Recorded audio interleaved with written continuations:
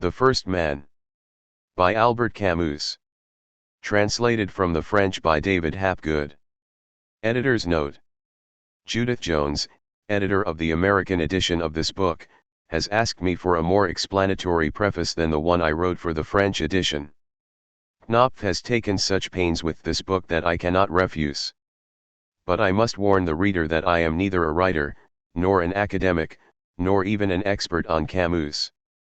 I am just his daughter, and so I ask you to read this note with forbearance and to forgive any awkwardness in it. Why publish this manuscript so long after my father's death? To understand this delay we must evoke the mood of 1960, the year my father died, and my mother, Francine, and his friends decided not to publish his manuscript. I shall try briefly to summarize the mood of that time by means of what is certainly an oversimplified sketch of people's opinions as they related to the question of publication. French intellectuals were preoccupied with two topics, the Soviet Union and the war in Algeria. On the first, the prevailing opinion on the left forbade criticism of the communist regime on the grounds that any such criticism would, by damaging the regime's credibility, delay humanity's progress toward a better world. On the second topic, the same people favored independence for Algeria under Arab rule and supported the FLN, Front de Libération Nationale. Camus, for his part, condemned the Gulag, Stalin's trials, and totalitarianism in the Soviet Union, in the belief that ideology must serve humanity, not the contrary, and that the ends did not justify the means. He went so far as to say that the means used by totalitarian regimes destroyed any hope for a better world. As for Algeria, he advocated a federation in which the Arab and European peoples would be equally represented. Those who read this book may better understand his position. So, in denouncing totalitarianism, and in advocating a multicultural Algeria where both communities would enjoy the same rights, Camus antagonized both the right and the left.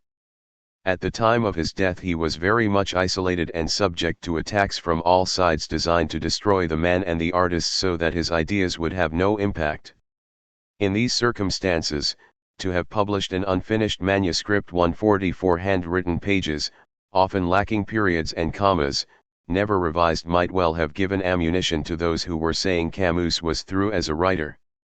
His friends and my mother decided not to run that risk. My twin brother and I had no say in the decision, for we were only 14 years old.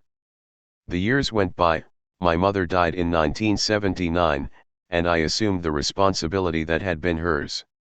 Between 1980 and 1985 voices began to be heard saying that perhaps Camus had not been so wrong, and little by little the old disputes died down. As for me, I first had to learn how to deal with the work of literature. I prepared Camus's Carnet 3 for publication, and then in the early 1990s my brother and I had to confront the question of le premier homme. Two considerations persuaded us. First, we believed a manuscript of such importance would sooner or later be published unless we destroyed it. Since we had no right to destroy it, we preferred to publish it ourselves so that it would appear exactly as it was. Secondly, it seemed to us that this autobiographical account would be of exceptional value to those interested in Camus. Finally, it is obvious that my father would never have published this manuscript as it is, first for the simple reason that he had not completed it, but also because he was a very reserved man and would no doubt have masked his own feelings far more in its final version. But it seems to me, and I say this with hesitation, for I can claim no objectivity, it seems to me that one can most clearly hear my father's voice in this text because of its very rawness. That is why I hope readers will come to it in a spirit of brotherhood. Catherine Camus. March 1995. The text of this edition was established from the manuscript and from a first typescript by Francine Camus. Punctuation has been added as an aid to comprehension. Words that were not clear are bracketed. Words or parts of sentences that were not decipherable are shown by white space between brackets. The author's variants, written at the top of the manuscript page, appear as footnotes indicated by an asterisk. His marginal inserts are indicated by letters, the editor's or translator's notes, by numbers. In the appendix are the author's interleaves, which have now been numbered I to V. Some of these were inserted in the manuscript, sheet I before chapter 4, 2 before chapter 6a, and the rest, I, 4, and V, were at the end of the manuscript. Also in the appendix is the first man, notes and sketches, the contents of the author's small spiral notebook with graph paper. These notes will give the reader an idea of the author's plans for the rest of the book. It seems certain that what he wrote was only the beginning of a novel that would have been longer by several hundred pages, about Algeria from the arrival of the French to the Second World War, including the war itself, and the resistance to the German occupation as lived by the protagonists in a love affair. Once you have read The First Man, you will understand why the appendix includes the letter Albert Camus wrote to his teacher, Louis Germain, after he received the Nobel Prize, and the last letter Louis Germain wrote to him. Part 1. Search for the Father. Intercessor, Widow Camus. To you who will never be able to read this book. Above the wagon rolling along a stony road, big thick clouds were hurrying to the east through the dusk. 3 days ago they had inflated over the Atlantic, had waited for a wind from the west, had set out, slowly at first then faster and faster, had flown over the phosphorescent autumn waters, straight to the continent, had unraveled on the Moroccan peaks, had gathered again in flocks on the high plateaus of Algeria, and now, at the approaches to the Tunisian frontier, were trying to reach the Tyrrhenian Sea to lose themselves in it. After a journey of thousands of kilometers over what seemed to be an immense island, shielded by the moving waters to the north and to the south by the congealed waves of the sands, passing scarcely any faster above this nameless country than had empires and peoples over the millennia, their momentum was wearing out and some a. Add geological anonymity. Land and sea. b. Solferino. Already were melting into occasional large raindrops that were beginning to plop on the canvas hood above the four travelers. The wagon was creaking over a route that was fairly well marked but had scarcely any surfacing.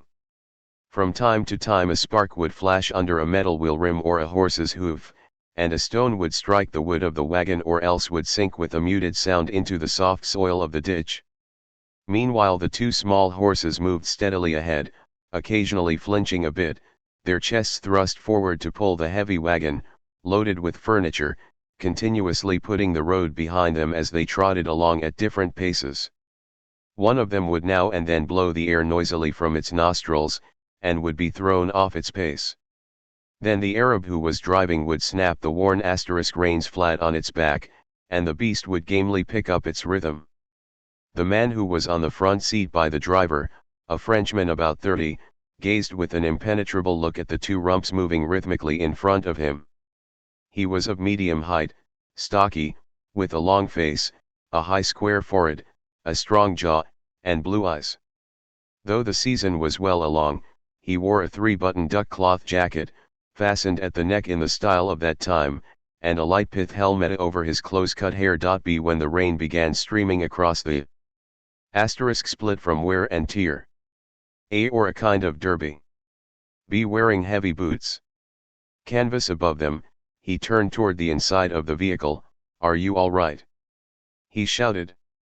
On a second seat, wedged between the first seat and a heap of old trunks and furniture, sat a woman who, though shabbily dressed, was wrapped in a coarse woolen shawl. She smiled feebly at him. "Yes, yes," she said, with a little gesture of apology. A small 4-year-old boy slept leaning against her. She had a gentle look and regular features, a warm gaze in her brown eyes, a small straight nose, and the black wavy hair of a Spanish woman. But there was something striking about that face. Not only would fatigue or something similar momentarily mask its features, no, it was more like a faraway look, a look of sweet distraction, such as you always see on some simpletons, but which would burst out only fleetingly on the beauty of this face. The kindness of that gaze, which was so noticeable, would sometimes be joined by a gleam of unreasoning fear that would as instantly vanish. With the flat of her hand, already worn with work and somewhat gnarled at the joints, she tapped her husband's back. "It's all right, it's all right," she said. And immediately she stopped smiling to watch, from under the canvas top, the road where puddles were already beginning to shine. The man turned to the Arab, placid in his turban with its yellow cords, his body made stouter by baggy pants with a roomy seat gathered above the calf. "Do we have much farther to go?" The Arab smiled under his big white mustache. 8 kilometers and you're there." The man turned to look at his wife, not smiling yet attentive. She had kept her eyes on the road. "Give me the reins," the man said. "As you wish," said the Arab.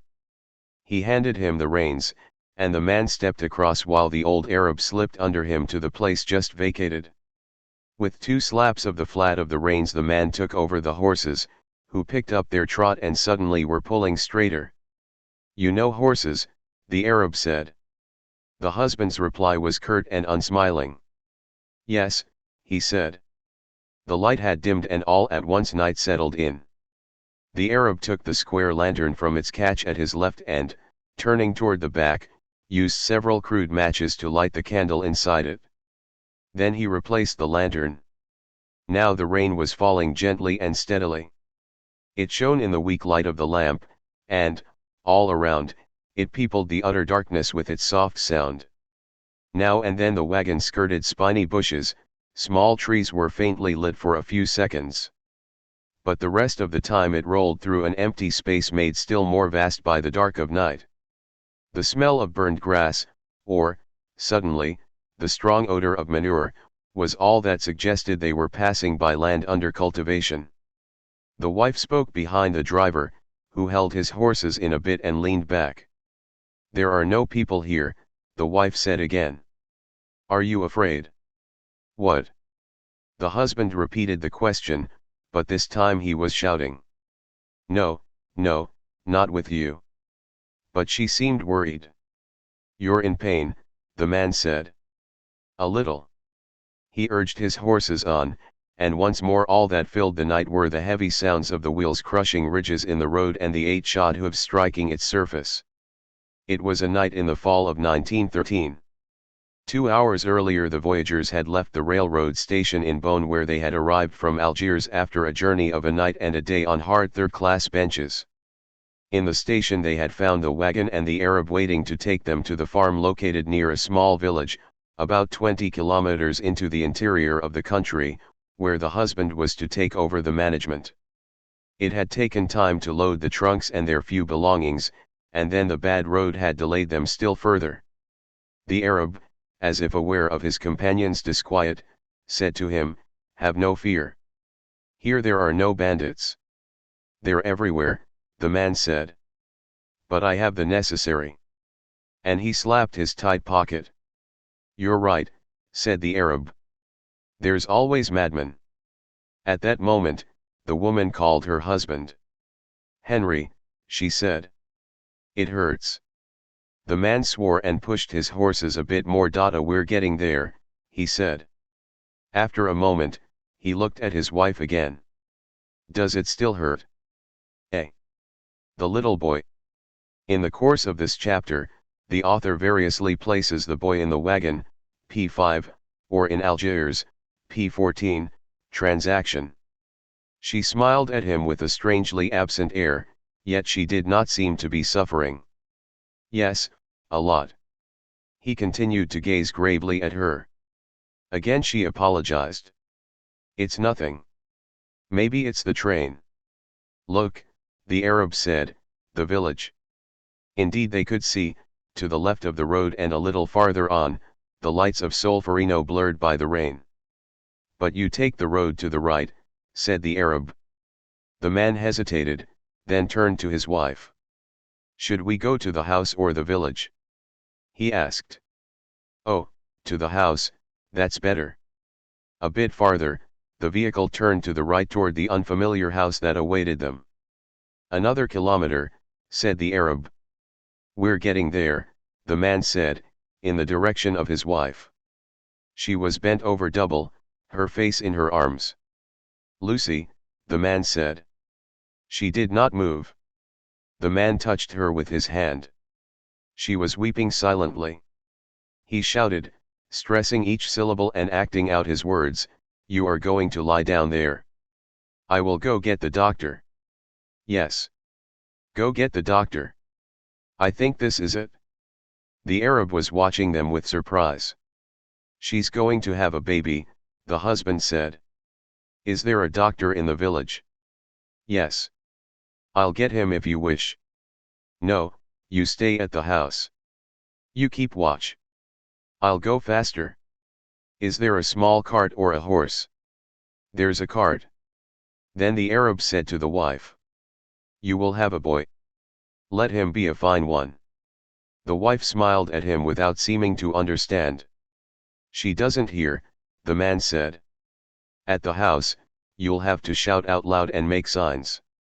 Suddenly the wagon was rolling almost without sound over the chalky subsurface of tuff. The road was narrower now. It passed alongside some tiled sheds behind which could be seen the first rows of the vineyard. They were met by a strong smell of fermenting grapes. They passed some large buildings with high-pitched roofs, and the wheels flattened the slag of a yard where there were no trees. The Arab took the reins without speaking and pulled them in. The horses stopped, and one of them snorted. With his hand the Arab indicated a small whitewashed house. A creeping vine ran around a low door with a frame stained blue by copper sulfate. The man jumped to the ground and ran through the rain to the house. He opened the door. It led to a dark room which smelled of an empty hearth. The Arab, who was following him, walked straight through the dark to the fireplace, and, scraping an ember, lit a kerosene lamp that hung in the middle of the room over a round table. The man barely took time to notice that he was in a whitewashed kitchen with a sink of red ceramic tile, an old sideboard, and a sodden calendar on the wall. Stairs finished with the same red tiles led to the second floor. "Light the fire," he said, and he returned to the wagon. "Eh? Is it night?" He took the little boy. The woman was waiting in silence. He took her in his arms to set her on the ground and, holding her close for a moment, he lifted her head. "Can you walk?" "Yes," she said, and she stroked his arm with her worn hand. He led her to the house. "Wait," he said. The Arab had already lit the fire, and with skillful and precise motions he was stoking it with shoots of vine. She was standing near the table, hands on her belly, and now her handsome face turned up to the lamplight was crossed by brief waves of pain. She seemed to notice neither the dampness nor the odor of neglect and poverty. The man was busy in the rooms upstairs. Then he appeared at the head of the stairs. "There's no fireplace in the bedroom." "No," said the Arab. "Not in the other room either." "Come," said the man. The Arab joined him, then reappeared, walking backwards, carrying a mattress that the husband was holding by the other end. They placed it next to the fireplace. The man pulled the table to a corner, while the Arab went back upstairs and soon returned with a bolster and blankets. "Lie down there," the man said to his wife, and he led her to the mattress. She hesitated. Now they could smell the odor of damp hair rising from the mattress. "I can't undress," she said, looking around fearfully as if she were only now seeing the place. "Take off what you have underneath," the man said. And he repeated, "Take off your underwear." Then to the Arab, "Thanks. Unhitch a horse. I'll ride him to the village." The Arab went out. The wife went about her preparations, her back to her husband, who had also turned his back. Then she stretched out, and as soon she had done so, drawing the covers over her, she gave a single, long, full-throat howl, as if she wanted to rid herself at once of all the cries that pain had stored up in her. The man, standing by the mattress, let her cry, then, when she fell silent, he took off his pith helmet, put one knee to the ground, and kissed the fine forehead over her closed eyes. He put his hat on again and went out into the rain. The unhitched horse was turning its head, its front hooves planted in the slag. "I'll get a saddle," the Arab said. "No, leave the reins on. I'll ride him like this. Take the trunks and the other things into the kitchen." Do you have a wife? She died. She was old. Do you have a daughter? No, God be thanked. But I have the wife of my son. Tell her to come. I'll do that. Go in peace. The husband looked at the old Arab motionless in the fine rain and smiling at him under his wet mustache. He himself was still unsmiling, but he watched the Arab with his direct attentive gaze. Then he extended his hand. The other man took his hand in the Arab fashion, with the ends of his fingers, then lifted it to his lips. The husband turned, making the cinders crunch, strode to the horse, vaulted onto it bareback, and rode off at a lumbering trot. As he left the property, the man headed toward the crossroads from which they had first seen the lights of the village. They were shining now with a more dazzling light, the rain had stopped falling and the road, to the right, that led toward the village was laid out straight through the vineyards where the trellis wires glistened here and there. About halfway, the horse slowed down to a walk. He was nearing a sort of rectangular shanty, one part was a room made of masonry, and a second, larger part was built of wooden planks. Projecting from this second part was a kind of counter with a big matting pulled down over it. On a door recessed in the masonry one could read, Madame Jacques' Farm Canteen. Light seeped under the door. The man stopped his horse right by the door, and knocked without dismounting.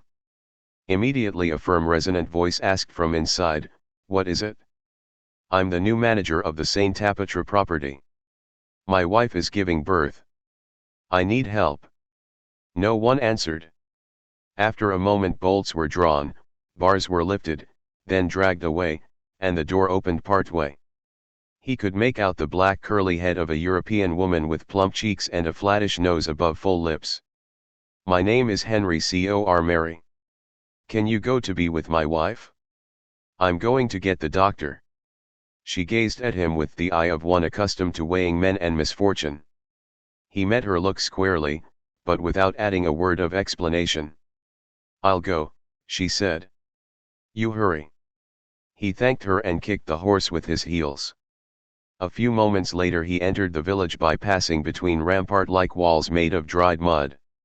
Stretching before him lay what seemed to be the only street, bordered with small one-story houses, all alike. He followed it to a small hard-surfaced square where, surprisingly, he found a metal-framed bandstand. The square, like the street, was deserted. Cormery was already headed toward one of the houses when the horse shied. An Arab, in a torn somber-colored burnous, appeared from the shadows and came toward him. "The doctor's house?" Cormery immediately asked. The Arab studied the horseman. "Come," he said after he had looked him over. They went back up the street. Written on a building with a raised ground floor reached by whitewashed stairs were the words, "Liberté, Égalité, Fraternité." Next to it was a small garden surrounded by roughly finished walls. At its far end was a house, to which the Arab pointed. "That's it," he said. Cormery jumped down from the horse, and, at a pace that showed no sign of fatigue, he crossed the garden, where all he noticed was, at the exact center, a dwarf palm with withered leaves and a rotted trunk. He knocked at the door. No one answered. He turned around. The Arab was waiting in silence. The husband knocked again. From inside could be heard footsteps that stopped behind the door. But the door did not open. Cormery knocked again and said, "I'm looking for the doctor." "Eh? I fought against the Moroccans," with a cryptic look, "Moroccans, they're no good." At once the bolts were drawn and the door was opened. A man appeared. His face was young and chubby, but his hair was almost white. He was tall and well built, and his legs were squeezed into leggings. He was putting on a sort of hunting jacket. "Well, where did you come from? I've never seen you before," he said, smiling. The husband explained. "Oh yes, the mayor told me. But, you know, this is a strange place to come to have a baby." The husband said he had been expecting the event later and that he must have made a mistake. "Well, that happens to everyone. Go ahead, I'll saddle Matador and follow you. Halfway back, and through the rain that had begun to fall again, the doctor, mounted on a dappled grey horse, caught up with Cormory, who was now soaked through but still erect on his heavy farm horse. Strange way to arrive, the doctor called out. But you'll see, there's good in this place, not counting the mosquitoes and the bandits in the bush. He stayed alongside his companion. About the mosquitoes, you know, you don't have to worry till spring. As for the bandits. He laughed, but the husband rode on without a word. The doctor looked at him with curiosity. Have no fear, he said, it will all go well. Cormory turned his straightforward gaze on the doctor, and, looking calmly at him, said with a touch of warmth, I'm not afraid. I'm used to hard knocks. Is this your first? No, I left a 4-year-old boy in Algiers with my mother-in-law. They came to the crossroads and took the road to the property. Soon the cinders were flying under the horses' hooves. When the horses stopped and silence fell once more, they heard a loud cry from the house. The two men dismounted. Awaiting them was a shadowy figure sheltered under a vine that was dripping water. Drawing closer, they recognized the old Arab wearing an improvised hood made of a sack. Greetings, Kadur, said the doctor. How is it going? I don't know, I especially don't go in where the women are, the old man said. Good rule, said the doctor. Particularly when women are crying. But no cries were coming now from inside. The doctor opened the door and went in, Cormory behind him. In front of them a big fire of vine branches flaming in the fireplace lighted the room more than did the kerosene lamp, with copper and bead trim, that hung from the middle of the ceiling. To their right, the sink was now all covered with towels and metal pitchers. The table in the middle of the room had been pushed over to the left, in front of a rickety sideboard made of unfinished wood. On it were an old traveling bag, a hat box, and various bundles. Pieces of old luggage, including a big wicker trunk, filled all the corners of the room, leaving a space only in the middle, not far from the fire. In that space, on a mattress set at right angles to the fireplace, the wife lay stretched out, head laid back on a pillow without a case, her hair let down. The blankets now covered only half the mattress. The uncovered part of the mattress was hidden from sight by the owner of the canteen, who was on her knees to its left. She was wringing out, over a wash basin, a towel dripping reddish drops of water. To the right, sitting cross-legged, an unveiled Arab woman held out, as if making an offertory, a second, somewhat flaking enamel basin full of steaming hot water. The two women were on either side of a folded sheet that lay under the wife. The shadow and light of the fireplace rose and fell on the whitewashed walls, on the baggage that cluttered the room, and, still closer, glowed red on the faces of the two nurses and on the form of the wife, bundled up under the blankets. When the two men entered, the Arab woman glanced quickly at them, gave a brief laugh, then turned to the fire, her thin brown arm still offering the wash basin. The owner of the canteen looked at them and joyfully exclaimed, "No more need for you, doctor. It happened by itself." She got to her feet and the two men saw, near the patient, something shapeless and bloody stirring with a sort of still movement and making a continuing, barely perceptible sound like a muffled screeching dot-a. "So they say," said the doctor. "I hope you haven't touched the cord." "No," said the woman, laughing. "We had to leave you something to do." She got up and gave her place to the doctor, who again blocked the newborn from the sight of Cormory. Like that of certain cells under the microscope.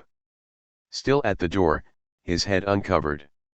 The doctor squatted and opened his case, then he took the basin from the hands of the Arab woman, who immediately withdrew from the circle of light and took refuge in the dark angle of the fireplace. The doctor washed his hands, his back still to the door, then poured on those hands some alcohol that smelled a bit like grape liquor. Its odor at once filled the room. At that moment, the wife lifted her head and saw her husband. A marvelous smile transfigured that exhausted beautiful face. Cormery went over to the mattress. He came, she said under her breath, and she reached out her hand to the infant. Yes, said the doctor. But stay still. The wife gave him a questioning look. Cormery, standing at the foot of the mattress, made a quieting gesture. Lie down. She lay back down again. The rain began to come down twice as hard on the old tile roof. The doctor went to work under the blanket. Then he straightened up and seemed to shake something in front of him. A small cry was heard. It's a boy, the doctor said. And a good sturdy one. There's one who's getting off to a good start, said the owner of the canteen. By moving to a new home. The Arab woman in the corner laughed and clapped her hands twice. Cormery glanced at her and she turned away, embarrassed. All right, said the doctor. Now leave us for a moment. Cormery looked at his wife. But her face was still tilted back. Her hands, lying relaxed on the coarse blanket, were all there was to remind him of the smile that a while ago had filled and transfigured that wretched room. He put on his helmet and headed toward the door. What are you going to name him? The owner of the canteen called out. I don't know, we haven't thought about it. He looked at her. Since you were here, we'll call him Jacques. The woman burst out laughing and Cormery went out. The Arab, his head still covered with the sack, was waiting under the vine. He looked at Cormery, who said nothing to him. Here, said the Arab, and held out an end of the sack. Cormery took shelter. He could feel the shoulder of the old Arab against him, and he smelled the smoke given off by his clothes. He felt the rain falling on the sack over their two heads. It's a boy, he said without looking at his companion. God be praised, answered the Arab. You are a chief. The water that had come from thousands of kilometers away went on falling before them, on the cinders and the many puddles that pitted them, on the vineyards farther distant, and the trellis wires still gleamed under the raindrops. It would never get to the sea to the east, and now it was going to drench the whole country, the marshy land by the river and the mountains around them, the immense almost uninhabited territory whose powerful odor reached the two men huddled under the one sack, while behind them a feeble cry resumed from time to time. Late in the night, Cormery was lying stretched out, in long drawers and undershirt, on a second mattress by his wife, watching the flames dance on the ceiling. The room was now pretty well tidied. On the other side of his wife, in a laundry basket, the infant slept in silence except for an occasional weak gurgle. His wife was also sleeping, her face turned toward him, her mouth partly open. The rain had stopped. Tomorrow he would have to start work. Near him, his wife's hand, already so worn it almost seemed made of wood, also reminded him of work. He reached out his own hand, placed it gently on hers, and, laying his head back, closed his eyes. St. Brook. 40 years later a man standing in the corridor of the St. Brook train was watching with an air of disapproval as the villages and ugly houses of the flat cramped countryside that stretches from Paris to the Channel marched past under the pale sun of an afternoon in spring. The meadows and fields of a land that for centuries had been cultivated to the last square meter passed, in turn, before him. With bare head and hair cut short, long face and delicate features, a direct gaze in his blue eyes, the man was of medium height, and despite his 40 years he still looked slender in his raincoat. He stood with his hands firmly placed on the railing, leaning his weight on one hip, his torso at ease. He gave the impression of competence and vigor. Then the train slowed and finally stopped in a small shabby station. A moment later a rather elegant young woman passed by the window where the man was standing. She stopped. From the beginning, should show the alien in Jacques more. To shift her suitcase from one hand to the other, and just then she noticed the traveler. He looked at her smiling, and she could not help smiling also. The man lowered the window, but the train was already leaving. Too bad, he said. The young woman was still smiling at him. The traveler went to sit down in his third-class compartment, where he had a seat by the window. A man with sparse plastered hair not as old as his swollen, blotchy face suggested was sitting huddled across from him. His eyes were closed and he was breathing hard, obviously disturbed by his labored digestion. He cast an occasional quick asterisk glance at the traveler. On the same seat, by the corridor, a peasant woman in her Sunday best, crowned by a peculiar hat adorned with a bunch of wax grapes, was blowing the nose of a red-headed child whose face looked dim and faded. The traveler's smile disappeared. He took a magazine from his pocket and absently read an article that made him yawn.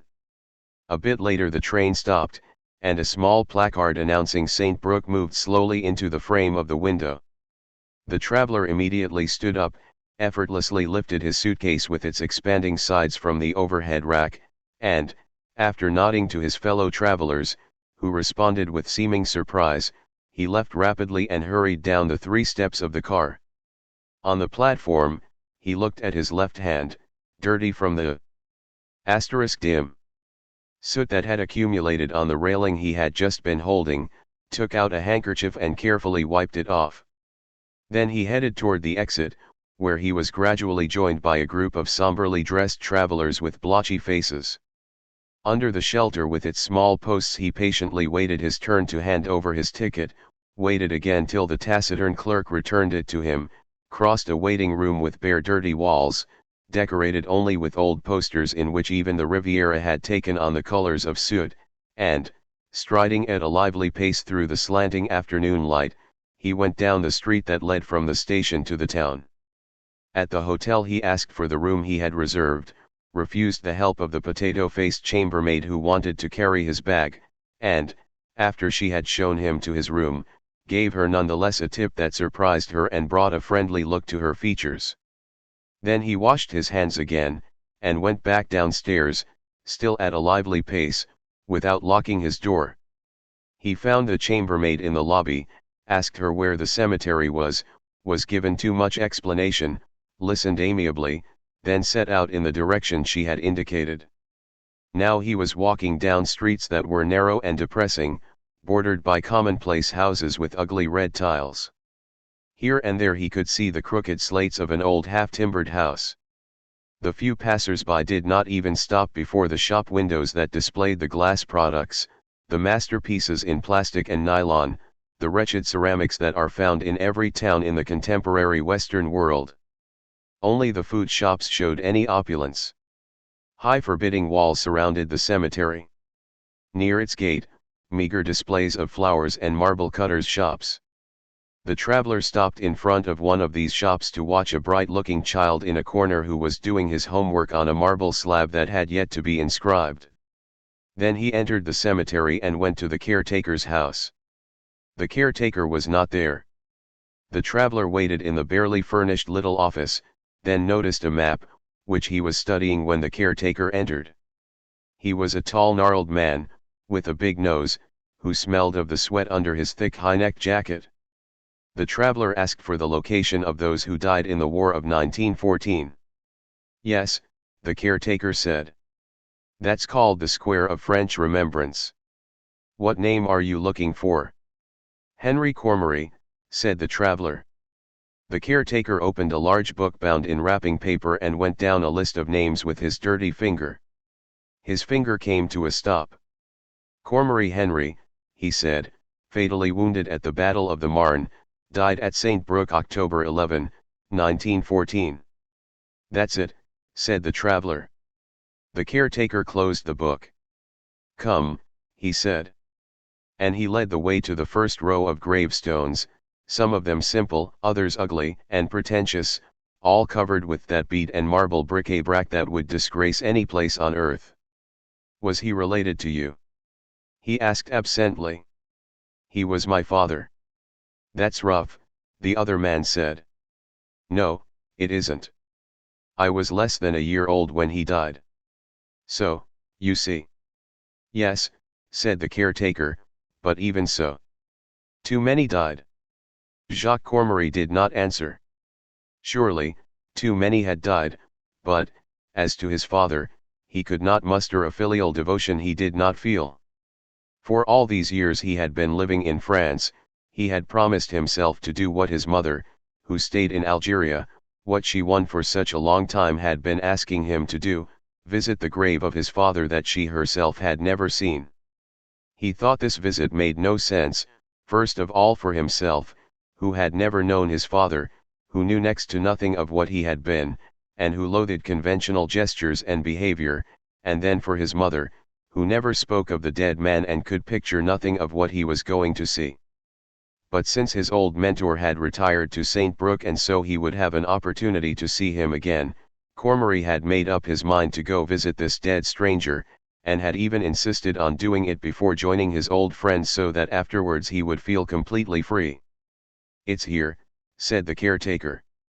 They had arrived at a square-shaped area enclosed by small markers of grey stone connected with a heavy chain that had been painted black. The gravestones, and they were many, were all alike, plain inscribed rectangles set at equal intervals row on row. Each grave was decorated. One sick. With a small bouquet of fresh flowers. For 40 years the French Remembrance has been responsible for the upkeep. "Look, here he is." He indicated a stone in the first row. Jacques Cormery stopped at some distance from the grave. "I'll leave you," the caretaker said. Cormery approached the stone and gazed vacantly at it. Yes, that was indeed his name. He looked up. Small white and grey clouds were passing slowly across the sky, which was paler now, and from it fell a light that was alternately bright and overcast. Around him, in the vast field of the dead, silence reigned. Nothing but a muffled murmur from the town came over the high walls. Occasionally a black silhouette would pass among the distant graves. Jacques Cormery, gazing up at the slow navigation of the clouds across the sky, was trying to discern, beyond the odor of damp flowers, the salty smell just then coming from the distant motionless sea when the clink of a bucket against the marble of a tombstone drew him from his reverie. At that moment he read on the tomb the date of his father's birth, which he now discovered he had not known. Then he read the two dates, 1885-1914, and automatically did the arithmetic, 29 years. Suddenly he was struck by an idea that shook his very being. He was 40 years old. The man buried under that slab, who had been his father, was younger than he. And the wave of tenderness and pity that at once filled his heart was not the stirring of the soul that leads a transition. The son to the memory of the vanished father, but the overwhelming compassion that a grown man feels for an unjustly murdered child. Something here was not in the natural order, and, in truth, there was no order but only madness and chaos when the son was older than the father. The course of time itself was shattering around him while he remained motionless among those tombs he now no longer saw, and the years no longer kept to their places in the great river that flows to its end. They were no more than waves and surf and eddies where Jacques Cormery was now struggling in the grip of anguish and pity. He looked at the other inscriptions in that section and realized from the dates that the soil was strewn with children who had been the fathers of graying men who thought they were living in this present time. For he too believed he was living.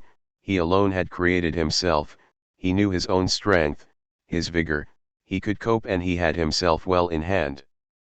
But, in the strange dizziness of that moment, the statue every man eventually erects and that hardens in the fire of the years, into which he then creeps and there awaits its final crumbling, that statue was rapidly cracking, it was already collapsing. All that was left was this anguished heart, eager to live, rebelling against the deadly order of the world that had been with him for 40 years, and still struggling against the wall that separated him from the secret of all life, wanting to go farther, to go beyond, and to discover before dying. Enlarge on War of 1914. Cover at last in order to be, just once to be, for a single second, but forever. He looked back on his life, a life that had been foolish, courageous, cowardly, willful, and always straining toward that goal which he knew nothing about, and actually that life had all gone by without his having tried to imagine who this man was who had given him that life and then immediately had gone off to die in a strange land on the other side of the seas. At 29, had he himself not been frail, been ailing, tense, stubborn, sensual, dreamy, cynical, and brave. Yes, he had been all that and much else besides. He had been alive, in short had been a man, and yet he had never thought of the man who slept there as a living being, but as a stranger who passed by on the land where he himself was born, of whom his mother said that he looked like him and that he died on the field of battle. Yet the secret he had eagerly sought to learn through books and people now seemed to him to be intimately linked with this dead man, this younger father, with what he had been and what he had become, and it seemed that he himself had gone far afield in search of what was close to him in time and in blood. To tell the truth, he had gotten no help.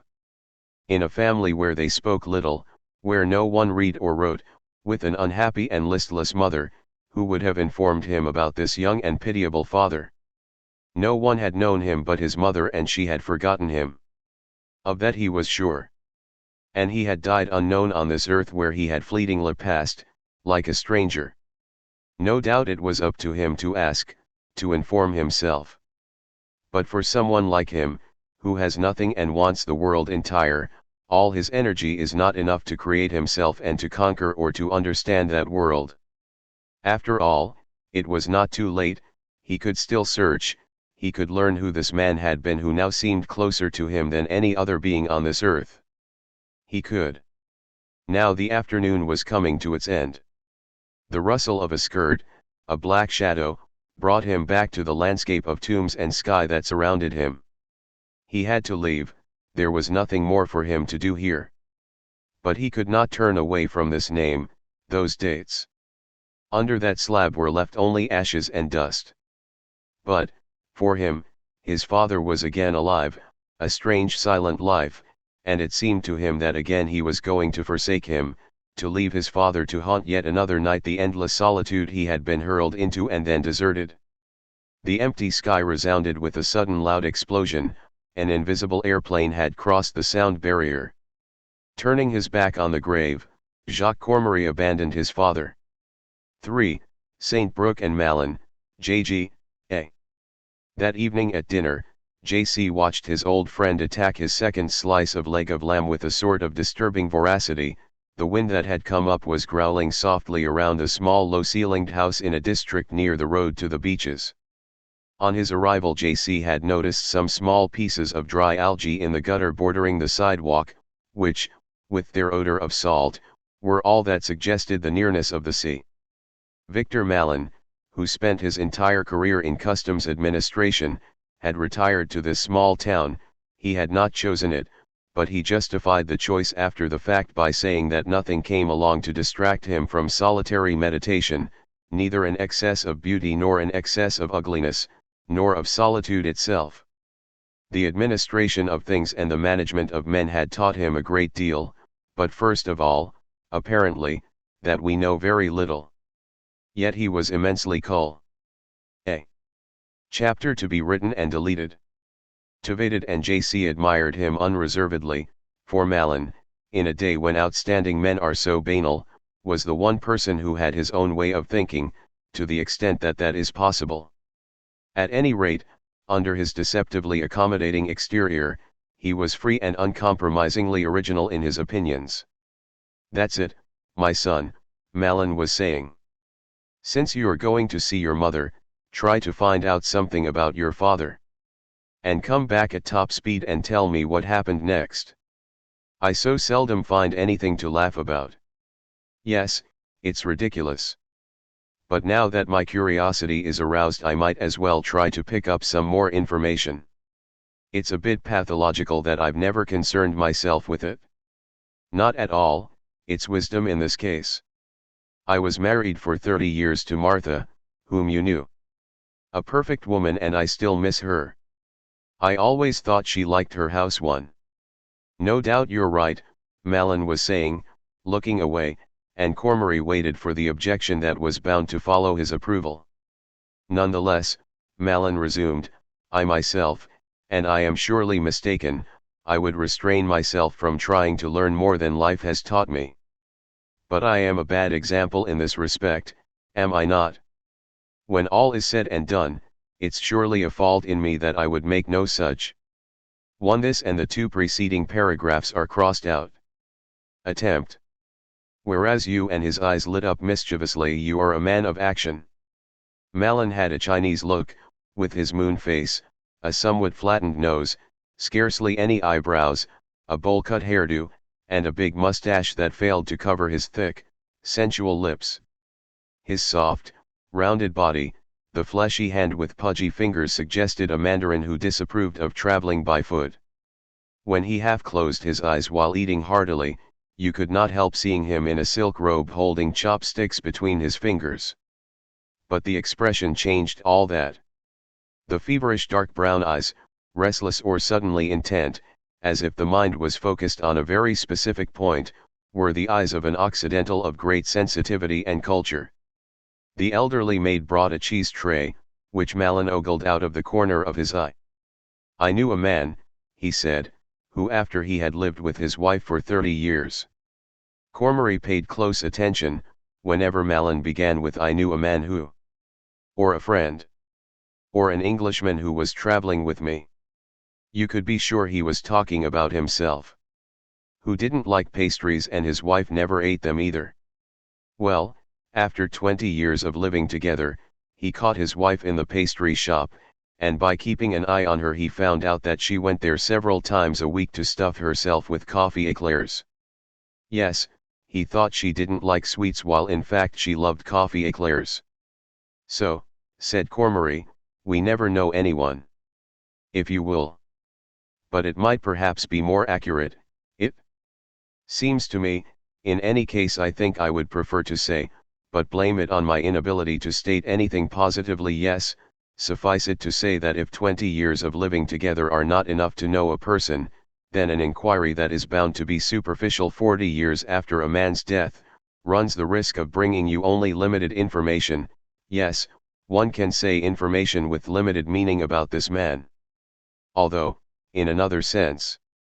He lifted a knife and, with a fatalistic air, brought it down on the goat cheese. "Excuse me. Won't you have some cheese?" "No. Still so abstemious. It's a hard job pleasing you." Again there was a mischievous gleam in his half-closed eyes. Cormory had known his old friend for 20 years now, add here why and how, and he accepted his irony with good humor. "It's not a matter of pleasing me. Eating too much makes me heavy, and I sink." "Yes, and then you no longer soar over the rest of us." Cormory gazed at the handsome rustic furniture that filled the low-ceilinged dining room with its whitewashed beams. "My friend," he said, "you've always thought I was arrogant. I am, but not always or with everyone. With you, for example, I'm incapable of arrogance." Malin looked away, which in him was a sign of emotion. "I know that," he said. "But why is it?" "Because I love you," Cormory said quietly. Malin pulled the bowl of chilled fruit toward him. He said nothing. "Because," Cormory went on, "when I was very young, very foolish, and very much alone, you remember, in Algiers, you paid attention to me and, without seeming to, you opened for me the door to everything I love in the world." "Oh, you were gifted." "Of course. But even the most gifted person needs someone to initiate him. The one that life puts in your path one day, that person must be loved and respected forever, even if he's not responsible. That is my faith."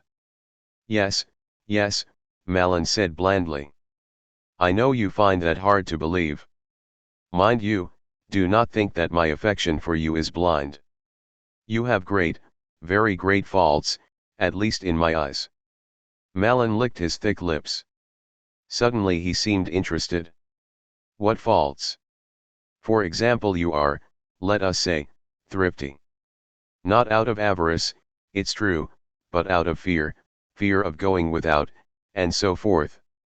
All the same, it's a serious fault, one that I generally dislike. But, above all, you cannot help suspecting others of ulterior motives. You are instinctively unable to believe that anyone has disinterested opinions." "Look here," said Malin as he finished his wine, "I shouldn't have coffee, and yet—" But Cormory kept his self-possession. "For example, I'm sure you couldn't bring yourself to believe me if I I often lend money that I know I'll never get back, to people I don't care about. It's just that I don't know how to say no, and that exasperates me. Told you that if you were just to ask, I would immediately give you everything I have. Malin hesitated, and now he was looking at his friend. Oh, I know. You're generous. No, I am not generous. I'm stingy with my time and my energy, with anything that tires me, and that disgusts me. But what I said is true. You don't believe me, and that is a fault in you, that is where you are really helpless, even though you are a superior man. Because you're wrong.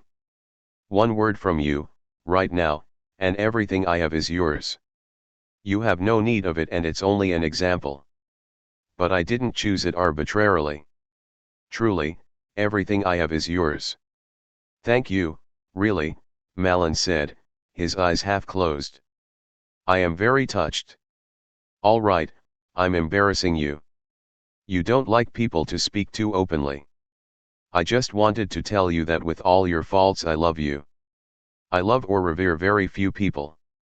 As for the rest, I'm ashamed of my indifference to them. But for those I love, nothing and no one, neither I nor certainly they themselves, can ever make me stop loving them. It took me a long time to learn that, now I know it. That being said, let's go on with our conversation.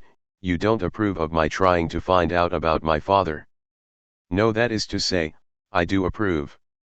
I was just afraid you'd be disappointed. A friend of mine who was very attracted to a young woman and wanted to marry her made the mistake of asking others about her. A bourgeois, Cormery said. Yes, Malin said, I was the one. They both burst out laughing. I was young. I collected such contradictory opinions about her that my own view of her became confused. I wasn't sure whether or not I loved her. In short, I married another woman. I can't find myself a second father.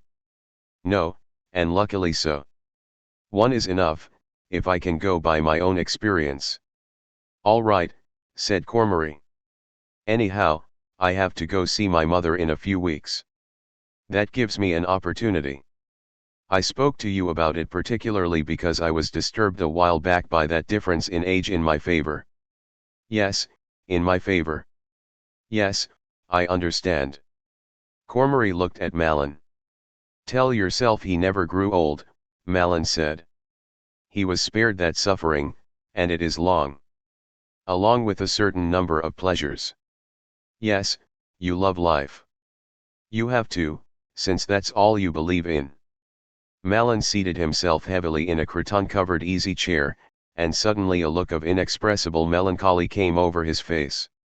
You're right, said Cormery. I've loved life, I'm hungry for it. At the same time, life seems horrible to me, it seems inaccessible. That is why I am a believer, out of skepticism. Yes, I want to believe, I want to live, forever. Cormery fell silent. At 65, every year is a stay of execution, Malin said. I would like to die in peace, and dying frightens me. I have accomplished nothing. There are people who vindicate the world, who help others live just by their presence. Yes, and they die, Malin said. They were silent, and the wind blew a little harder around the house. You're right, Jacques, said Malin. Go find out. You no longer need a father. You brought yourself up alone. Now you could love him as you know how to love. But, he said, and he hesitated. Come back to see me. I don't have much time left. And forgive me. Forgive you. Said Cormery. I owe everything to you. No, you don't owe me very much. Just forgive me for sometimes not knowing how to respond to your affection. Malin gazed at the antique lamp hanging over the table, and his voice was hollow when he said what a few minutes later Cormery, alone in the wind in the deserted neighborhood, would keep on hearing over and over. There is a terrible emptiness in me, an indifference that hurts. Eh. Eh. I tried to find out for myself, from the start, when I was a child, what was right and what was wrong because no one around me could tell me. And now that everything is leaving me I realize I need someone to show me the way and to blame me and praise me, by right not of power but of authority. I need my father. I thought I knew it, and that I had myself in hand. I don't know, any longer. 4. The Child's Games. A gentle short swell was making the ship roll in the July heat. Jacques Cormery, lying half naked in his cabin, watched the fragmented reflection of the sunlight on the sea dancing on the copper rim of the porthole. He jumped to his feet to turn off the fan that was drying the perspiration in his pores before it even began to trickle down his chest. It was better to sweat. Then he relaxed on his bunk, narrow and hard as he liked a bed to be.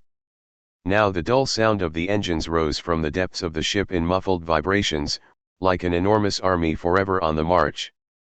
He liked the sound these big steamers made, night and day, and the sensation of walking on a volcano, while all around the immense sea offered its open reaches to his view. But it was too hot on the deck. After lunch, passengers besotted with food had collapsed in the deck chairs on the covered deck or had fled down the passageways below decks at siesta time. Jacques did not like to take a siesta.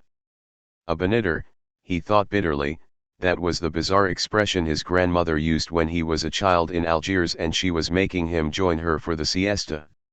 The 3 rooms of the small apartment in an Algiers neighborhood were enveloped in the striped shade of the carefully closed shutters. Outside, the heat was baking the dry dusty streets, and, in the half-light of the rooms, 1 or 2 big energetic flies were buzzing around like airplanes as they searched tirelessly for a way out. It was too hot to read Part Elan or El Intrepid. On rare occasions when his grandmother wasn't home or was chatting with the neighbor, the child would poke his nose through the shutters in the living room that faced the street. The street was deserted. The red and yellow canvas shades had been pulled down in front of the shoe and notion stores across the street. A curtain of multicolored beads masked the entrance to the tobacco shop, and Jean's cafe was empty except for the cat lying on the sill between the sawdust-covered floor and the dusty sidewalk, and sleeping as if it were dead. The child then turned back to the sparse whitewashed room, furnished with a square table in the middle, and, against the walls, a sideboard, a small desk that was scarred and spotted with ink, and, on the floor, a small mattress covered with a blanket where, after nightfall, his half-mute uncle slept, and 5 chairs. C in A. Around his 10th year. B. Those big books printed on newsprint, with crudely colored covers on which the price was printed in bigger type than the title or the name of the author. C. Extreme cleanliness. A wardrobe, a wooden dressing table with a marble top. A bed. Corner, on a mantelpiece of which only the shelf was made of marble, stood a small flowered vase with slender neck, of the kind one finds at a fair. The child, caught between the 2 deserts of sunlight and shade, started circling the table at a hurried pace, repeating like a litany, "I'm bored. I'm bored." He was bored, yet in that boredom was a game, a delight, a kind of excitement, for rage would seize him as he heard his grandmother calling a bonheur when at last she came home. But his protests were in vain. The grandmother had raised 9 children in the bush, and she had her own ideas on upbringing. With a single shove she pushed him into the bedroom. It was one of 2 rooms that looked out onto the yard. The other had 2 beds, his mother's and the one he shared with his brother. His grandmother was entitled to a room of her own. But she would take the child in her big high wooden bed, often for the night and always for the siesta. He would take off his sandals and lift himself onto the bed. He had to take his place at the back, against the wall, ever since the day he slipped to the floor while his grandmother was sleeping, to resume circling around the table and reciting his litany. Once in his place, he would watch his grandmother take off her dress and drop her coarse linen shift, fastened at the top by a drawstring with a ribbon that she would undo. Then she in turn got up on the bed, and the child smelled beside him the odor of elderly flesh while he stared at the big blue veins and old age spots that marred his grandmother's feet. "Go on," she would say. "A bonheur." She went to sleep very quickly, while the child, his eyes open, followed the comings and goings of the tireless flies. Yes, he had hated that for years, and even later, as a grown man, and until he had been gravely ill, he could not bring himself to stretch out after lunch during the hot season. If he happened nonetheless to fall asleep, he would awaken nauseous and ill at ease. Only recently, since he had been suffering from insomnia, could he sleep for half an hour during the day and awaken fresh and alert. A benitter. The wind must have dropped, flattened by the sun. The ship had stopped its gentle rolling and now seemed to be proceeding in a straight line, the engines at full speed, the propeller boring directly through the depths of the water, and the sound of the pistons so steady that it could no longer be distinguished from the soft ceaseless murmur of the sunlight on the sea.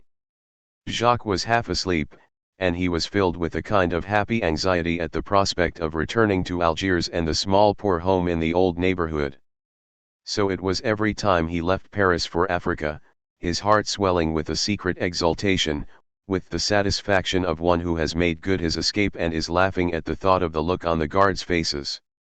Just as, each time he returned to Paris, whether by road or by train, his heart would sink when he arrived, without quite knowing how, at those first houses of the outskirts, lacking any frontier of trees or water and which, like an ill-fated cancer, reached out its ganglions of poverty and ugliness to absorb this foreign body and take him to the center of the city, where a splendid stage set would sometimes make him forget the forest of concrete and steel that imprisoned him day and night and invaded even his insomnia.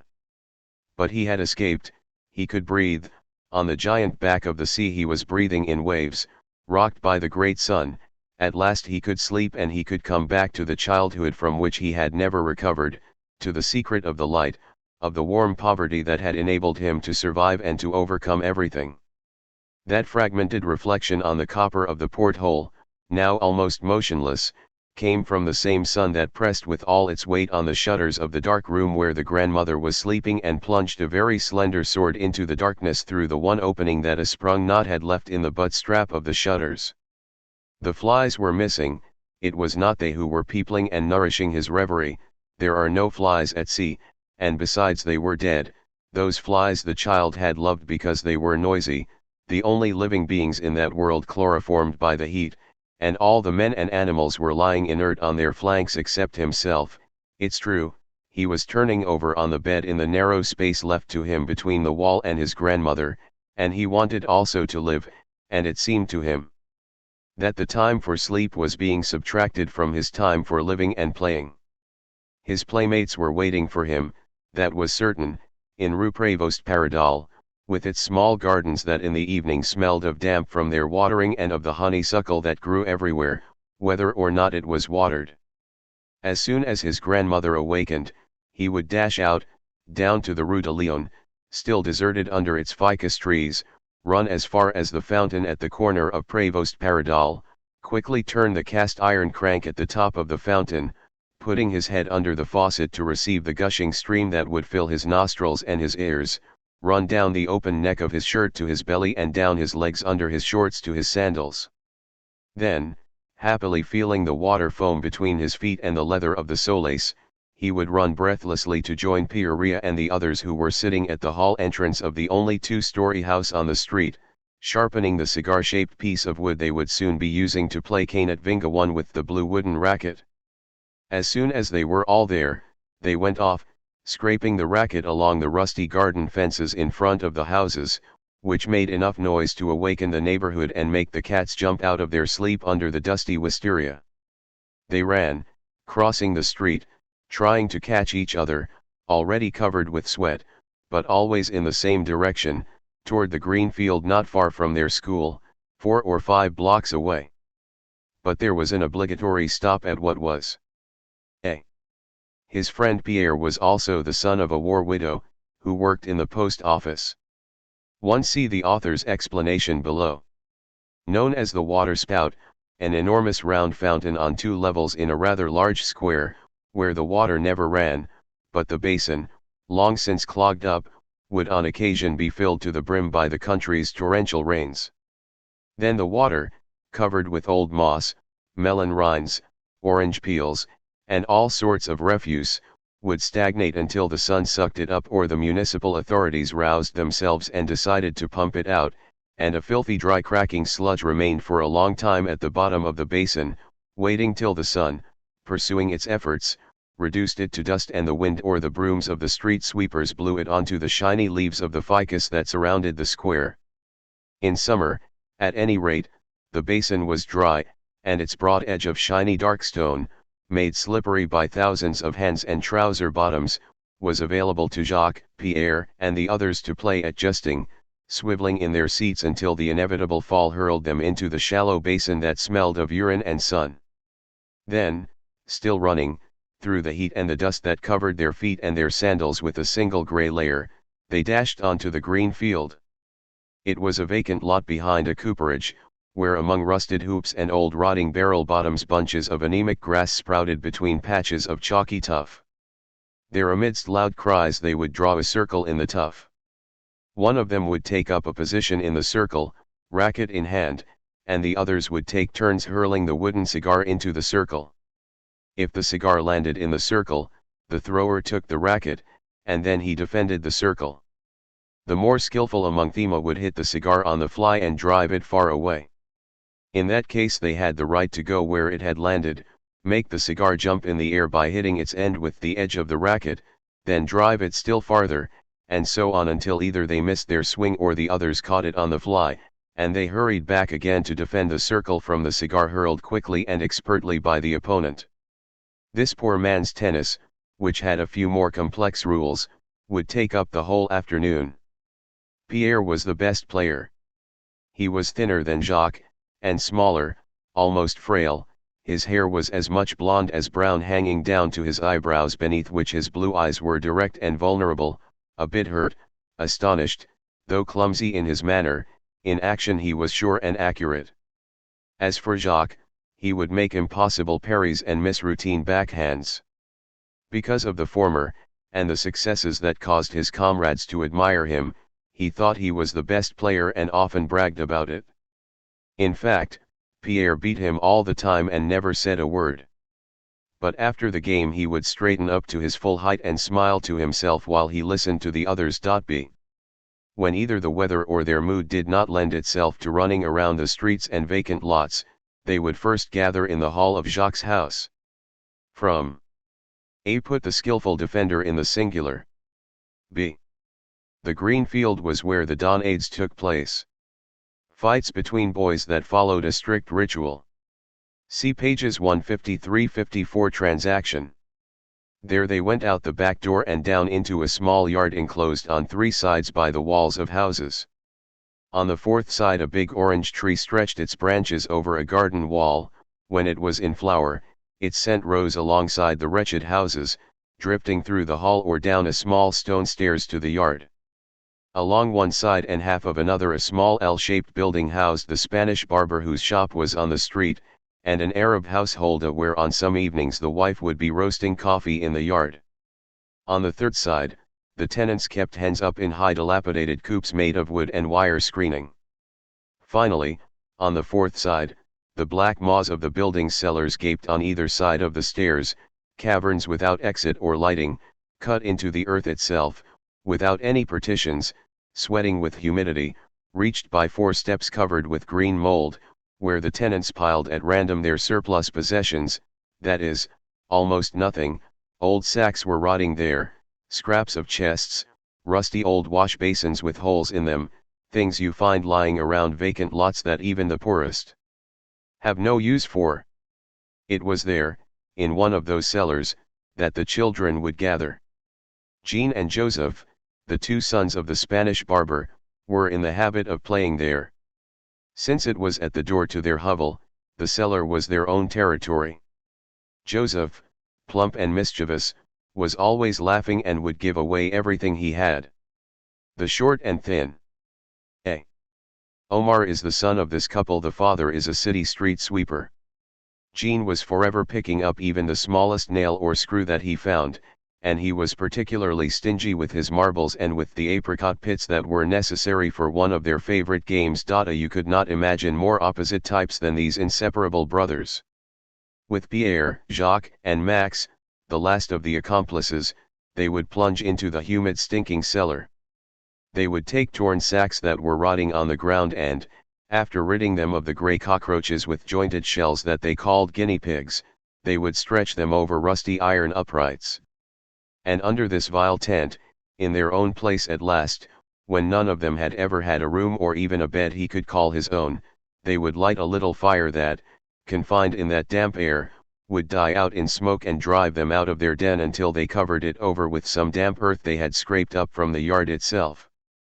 Then they would share, not without an argument from little Jean, the big mint-flavored caramels, the dried and salted peanuts and chickpeas, the salted lupin seeds called trumisses, and the barley sugar that came in loud colors, sold by the Arabs who displayed their wares in front of the nearby movie theater on a fly-besieged stand made by mounting a plain wooden box on rollers. On days when it rained heavily, the excess water would You put one pit on top of a tripod of 3 other pits.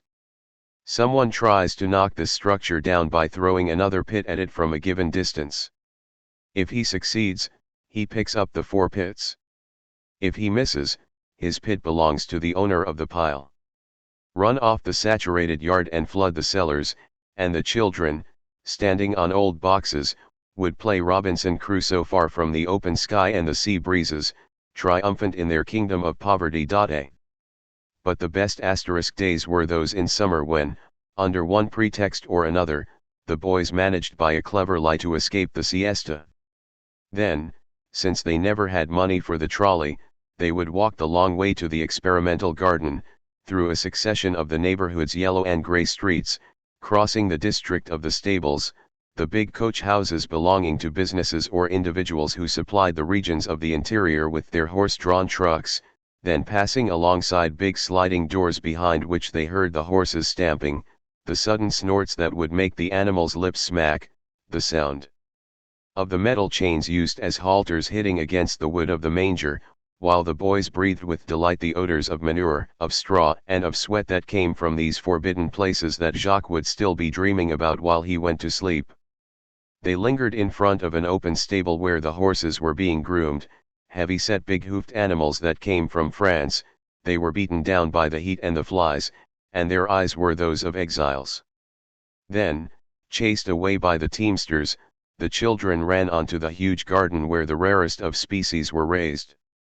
There, on the broad walk, Galofa * biggest, that led past a great vista of pools and flowers to the sea, they were under the suspicious eyes of the guards, and they affected the manner of casual, worldly strollers. But at the first transverse path, they would head toward the eastern part of the garden, through rows of enormous mangroves so dense that in their shade it seemed almost night, then past the big rubber tresa where you could not tell the drooping branches from their multiple roots, which grew from the first branches to reach the ground, and still farther, to the real objective of their expedition, the big palms that bore at their tops tightly packed bunches of round orange fruits that they called cocosas. Once there, they first had to reconnoiter in all directions to make sure no guards were nearby. Then began the search for ammunition, that is, stones. When they had all returned with their pockets full, they took turns firing stones at the bunches of fruit swaying gently in the sky above all the other trees. Each stone that struck home knocked down a few fruits, which belonged to the winning marksman.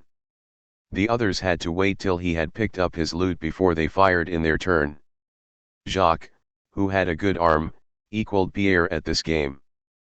But they both shared their booty with those who were less successful.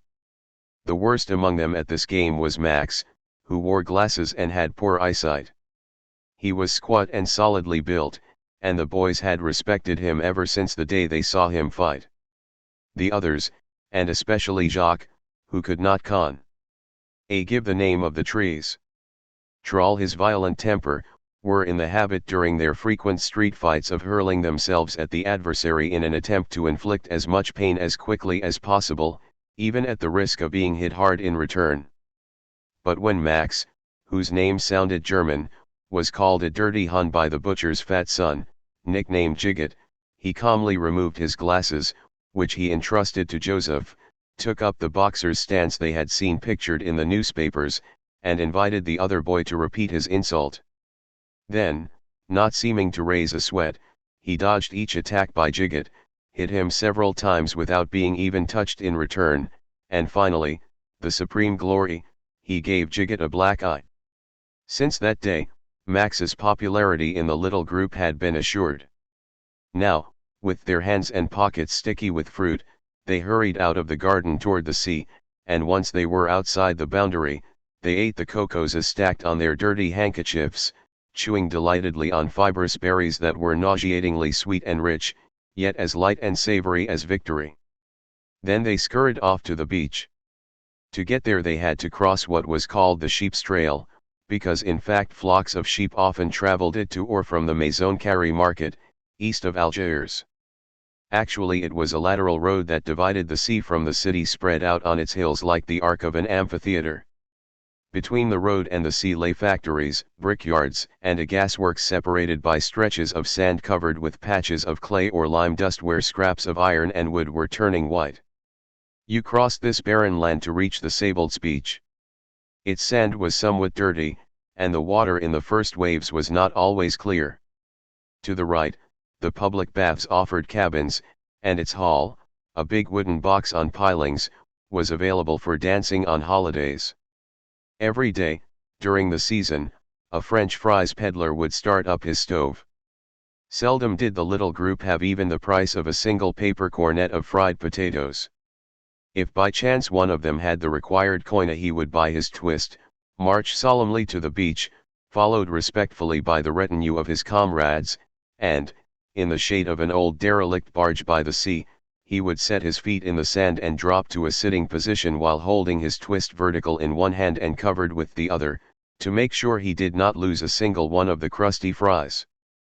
The custom was that he would then give his comrades one fry apiece, and they would reverently savor the single tidbit, hot and smelling of strong oil, that he permitted them. They would watch while the favored boy gravely relished the remaining fries one by one. There were always crumbs left at the bottom of the paper twist, which they would implore the glutted owner to share. Most of the time, unless it was Jean, he would unfold the oily paper, spread out the potato crumbs, and authorize them to take a single crumb each. All it took then was an eeny, meeny, miny, mo to decide who would go first and thus get the biggest crumb. When their feast was over, both pleasure and frustration immediately forgotten, they would race under the harsh A2 sun toward the western end of the beach, until they came to a half-destroyed masonry structure that must have been the foundation for a now vanished bungalow, behind which they could undress. In a few seconds they were naked, a moment later in the water, swimming with clumsy vigor, shouting, drooling and spitting, daring each other to dive or vying as to who could stay underwater the longest. The sea was gentle and warm, the sun fell lightly on their soaked heads, and the glory of the light filled their young bodies with a joy that made them cry out incessantly. They reigned over life and over the sea, and, like nobles certain that their riches were limitless, they heedlessly consumed the most gorgeous of this world's offerings.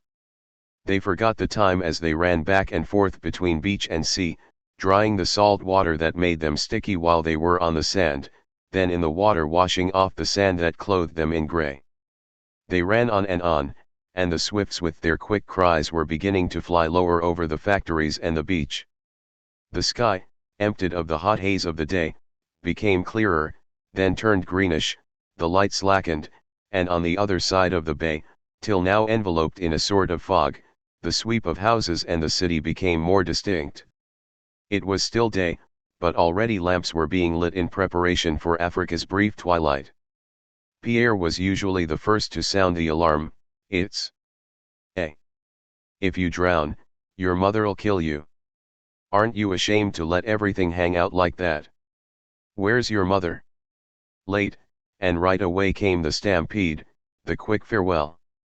Jacques with Joseph and Jean ran toward their homes without worrying about the others. They galloped till they were out of breath. Joseph's mother was quick with her hand.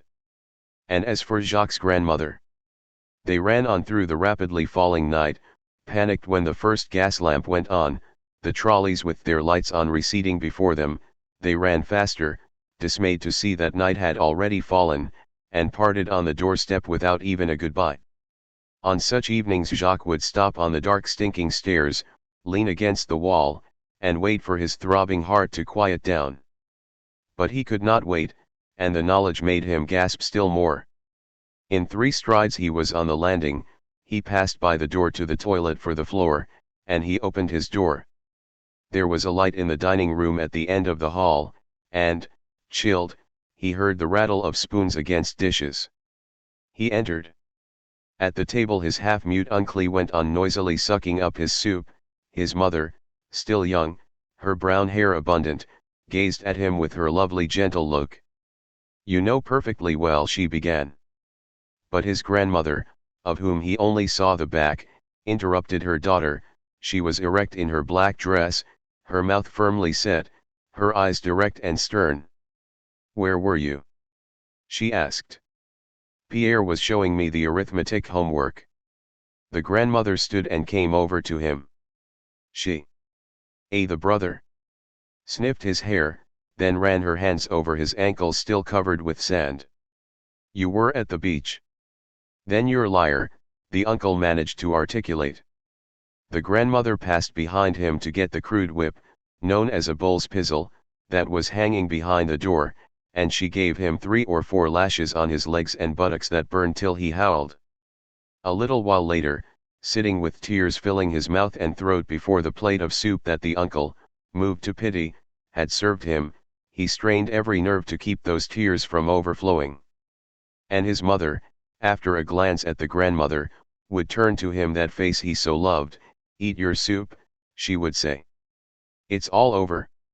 It's all over." That was when he let go and wept. Jacques Cormery awakened. The sun was no longer reflected in the copper of the porthole, but had dropped to the horizon and was lighting up the wainscoting across the cabin. He dressed and went out on the deck. He would find Algiers at the end of the night. 5. The father. His death, the war. The bombing. He held her in his arms, right at the door, still out of breath from racing up the stairs 4 at a time, in a single sure-footed dash, not missing a step, as if his body still remembered the exact height of each stair. When he had gotten out of the taxi, the street was already lively and still sparkling in spots from the morning SA sprinkling, which the burgeoning heat was beginning to disperse in mist. He saw her there where she had been long ago, on the apartment's single narrow balcony between the 2 rooms, over the barber's roof. But this barber was no longer the father of Jean and Joseph. He died of tuberculosis. "It goes with the trade," his wife would say, always having to breathe hair. The corrugated iron roof still carried the same load of ficus berries, bits of crumpled paper, and old cigarette butts. She was there, her hair still abundant but turned white years ago, still erect despite her 72 years. She looked 10 years. Sunday. Younger because she was so slender, and her strength was still evident. They were all like that in the family, a clan of lean people with a nonchalant manner whose energy was inexhaustible. Old age did not seem to have any hold on them. At 50 his half-mute uncle Emile I looked like a young man. The grandmother had died without bowing her head. And as for his mother, toward whom he was now running, it seemed that nothing could erode her gentle endurance, since decades of exhausting labor had spared the young woman in her that Cormery as a child had admired with all his heart. When he arrived on the doorstep, his mother opened the door and threw herself in his arms. And there, as she did every time they were reunited, she kissed him 2 or 3 times, holding him against her with all her strength, and in his arms he felt her ribs, the hard jutting bones of her shoulders, trembling a bit, while he breathed the soft smell of her skin that made him remember the spot, under her larynx, between the 2 jugular tendons, that he no longer dared to kiss, but that as a child he had loved to nuzzle and fondle on those infrequent occasions when she took him on her knees and he pretended to sleep, his nose in the little hollow that to him had the scent of a tenderness all too rare in his young life. She embraced him, and then, having let go of him, she looked at him and took him again in her one later called earnest arms to kiss him once more, as if she had measured in herself all the love she had or could express and found that one measure was still missing. "My son," she said, "you were far away." And immediately she turned away, went back into the apartment, and seated herself in the dining room that faced the street. She no longer seemed to be thinking of him nor for that matter of anything, and she even looked at him from time to time with an odd expression, as if, or so at least it seemed to him, he were now in the way, were disturbing the narrow, empty, closed universe which she circled in her solitude. What was more, once he was seated by her, she seemed on this day to be seized with some sort of anxiety, and occasionally she would glance furtively out at the street with her lovely melancholy expression, her eyes feverish, until she turned to Jacques and they became peaceful. The street was getting noisier, and the heavy red trolleys were rattling by more often.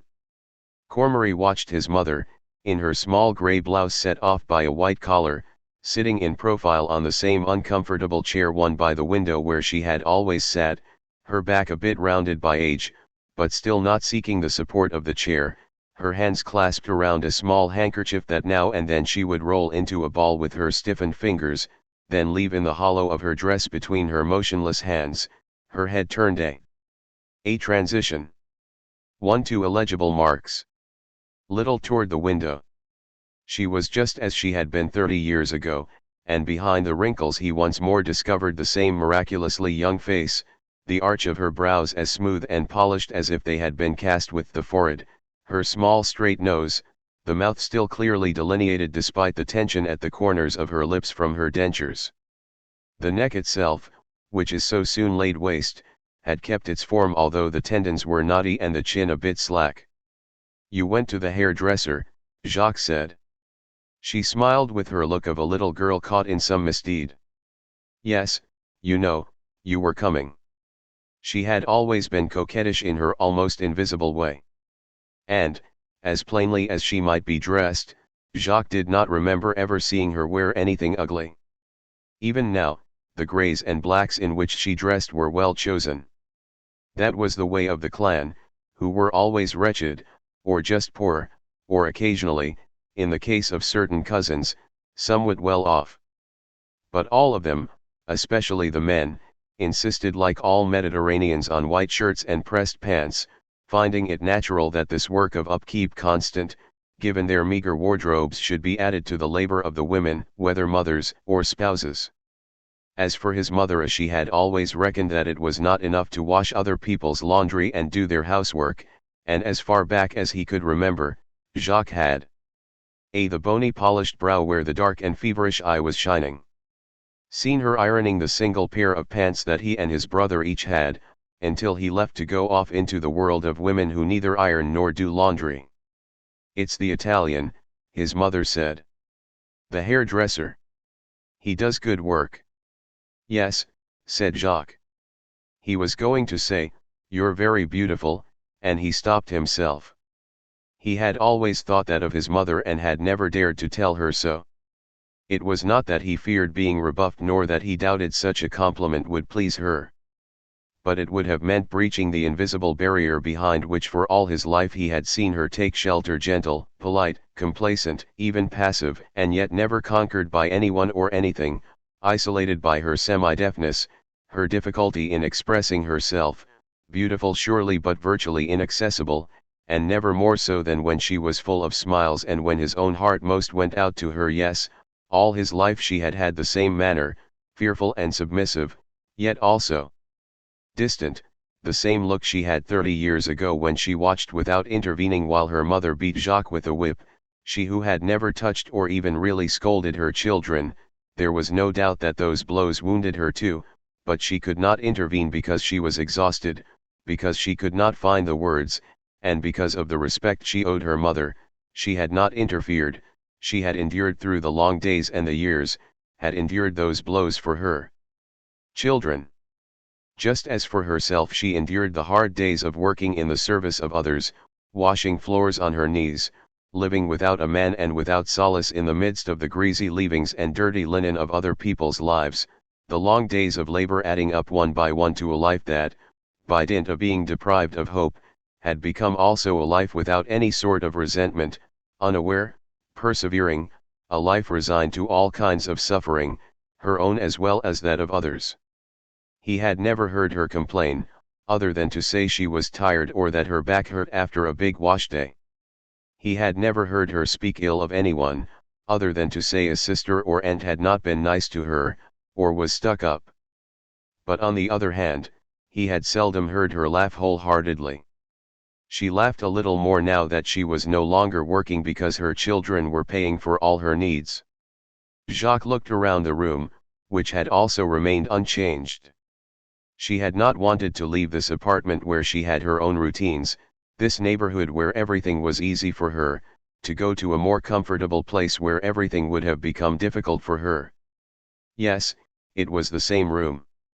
They had replaced the furniture, it was decent now, less wretched. But the pieces themselves were still bare, still pushed back against the wall. "You're always poking around," his mother said. Yes, he could not keep himself from opening the buffet, which still contained only the bare necessities. Despite all his entreaties, its nakedness fascinated him. He also opened the drawers of the sideboard that housed the 2 or 3 medications with which this household made do, mixed in with 2 or 3 old newspapers, bits of string, a little cardboard box filled with odd buttons, an old identification photo. Here even the unnecessary was shabby, because they never had anything superfluous. And Jacques was well aware that had his mother been put in a standard household where objects were as plentiful as they were in his present home, she would only have made use of what was strictly necessary. He knew that in the next room, his mother's, furnished with a small wardrobe, a narrow bed, a wooden dressing table, and a straw-bottomed chair, its one window hung with a crocheted curtain, he would find no articles at all, except, now and then, the small rolled-up handkerchief that she would leave on the bare wooden top of the dressing table. That was just what had struck him when he first saw other households, those of his classmates at the lycée or later those of a more well-to-do world, the number of vases, bowls, statuettes, paintings that crowded those rooms. In his home, his family said the vase that's on the mantelpiece, the pot, the soup dishes, and the few articles you might find had no names. At his uncle's, on the other hand, one was made to admire the glazed earthenware from the Vosges and you ate off the Quimper dinner service. Jacques had grown up in the midst of a poverty naked as death, among things named with common nouns. It was at his uncle's that he discovered those proper nouns. And still today, in this room with freshly washed tiles, on this plain shiny furniture, there was nothing except an Arab ashtray made of chased copper, there because he was coming, and a post office calendar on the wall. There was nothing to see here, and little to say, and that was why he knew nothing about his mother except what he learned from his own experience. Nor about his father. "Papa." She looked at him, and now she was paying attention. Yes.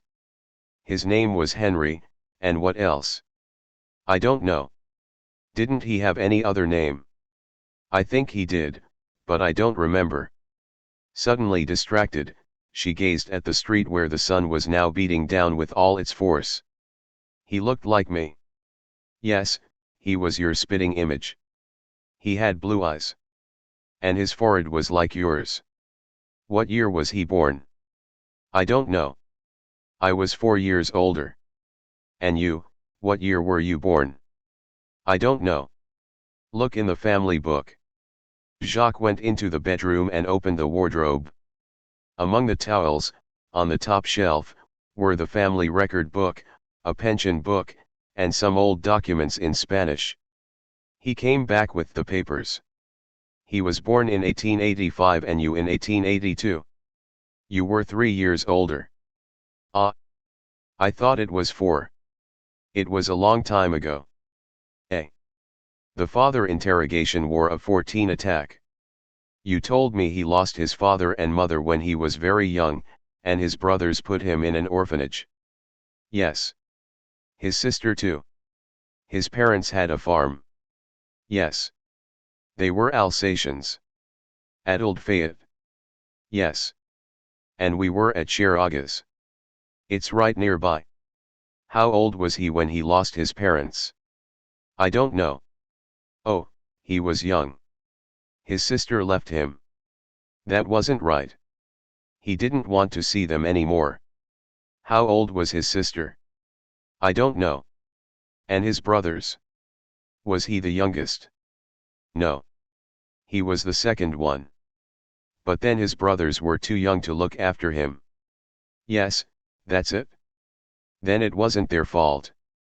No, he held it against them. After the orphanage, when he was 16, he went to his sister's farm. They made him work too much. It was too much. He came to Shiragas. Yes, to our place. That's where you met him. Yes. Again she turned her head away, toward the street, and he felt himself unable to continue along that line. But she herself went in another direction. You have to understand, he didn't know how to read. They didn't learn anything in the orphanage. But you showed me postcards he sent you from the war. Yes, he learned from M. Alt. At Racum. Yes. M. Alt was the boss. He taught him to read and write. How old was he? 20, I think. I don't know. All that was long ago. But when we were married, he had learned about wines and he could work anywhere. He had a good head on his shoulders. She looked at him. Like you. And then? And then? Your brother came. Your father was working for Racum, and Racum sent him to his farm at Saint Lapatre. Saint Tapatra. Yes. And then there was the war. He died. They sent me the shell splinter. The shell fragment that had split his father's skull was in a little biscuit can behind those same towels in that same wardrobe, with the dry and terse cards written from the front that he could recite by heart. My dear Lucy. I'm well. We're changing quarters tomorrow. Take good care of the children. I kiss you. Your husband. Yes, in the depths of the night when he was born during their move, an emigrant, child of emigrants, Europe was already tuning its cannons that would go off in unison several months later, chasing the Cormeries from Saint Tapatra, he to his army corps in Algiers, she to her mother's little apartment in that wretched neighborhood, carrying in her arms the baby swollen with mosquito bites from the seabows. Don't trouble yourself, mother. We'll leave when Henry comes back. And the grandmother, erect, white hair pulled back, her eyes bright and hard, daughter, you'll have to go to work. He was in the Zouaves. Yes. He was in the war in Morocco. It was true. He had forgotten. In 1905 his father was 20 years old. He had been on active duty, as they say, against the Moroccans. Jacques recalled what M. Levesque, the principal of his school, had told him when he ran into him on the streets of Algiers several years earlier. M. Levesque had been called up at the same time as his father. But they spent only a month in the same unit. According to him, he did not know Cormery well, for the latter had little to say. Hardened to fatigue, close-mouthed, but easy-going and fair-minded. On just one occasion, Cormery had seemed beside himself. It was at night, after a scorching day, someplace out in the Atlas Mountains where the detail had made camp at the top of a hill protected by a rocky pass. Cormery and Levesque were supposed to relieve the sentinel at the bottom of the pass. No one answered their call. And, at the foot of a hedge of prickly pears, they found their comrade with his head back, bizarrely facing toward the moon. And at first they did not recognize his head because of its strange shape. But it was very simple. His A14 throat had been cut, and that ghastly swelling in his mouth was his entire sexual organ. That was when they saw the body, with the legs spread wide, the Zouave's pantaloon slashed, and, in the middle of the gap, that swampy puddle, which they could see by the now indirect light of the moon. 100 meters farther on, this time behind a large rock, the second sentinel was displayed in the same position. The alarm was sounded, the number of sentries doubled. At dawn, when they had gone back up to the camp, Cormery said their enemies were not men. Levesque, who was thinking about it, answered that for them that was how men should act, that we were in their country, that they fought by any and all means. Cormery's face was dead set. Maybe. But they're wrong. A man doesn't do that. Levesque said that according to the other side, there were certain circumstances in which a man was supposed to do anything and destroy everything. But Cormery had shouted as if crazed with anger, "No, a man doesn't let himself do that kind of thing. That's what makes a man, or otherwise." Then he calmed down. "As for me," he said in a low voice, "I'm poor, I came from an orphanage, they put me in this uniform, they dragged me into the war, but I wouldn't let myself do that." "There are Frenchmen who do it," said Levesque. "Eh? Croak with it or without it, you're still dead," the sergeant said. "Then they aren't men." And suddenly he cried out, "A filthy race." "What a race! All of them, all of them." And, white as a sheet, he went into his tent. When he thought about it, Jacques realized that the most he had learned about his father was from this old teacher, of whom he had now lost track. But it was no more, except in the details, than what he had been able to surmise from his mother's silences. A hard man and a bitter one, who had worked all his life, had killed on command, had submitted to everything that could not be avoided, but had preserved some part of himself where he allowed no one to trespass. A poor man, after all. For poverty is not a choice one makes, but a poor person can protect himself.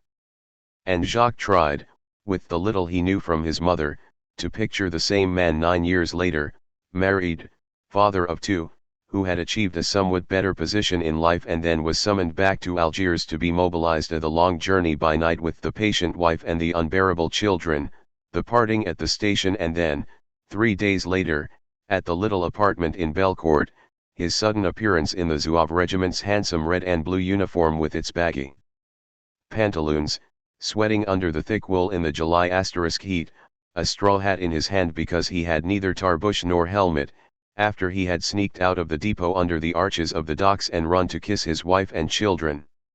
A 1814 newspapers in Algiers. Sic ed August. Before shipping out that night for the France he had never seen on the sea that had never before carried him, and he embraced them, strongly and quickly, and he left at the same pace, and the woman on the little balcony waved to him and he responded on the run, turning to wave the straw hat, before once more racing down the street that was grey with dust and heat, and then he disappeared in front of the movie theater, farther on, into the radiant light of the morning from which he would never return. Jacques would have to imagine the rest. Not through what could be told to him by his mother, who had no idea what history and geography might be, who knew only that she lived on land near the sea, that France was on the other side of that sea which she too had never traveled, France in any case being an obscure place lost in a dim night which one reached through a port named Marseilles, which she pictured like the port of Algiers, where there was a shining city they said was very beautiful and that was called Paris, where there was also a region named Alsace that her husband's family came from. It was a long time ago, they were fleeing enemies called Germans to settle in Algeria, and now that same region had to be taken back from those same enemies who were always evil and cruel, especially with the French, and for no reason at all. The French were always obliged to defend themselves against these quarrelsome, implacable men. It was there, along with Spain, which she could. He had never seen France. He saw it and was killed. Not locate, but in any case it was not far away, from where her own family, natives of Mahon, had emigrated as long ago as her husband's family to come to Algeria, because they were dying of hunger in Mahon, and she did not even know that it was on an island, not knowing anyway what an island was, for she had never seen one.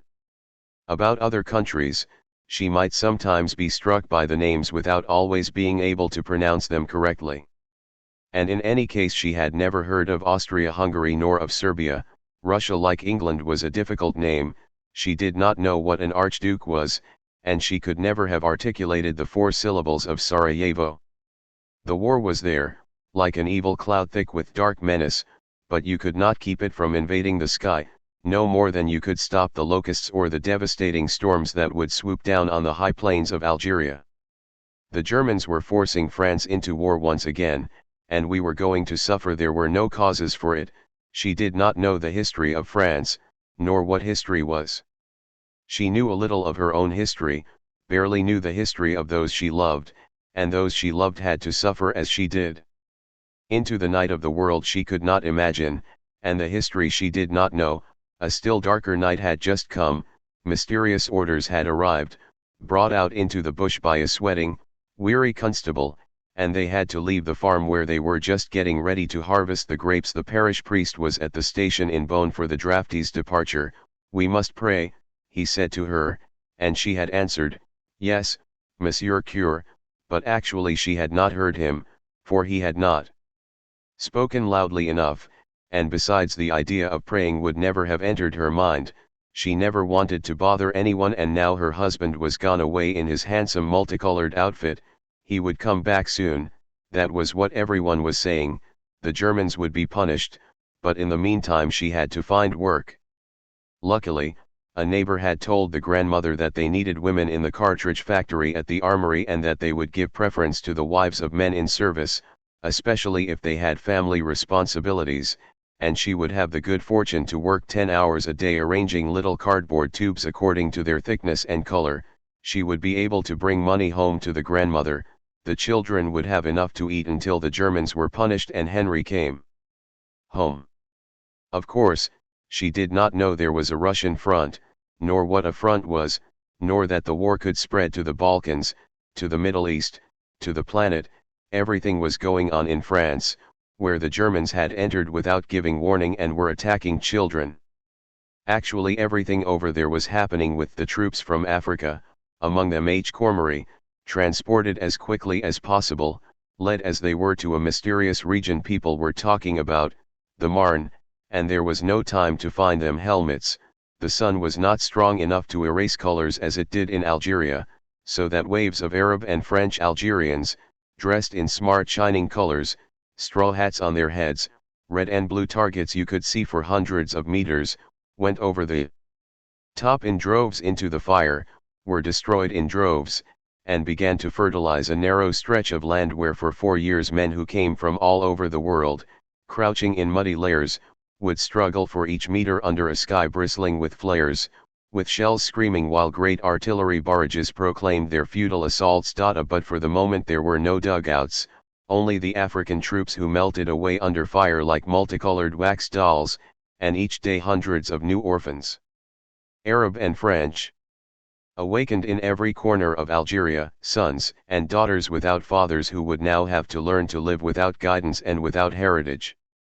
A few weeks passed, and then on a Sunday morning, on the small indoor landing of the only upper floor, between the stairs and the 2 unlit toilets, black holes dug Turkish style through the masonry, constantly being cleaned with cresol and always stinking. Lucy Cormery and her mother were sitting on 2 low chairs picking over lentils by the light of the window at the top of the stairs, and the baby in a small laundry basket was sucking a carrot covered with his drool, when a grave and well-dressed gentleman appeared on the stairs with a sort of envelope. The 2 surprised women put down the dishes they were sort to develop ing lentils into, from a pot set between them, and were wiping off their hands when the gentleman, who had stopped on the next to last step, bade them not to disturb themselves, and asked for Madame Cormery. "There she is," the grandmother said. "I'm her mother," and the gentleman said he was the district mayor, that he was bearing painful news, that her husband had died on the field of honor, and that France mourned him and at the same time was proud of him. Lucy Cormery had not heard him, but got to her feet and very respectfully offered him her hand. The grandmother stiffened, hand over her mouth, and was saying "My God" in Spanish again and again. The gentleman held Lucy's hand in his, then squeezed it between both his hands, and murmured his words of condolence. Then he handed her his envelope, turned, and descended the stairs at a heavy gait. "What did he say?" Lucy asked. "Henry is dead." He was killed. Lucy had stared at the envelope without opening it. Neither she nor her mother could read. She turned it over, without a word, without a tear, unable to imagine this death, so far away in the depths of a mysterious night. And then she put the envelope in the pocket of her apron, passed by the baby without looking at him, went into the bedroom she shared with her 2 children, closed the door and the shutters of the window that looked out on the yard, and stretched out on her bed, where she remained for many hours silent and without tears, squeezing the envelope in her pocket, and staring into the dark at the misfortune she did not understand. "Ma man," said Jacques. She was still gazing at the street, in her same manner, and she did not hear him. He touched her thin wrinkled arm, and she turned smiling to him. "Papa's cards, you know, the ones from the hospital." "Yes." "You received them after the mayor came." "Yes." A shell fragment had split open his skull and he had been transported in one of those ambulance trains dripping blood, scattered with straw and bandages, that shuttled between the slaughterhouse and the evacuation hospitals at St. Brook. There he was able to scrawl 2 cards, by guesswork since he could no longer see. "I'm wounded." "It's nothing." "Your husband." Then after a few days he died. The nurse wrote, "It was better this way. He would have been left blind or insane. He was very brave." And then she received the shell fragment. A patrol of 3 armed parachutists was passing by in single file on the street, looking in all directions. One of them was black. He was tall and supple and she thinks shells explode by their own volition. Looked like a splendid animal in the spotted skin of his camouflage. "It's for the bandits," she said. "And I'm glad you went to his grave. As for me, I'm too old and besides it's far." "Is it beautiful?" "What, the grave?" "Yes. It's beautiful. There are flowers." "Yes. The French are good people." She said it and she believed it, but without giving any further thought to her husband, forgotten now, along with the misfortune of long ago. And nothing was left, neither in her nor in this house, of that man who was consumed in a cosmic fire and of whom there remained only a memory as imperceptible as the ashes of a butterfly wing incinerated in a forest fire. "The stew is going to burn, wait a minute." Ash had gotten up to go to the kitchen and he had taken her place, gazing down in his turn at the street, unchanged after so many years, with the same stores, their colors faded and flaked by the sun. Only the tobacconist across the street had put up long strips of multicolored plastic in place of the curtain of little hollow reeds that made a special sound which today Jacques could still hear when he used to go through it to penetrate into the exquisite odor of newsprint and tobacco and to buy El Intrepid, where he would thrill to tales of changes in the apartment. Honor and courage. Now the street was experiencing the liveliness of a Sunday morning. Workingmen in freshly washed and ironed white shirts were chatting on their way to the 3 or 4 cafes, which smelled of cool shade and anise. Some Arabs were passing by, poor also but decently dressed, their wives still veiled but wearing Louis XV shoes. Now and then entire Arab families went by in their Sunday best. One of these families had 3 children in tow, one of them dressed up as a parachutist. And just then the patrol of parachutists came back along the street, relaxed and seemingly indifferent. The explosion resounded at the very moment Lucy Cormery came back to the room. It sounded very close, enormous, as if it would never stop reverberating. It seemed that they had long since stopped hearing it, but the bulb in the dining room light was still shaking behind its glass shell. His mother had recoiled to the back of the room, pale, her dark eyes full of a fear she could not control, and she was unsteady on her feet. "It's here. It's here," she was saying. "No," Jacques said, and he ran to the window. People were fleeing in the street, he did not know where to. An Arab family had gone into the notions store across the street, hurrying their children inside, and the shopkeeper let them in, closed the door and removed the door handle, then stood behind the window watching the street. At that moment the parachute patrol came back, running at top speed in the opposite direction. Cars pulled up hastily on the sidewalk and stopped. The street had emptied in a few seconds. But by leaning forward, Jacques could see a big crowd in motion farther away, between the Musée movie theater and the trolley stop. "I'm going to go see," he said. At the corner of the Rue Prévost Paradala one, a group of men were shouting. "That filthy race," a short worker in an undershirt said, looking in the direction of an Arab standing as if glued in a gateway near the cafe. "I didn't do anything," the Arab said. "You're all in it together, all you fucking sons of bitches," and he started toward him. The other men held him back. Jacques said to the Arab, "Come with me," and he took him into the cafe, which was now run by Jean, his childhood friend, the son of the barber. Jean was there, still the same, but wrinkled, short and thin, his face sly and alert. "He didn't do anything," said Jacques. "Take him into your home." Jean looked the Arab over while he wiped off the counter. "Come," he said, and they disappeared out the back. Jacques went outside, and the worker scowled at him. "He hasn't done anything," Jacques said. "We should kill them all." Eh? He saw it before coming to see his mother? Rework the Casus bombing in the third part, and in that case only mention it here. Farther along. 1. This entire section up to you could not tell which is circled with a question mark. That's what you say when you're angry. Think it over. The worker shrugged. Go over there and see what you say after you've seen the mess. Ambulance sirens were rising, rapid, urgent. Jacques ran to the trolley stop. The bomb had exploded by the line pole close to the stop. A lot of people, all in their Sunday dress, had been waiting for the trolley. The little cafe nearby was full of cries of anger or suffering, you could not tell which. He went back to his mother.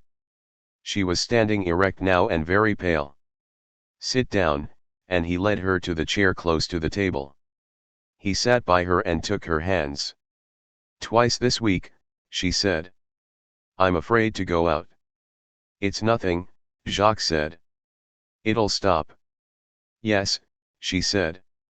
She looked at him with an odd air of indecision, as if she were divided between her faith in her son's intelligence and her conviction that life in its entirety was a misfortune you could not struggle against but could only endure. "You see," she said, "I'm old. I can't run anymore." Now the blood was returning to her cheeks. In the distance could be heard the sirens of the ambulances, urgent, rapid. But she did not hear them. She breathed deeply, calmed herself a little more, and smiled at her son with her beautiful brave smile. Like all her people, she had grown up with danger, and danger might wring her heart but she would endure it as she did everything else. It was he who could not bear that pinched look of a dying person he had suddenly seen on her face. "Come with me to France," he said to her, but she shook her head with resolute sorrow. "Oh no, it's cold over there. I'm too old now. I want to stay home." 6. The family. "Ah," his mother said to him, "I'm glad when you're here, Dada, but come in the evening, I'll be less bored. It's the evenings especially, in winter it gets dark early. If only I knew how to read. I can't knit either in this light, my eyes hurt. So when Etienne's not here, I lie down and wait till it's time to eat. It's a long time, 2 hours like that. If I had the little girls with me, I'd talk with them. But they come and they go away. I'm too old. Maybe I smell bad. So it's like that, and all alone." She spoke all at once, in short simple sentences that followed each other as if she were emptying herself of thoughts that till then had been silent. And then, her thoughts run dry, she was again silent, her lips tight, her look gentle and dejected, gazing through the closed dining room shutters at the suffocating light coming up from the street, still at her same place on the same on. She never used a subjunctive. Comfortable chair and her son going around the table in the middle of the room as he used to do. She watched him as once more he circled the table. B. Solferino, it's pretty. Yes, it's spotless. But it must have changed since the last time you saw it? Yes, things change. The doctor sends you his greetings. You remember him? No. It was long ago. No one remembers Papa. We didn't stay long. And besides, he didn't say much. Mom Ann. She looked at him, unsmiling, with a mild and vacant expression. I thought you and Papa never lived together in Algiers. No, no. Did you understand me? She had not understood.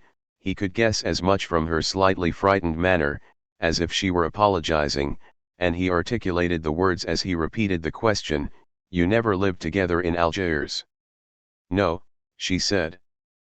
But how about the time Papa went to see them cut off Pyrette's head? He hit his neck with the side of his hand to make himself understood. But she answered immediately, yes, he got up at 3 o'clock to go to Barbrous. Relations with Brother Henry, the fights. B. What they ate, stew of innards, codfish stew, chickpeas, etc. So you were in Algiers? Yes. But when was it? I don't know. He was working for Racum. Before you went to Solferino? Yes. She said yes, maybe it was no, she had to reach back in time through a clouded memory, nothing was certain. To begin with, poor people's memory is less nourished than that of the rich, it has fewer landmarks in space because they seldom leave the place where they live, and fewer reference points in time throughout lives that are grey and featureless.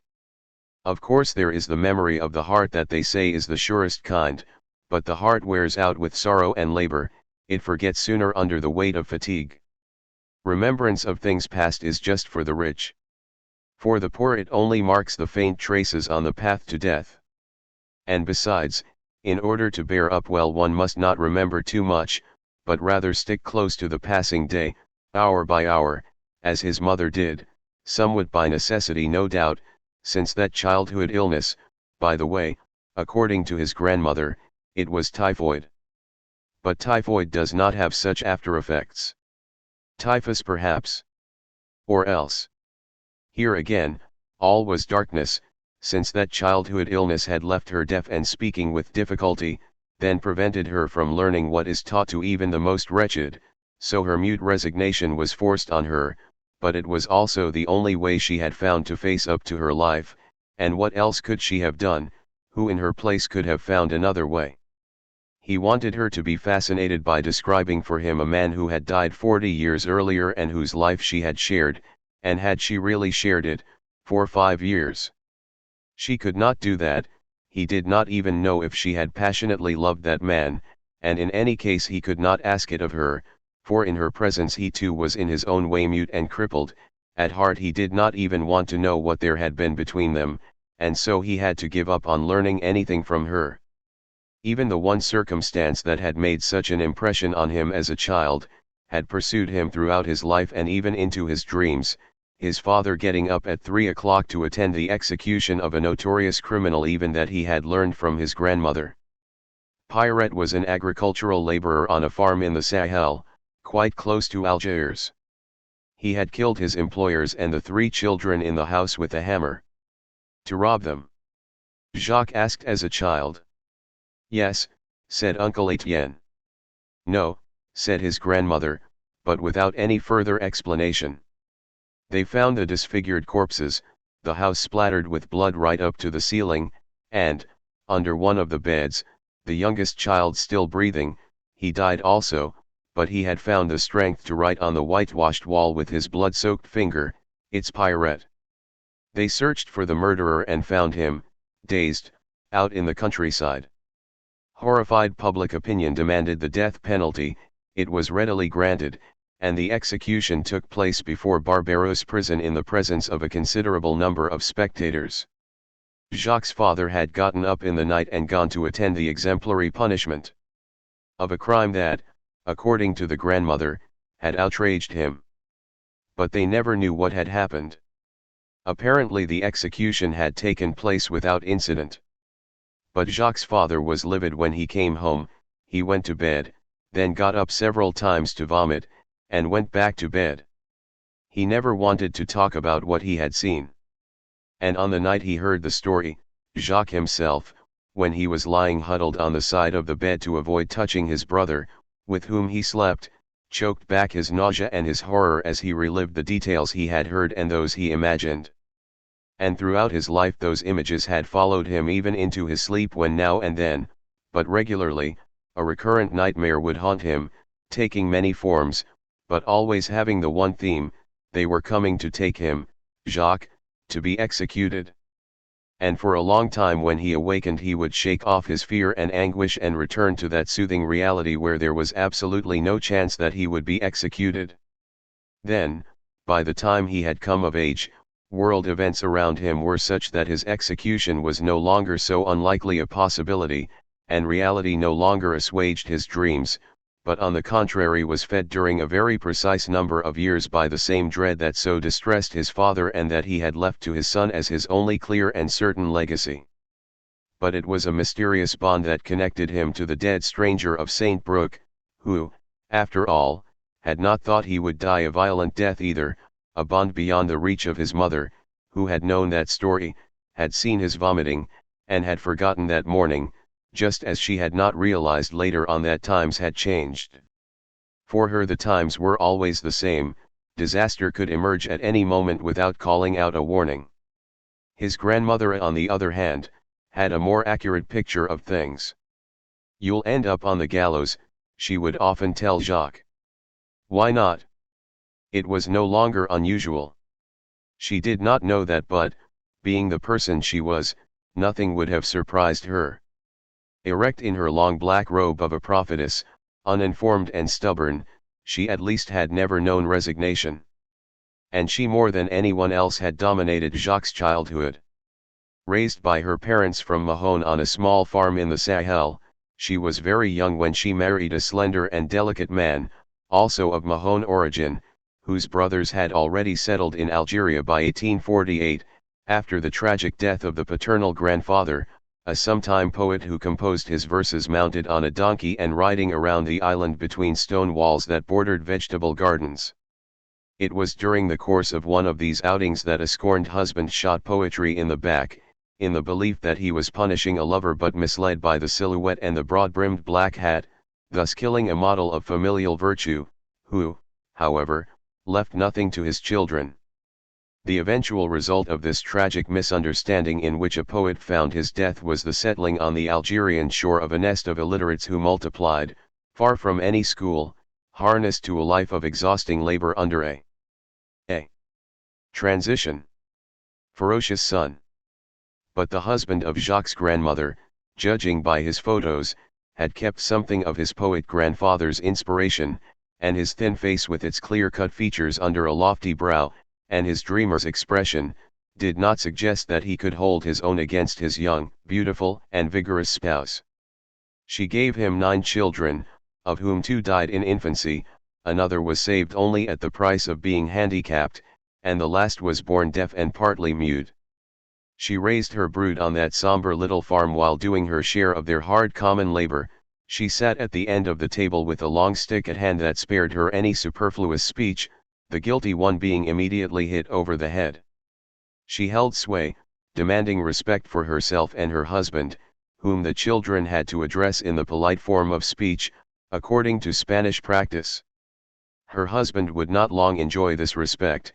He died prematurely, worn out by son and labor, and perhaps by his marriage, without Jacques ever being able to discover what disease he died of. Left alone, the grandmother disposed of the little farm and went to live in Algiers with her younger children, the others having been sent out to work as soon as they were old enough to be apprenticed. When Jacques had grown up enough to observe her, she was impaired by neither poverty nor adversity. Only 3 children were still with her. Catherine, one on page 8. Jacques Cormery's mother is given the name Lucy. From here on, she is named Catherine. Did housework for others, the youngest, the handicapped one, who had become an energetic cooper, and Joseph, who had not married and who worked for the railroad.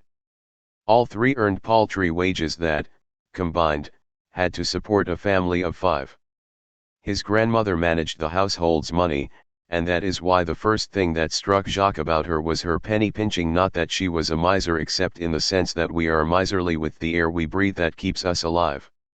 It was she who bought the children's clothes.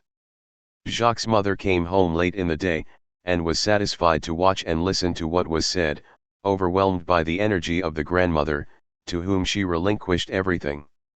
Thus it was that Jacques, throughout his life as a child, had to wear raincoats that were too long, for his grandmother bought them to last and counted on nature for the child's size to catch up with that of the clothing. But Jacques grew slowly, not really deciding to sprout till he was 15, and his raincoat would wear out before he grew into it. Another would be bought on the same thrifty principle, and Jacques, whose classmates mocked his dress, had no recourse but to puff out his raincoat at the waist in order to make what was ridiculous look original. Anyway, these brief episodes of shame were quickly forgotten in the classroom, where Jacques regained the upper hand, and on the playground, where soccer was his kingdom. But that kingdom was prohibited, because the playground was made of cement and solace would be worn out so quickly that his grandmother had forbidden Jacques to play soccer during recess. She herself bought her grandsons thick solid boots that she hoped would prove immortal. In order to stretch out their longevity, she would also have the soles studded with enormous cone-shaped nails, which were doubly useful. You had to wear out the studs before wearing out the sole, and they enabled her to detect infractions of the ban on playing soccer. Running on the cement yard did in fact quickly wear down the studs and give them a shine that betrayed the guilty one. Every day when he got home, Jacques had to report to the kitchen, where Cassandra presided over the black pots, and, with knee bent and sole facing up, in the posture of a horse being shod, he would have to show her his soles. Of course he could not resist the call of his friends and the lure of his favorite sport, and he would apply himself not to attempting an impossible virtue but to disguising the resulting sin. So on leaving school, and later the lycée, he would spend a good deal of time rubbing his soles in damp earth. Sometimes this ruse was successful. But the time would come when the wear on the studs was glaringly obvious, or sometimes the sole itself would be damaged, or the worst of catastrophes, the upper sole would be detached from the lower by an awkward kick against the ground or the grill that protected the trees, and Jacques would come home with a string tied around his shoe to hold it together. Those were nights for the leather whip. The only consolation his mother offered the weeping Jacques was, "You know they're expensive. Why can't you be more careful?" But she herself never laid a hand on her children. The next day, they put Jacques in espadrilles and took his shoes to the shoemaker. 2 or 3 days later he would get them back dotted with new studs, and once more he would have to learn to keep his balance on his slippery unstable soles. The grandmother was capable of going still further, and even after so many years Jacques could not recall the story without a shiver of shame and disgust. He and his brother were given no pocket money, except occasionally when they would agree to go visit a shopkeeper uncle or an aunt who had married well. It was easy in the case of the uncle because they liked him. But the aunt had a way of rubbing in her comparative wealth, and, rather than feel humiliated, the 2 children preferred to go without money and the pleasures it would procure them. In any event, and although the pleasures of the sea, the sun, and the neighborhood games were free, fries, caramels, Arab pastries, and in Jacques' case certain soccer matches required a little money, at least a few centimes. One evening Jacques was coming home after doing errands, holding at arm's length the dish of potatoes and cheese that he had taken to the neighborhood baker to be baked. They had neither gas nor range in their home, and they cooked on an alcohol stove. So there was no oven, and when they had something to bake they would take it all prepared to the baker, who for a few centimes would put the dish in the oven and keep an eye on it, the dish before him steam. Where shame and disgust mingle. Ing through the dish towel that protected it from the dust of the street and made it possible for him to hold it around the edges. The string bag filled with provisions bought in very small quantities, a half pound of sugar, a quarter pound of butter, 25 centimes worth of grated cheese, etc., did not weigh heavily in the crook of his right arm, and Jacques sniffed the good smell of potatoes and cheese as he made his way nimbly through the working-class crowd that at this hour was milling around on the sidewalks of the neighborhood. At that moment a 2-franc piece slipped through a hole in his pocket and fell clinking on the sidewalk. Jacques picked it up, counted his change, which was all there, and put it in his other pocket. I could have lost it, he thought suddenly. And the next day's match, which till then he had banished from his thoughts, now returned to his mind. No one had actually taught the child what was right and what was wrong. Some things were forbidden and any infraction was severely punished. Others were not. Only his teachers would sometimes talk about morality, when the curriculum left them the time, but there again the prohibitions were more explicit than the reasons for them. All that Jacques had been able to see and experience concerning morality was daily life in a working-class family where it was evident no one had ever thought there was any way other than the hardest kind of labor to acquire the money necessary to their survival. But that was a lesson in courage, not morals. Nonetheless, Jacques knew it was wrong to hide those 2 francs. And he didn't want to do it. And he would not do it. Maybe he could do what he'd done before, squeeze between 2 boards to get in the old stadium at the parade grounds and see the match free. That was why he himself did not understand why he did not immediately give back the change, and why, a little later, he came from the toilet and declared that a 2-franc piece had fallen in the hole when he dropped his pants. Even toilet was too exalted a term for the small space that had been improvised in the masonry of the landing of the one upper floor. A Turkish-style hole had been drilled in a mid-size pedestal jammed between the door and the back wall. The place was without air, without electric light, without faucet, and they had to pour jerry cans of water in the hole after each use. But nothing could keep the stink from overflowing into the stairs. Jacques' explanation was plausible. It saved him from being sent back out on the street to look for the lost coin, and it cut short any further action.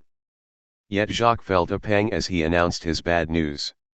His grandmother was in the kitchen chopping garlic and parsley on an old board that was green and pitted with use. She stopped and looked at Jacques, who was waiting for her to explode. But she remained silent and studied him with her icy clear eyes. "You're sure?" she said at last. "Yes, I felt it drop." She was still studying him. "Very well," she said. "We shall see." Eh? No. It was because he had already claimed to have lost the coin in the street that he had to find another explanation. And Jacques, horrified, saw her roll up her right sleeve, baring her knotty white arm, and go out on the landing. He dashed into the dining room, on the verge of throwing up. When she summoned him, he found her at the wash basin. Her arm was covered with grey soap, which she was rinsing off in a gush of water. "There was nothing there," she said. "You're a liar." He stammered, "But it could have been washed down." She hesitated. "Maybe. But if you're lying, it'll be your tough luck." Yes, it was his tough luck, for in that instant he understood it was not avarice that caused his grandmother to grope around in the excrement, but the terrible need that made 2 francs a significant amount in this home. He understood it, and now he clearly saw, with a spasm of shame, that he had stolen those 2 francs from his family's labor. Even today, watching his mother at the window, Jacques could not explain how he could have failed to return those 2 francs and yet have enjoyed going to the match the next day. His grandmother was also linked with other shameful memories for which there was less legitimate cause. She had wanted Henry, his older brother, to have violin lessons. Jacques had dodged this by claiming he could not continue to do so well in school with this extra work. So his brother had learned to scrape a few horrible sounds from a frigid violin. He could play popular songs with a few false notes. For fun, Jacques, whose voice was quite true, had learned the same songs, without any idea of the calamitous consequences of this innocent pastime. Sure enough, on Sunday, when his grandmother's married daughters, 2 of whom were war widows, would call on her, or her sister, who still lived on a farm in the Sahel and spoke the Mahon dialect more readily than Spanish, would come to visit, After she had served big bowls of black coffee on the oilcloth-covered table, his grandmother summoned her grandchildren to give an impromptu concert. The dismayed boys brought the metal music stand and the 2-page scores of well-known tunes. They had to perform. Jacques followed the zigzags of Henry's violin as best he could, singing Ramona, I had a wonderful dream, Ramona, we'd gone away just you and I, or dance, oh my Jalm, this night it's you I want to love, or else, staying in the Orient, nights of China, nights of caresses, night of love, night of ecstasy, of tenderness. On other occasions the grandmother would make a special request for more true-to-life songs. So Jacques would sing, Is it really you my man, you whom I so loved, you who vowed, God knows you did, never to make me cry. As it happened, this was the only song Jacques could sing with real feeling, for at the end its heroine repeats its touching refrain in the middle of a crowd watching the execution of her wayward lover. But the grandmother's favorite song was one she no doubt loved for its melancholy and tenderness, which one would seek in vain in her own nature. It was Tazelli's Serenade, which Henry and Jacques brought out with quite a bit of brio. Her nieces. Although the Algerian accent was not really suited to the enchanted hour evoked by the song. On a sunny afternoon, 4 or 5 women dressed in black, all of whom except the grandmother had put aside the black mantillas that Spanish women wear, were seated in a row around the poorly furnished room with its rough-cast white walls, and were nodding gently in approval of the outpouring of the music and the lyrics until the grandmother, who had never been able to tell a do from a si, and for that matter did not even know the names of the notes of the scale, would break the spell with a "Kurt, you made a mistake," which took the wind out of the performers' sails. We were there, the grandmother would say when the thorny passage had been gotten through in a way satisfying to her taste. Once again the women would rock in time to the music, and at the end they applauded the 2 virtuosi, who hastily packed up their equipment and went out to join their comrades in the street. Only Catherine Cormery had remained silent in a corner. And Jacques still remembered that Sunday afternoon when, as he was about to leave with his music, his mother had said, in reply to one of the aunts who complimented her about him, yes, that was good. He's intelligent, as if there were any connection between the 2 statements. But when he had looked back, he understood the connection. Her face was quivering, her gentle eyes feverish, and she gazed at him with an expression that made him recoil, hesitate, then flee. She loves me, then she loves me, he said to himself in the staircase, and at the same time he realized how desperately he loved her, that he had craved her love with all his heart, and that until that moment he had always doubted whether she loved him. Performances at the movies held other pleasures in store for the child. The ritual took place on Sunday afternoon and sometimes on Thursday. The neighborhood movie house was just down the street from their building and bore the name of a romantic poet, as did the street alongside it. Before going in, you had to pass an obstacle course of Arab peddlers' stands bearing helter-skelter displays of peanuts, dried salted chickpeas, lupin seeds, barley sugar coated in loud colors, and sticky sour balls. Others sold gaudy pastries, among them a pyramid of creamy swirls sprinkled with pink sugar, and still others displayed Arab fritters dripping with oil and honey. A swarm of flies and children, both attracted by the same sweets, buzzed and shouted as they chased each other around the stands amidst the curses of the peddlers, who feared for the stability of their goods and who brushed both flies and children away with a single gesture. Some of the peddlers had found shelter under the marquee that extended over one side, others had put their gummy riches out under the strong sunlight and the dust raised by the children's games. Jacques would escort his grandmother, who had sleeked back her white hair for the occasion and fastened her eternal black dress with a silver brooch. She would sedately part the howling kids who blocked the entrance and present herself at the one-ticket window to buy reserved seats. Actually, the only choice was between these reserved seats, uncomfortable folding chairs that opened noisily, and the benches toward which the children surged at the last moment, bickering over their places, when a side door was opened for them. At each end of the benches was stationed an usher, armed with a leather whip, who was responsible for keeping order, and it was not unusual to see him expel an overly boisterous child or adult. In those days the theater showed silent films, the newsreel first, then a short comedy, the main feature, and finally a serial shown at the rate of one episode per week. The grandmother particularly liked these serials, where each episode ended in suspense. For example, the muscular hero carrying the wounded blonde girl in his arms would start out on a vine bridge over a canyon torrent. And the last frame of the weekly episode would show a tattooed hand severing the vines of the bridge with a crude knife. The hero would continue proudly on his way despite the warnings shouted by the spectators in the benches. The question then was not whether the couple would escape, no doubt on that score being permitted, but only how they would extricate themselves, which explains why so many spectators, both Arab and French, would come back the next week to see the lovers stopped in their mortal plunge by a providential tree. The show was accompanied throughout on the piano by an old maiden lady, who met the jeers of the benches with the calm stillness of her thin back shaped like a bottle of mineral water capped with a lace collar.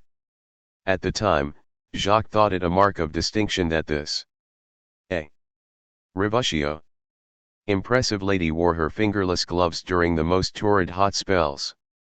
Nor was her job as easy as one might have thought. Providing musical commentary to the news, in particular, required her to change melodies according to the nature of the events being shown on the screen.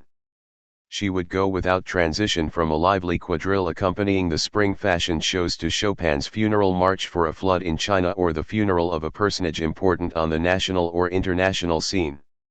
Whatever the piece, it was always imperturbably performed, as if 10 little mechanical instruments were executing precise maneuvers on the old yellowed keyboard that had been ordained once and for all by clockwork. In that hall with bare walls, its floor littered with peanut shells, the smell of cresol mingled with a strong odor of humanity. It was the pianist, in any case, who silenced the deafening racket by launching with full pedal into the prelude that was supposed to set the mood for the matinee show. A great throbbing sound announced that the projector was starting, and that was when Jacques' ordeal began. Since they were silent, the films would project a certain amount of written text intended to clarify the plot. As his grandmother was illiterate, it was Jacques' job to read these texts to her. Despite her age, his grandmother was not at all hard of hearing. But first of all he had to make himself heard over the sound of the piano and that of the audience, whose vocal responses were plentiful. Furthermore, though the texts were extremely simple, his grandmother was not very familiar with some words and others were completely unknown to her. Jacques, for his part, did not want to disturb their neighbors and was especially anxious not to tell the entire hall that his grandmother did not know how to read. Sometimes she herself would be embarrassed enough to say, raising her voice, at the beginning of the show, "You'll have to read to me, I forgot my glasses," so he would not read the text as loudly as he might have. The result was that the grandmother only half understood, and would insist that he read it again and louder. Jacques would try to raise his voice, the shushes would plunge him into a vile shame, he stammered, the grandmother scolded him, and soon another text appeared, all the more mysterious to the poor old woman because she had not understood the preceding one. Confusion would only compound until Jacques found enough presence of mind to sum up in a few words a crucial moment in, for example, The Mark of Zorro, with Douglas Fairbanks, Sr. The villain wants to take the girl away from him, Jacques would firmly articulate, taking advantage of a pause in the sound of the piano or the audience. It all became clear, the film went on, and the child could breathe easier. Usually that was the extent of his worries. But some films on the order of Les Deux Orphelins were really too complicated, and, caught between his grandmother's demands and the ever angrier reprimands of their neighbors, Jacques would end by remaining completely silent. He still remembered one of these performances when the grandmother, beside herself, had finally walked out, while he followed her in tears, distressed at the thought that he had spoiled one of the poor woman's rare pleasures and that it had been paid for out of their meager funds. As for his mother, she never came to these performances. She could not read either, and she was half deaf besides. Beyond that, her vocabulary was even more limited than her mother's. Even today, Her life was without distractions. In 40 years she had been to the movies 2 or 3 times, had understood nothing, and it was only in order not to displease those who invited her that she would say the dresses were pretty or that the one with the mustache looked like a very bad man. Nor could she listen to the radio. And as to the newspapers, sometimes she would leaf through those that were illustrated, would get her sons or granddaughters to explain the pictures, would decide that the Queen of England seemed sad, and close the pages to gaze once more out the same window and watch the activity on the same street that she had been contemplating through half her lifetime. B. Add symptoms of poverty, unemployment, holiday camp, summer in Millionaire, blowing the bugle, expelled, doesn't dare tell her. Speak up, well, we'll drink coffee tonight. From time to time it changes. He looks at her. He's often read stories of poverty where the woman is valiant. She didn't smile. She left to go in the kitchen, valiant, not resigned. B. Bring on Uncle Ernest old, before his portrait in the room where Jacques and his mother were. Or have him come after. Etienne. In a sense, she was less involved in life than her brother Ernest, one who lived with them. He was stone deaf, and he expressed himself as much by onomatopoeic sounds and gestures as with the 100-odd words at his disposal. But Ernest, who could not be put out to work when he was young, had haphazardly attended school and learned to make out the letters of the alphabet. He did go to the movies sometimes, and he would come home with an account of the film that astounded those who had already seen it, as the wealth of his imagination would make up for what he had missed. Moreover, he was shrewd and crafty, and a sort of native intelligence enabled him to make his way in a world and among people who nonetheless remained obdurately silent to him. Thanks to that same intelligence, he would bury himself every day in the newspaper, where he could. One sometimes named Ernest, sometimes Etienne, it is always the same person, Jacques' uncle. Make out the headlines and so have at least a nodding acquaintance with world affairs. Hitler, he would say, for example, to Jacques when he had come of age, no good, eh? No, that wasn't good. The Huns, always the same, the uncle added. No, it wasn't that. Yes, there are some good ones, his uncle acknowledged.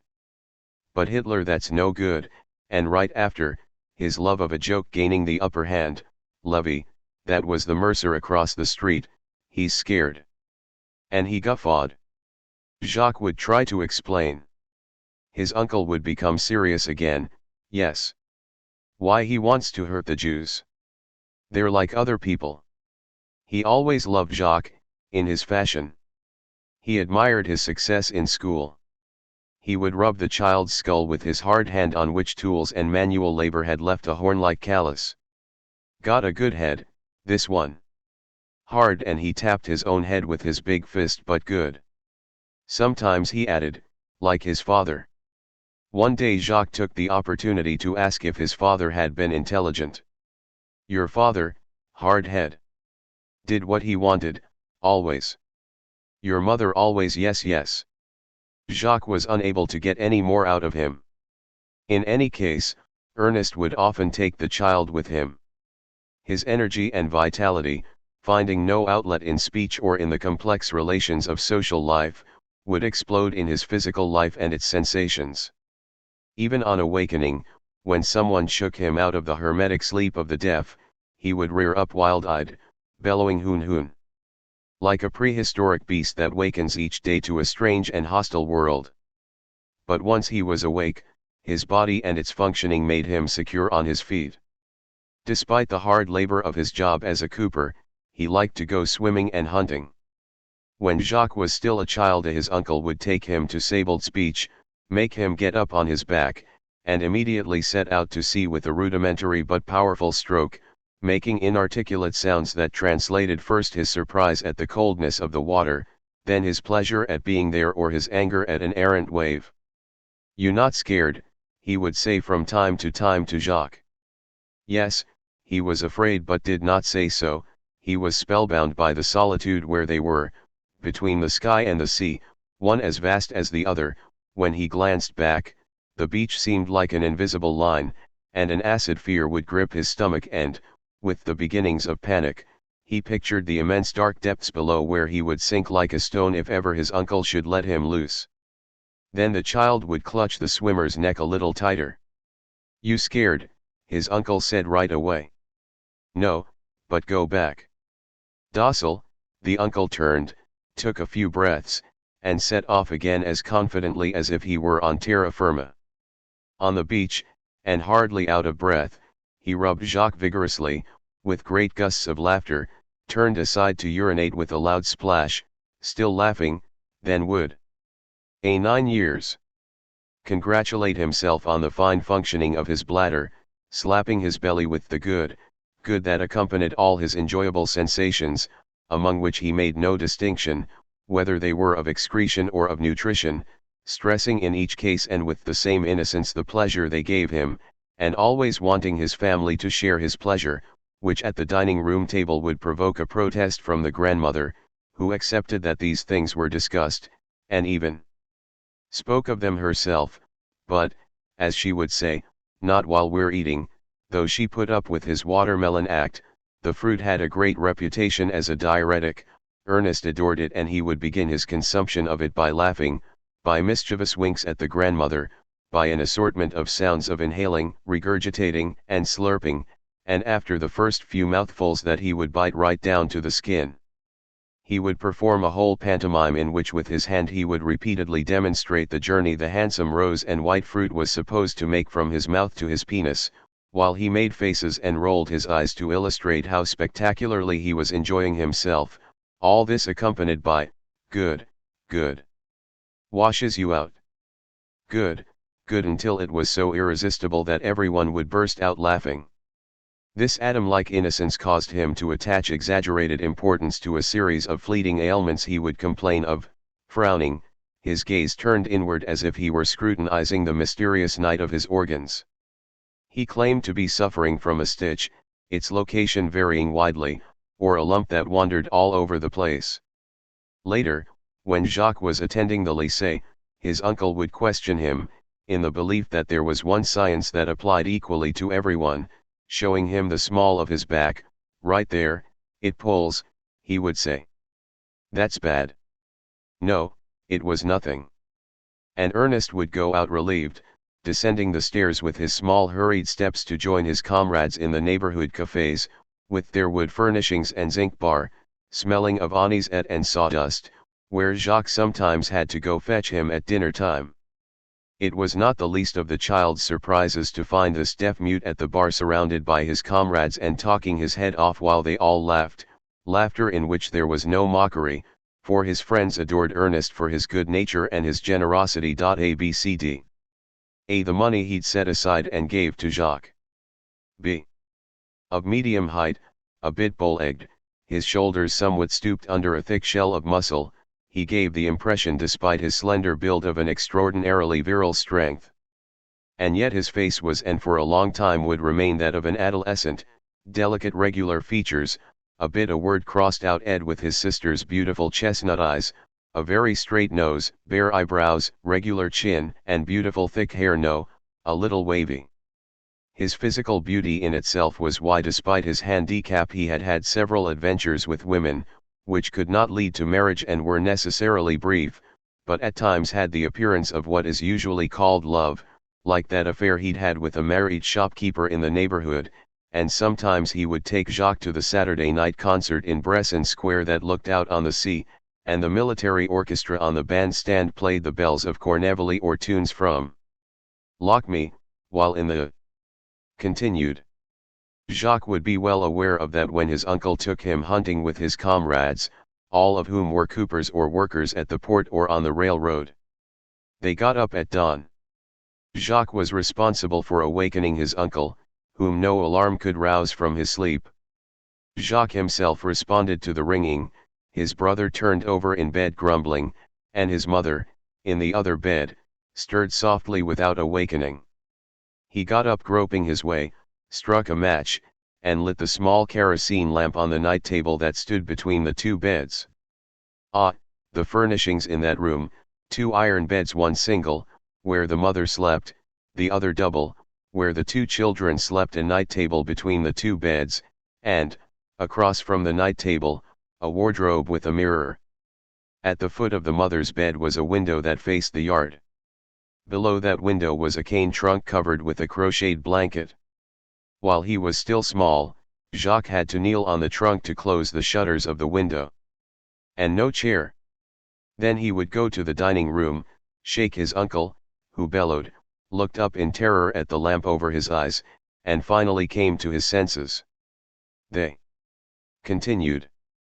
Midst of the crowd that was moving around Ernest in his Sunday best would make sure his path crossed that of the cafe owner's wife dressed in raw silk, and they would exchange smiles of friendship, the husband occasionally saying a few amicable words to Ernest, whom he surely never saw as a potential rival.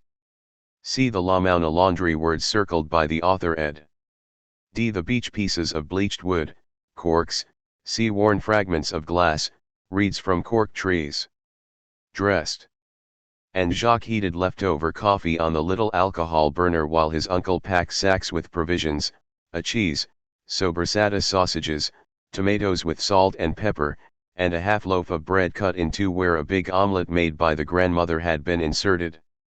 Then the uncle for the last time checked the double-barreled shotgun and the cartridges, over which a great ceremony had taken place the night before. After dinner they had cleared the table and carefully cleaned its oilcloth cover. The uncle had seated himself at one side of the table and gravely set before him, by the light of the big kerosene lamp lifted down from its hanging position, the pieces of the disassembled gun that he had painstakingly greased. Sitting at the other side, Jacques waited his turn. So did the dog Brilliant.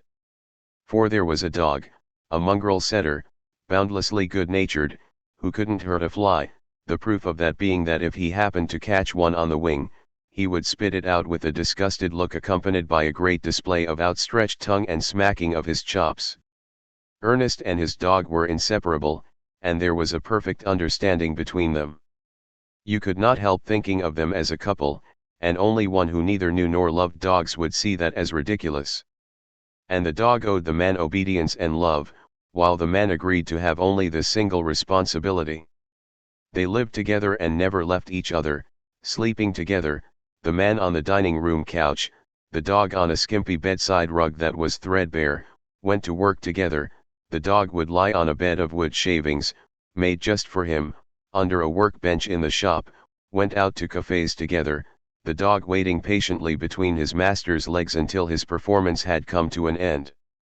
They spoke in onomatopoeia and relished each other's smells. One must never tell Ernest that his seldom washed dog gave off a strong odor, especially after it had rained.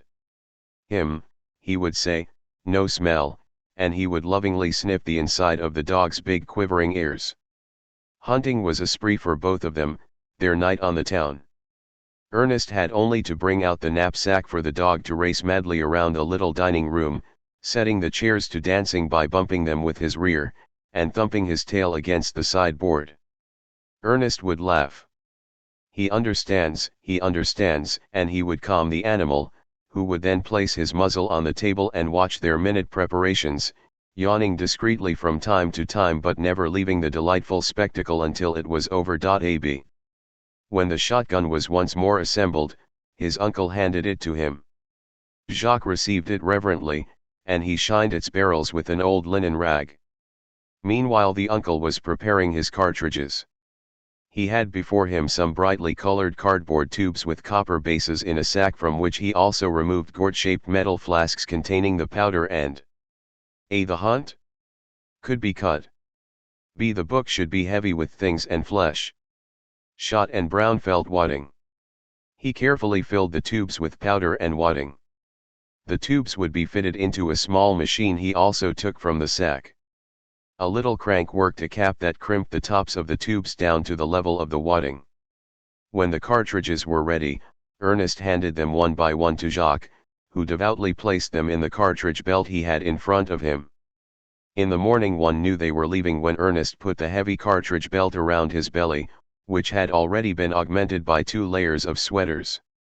Jacques buckled the belt behind his back. And Brilliant, who since waking had been coming and going in silence, trained to control his delight so as not to awaken anyone, but who was breathing his favorishness on every object within his reach, would now rear up against his master, paws on his chest, and try by stretching his back and neck to give that beloved face a good strong licking.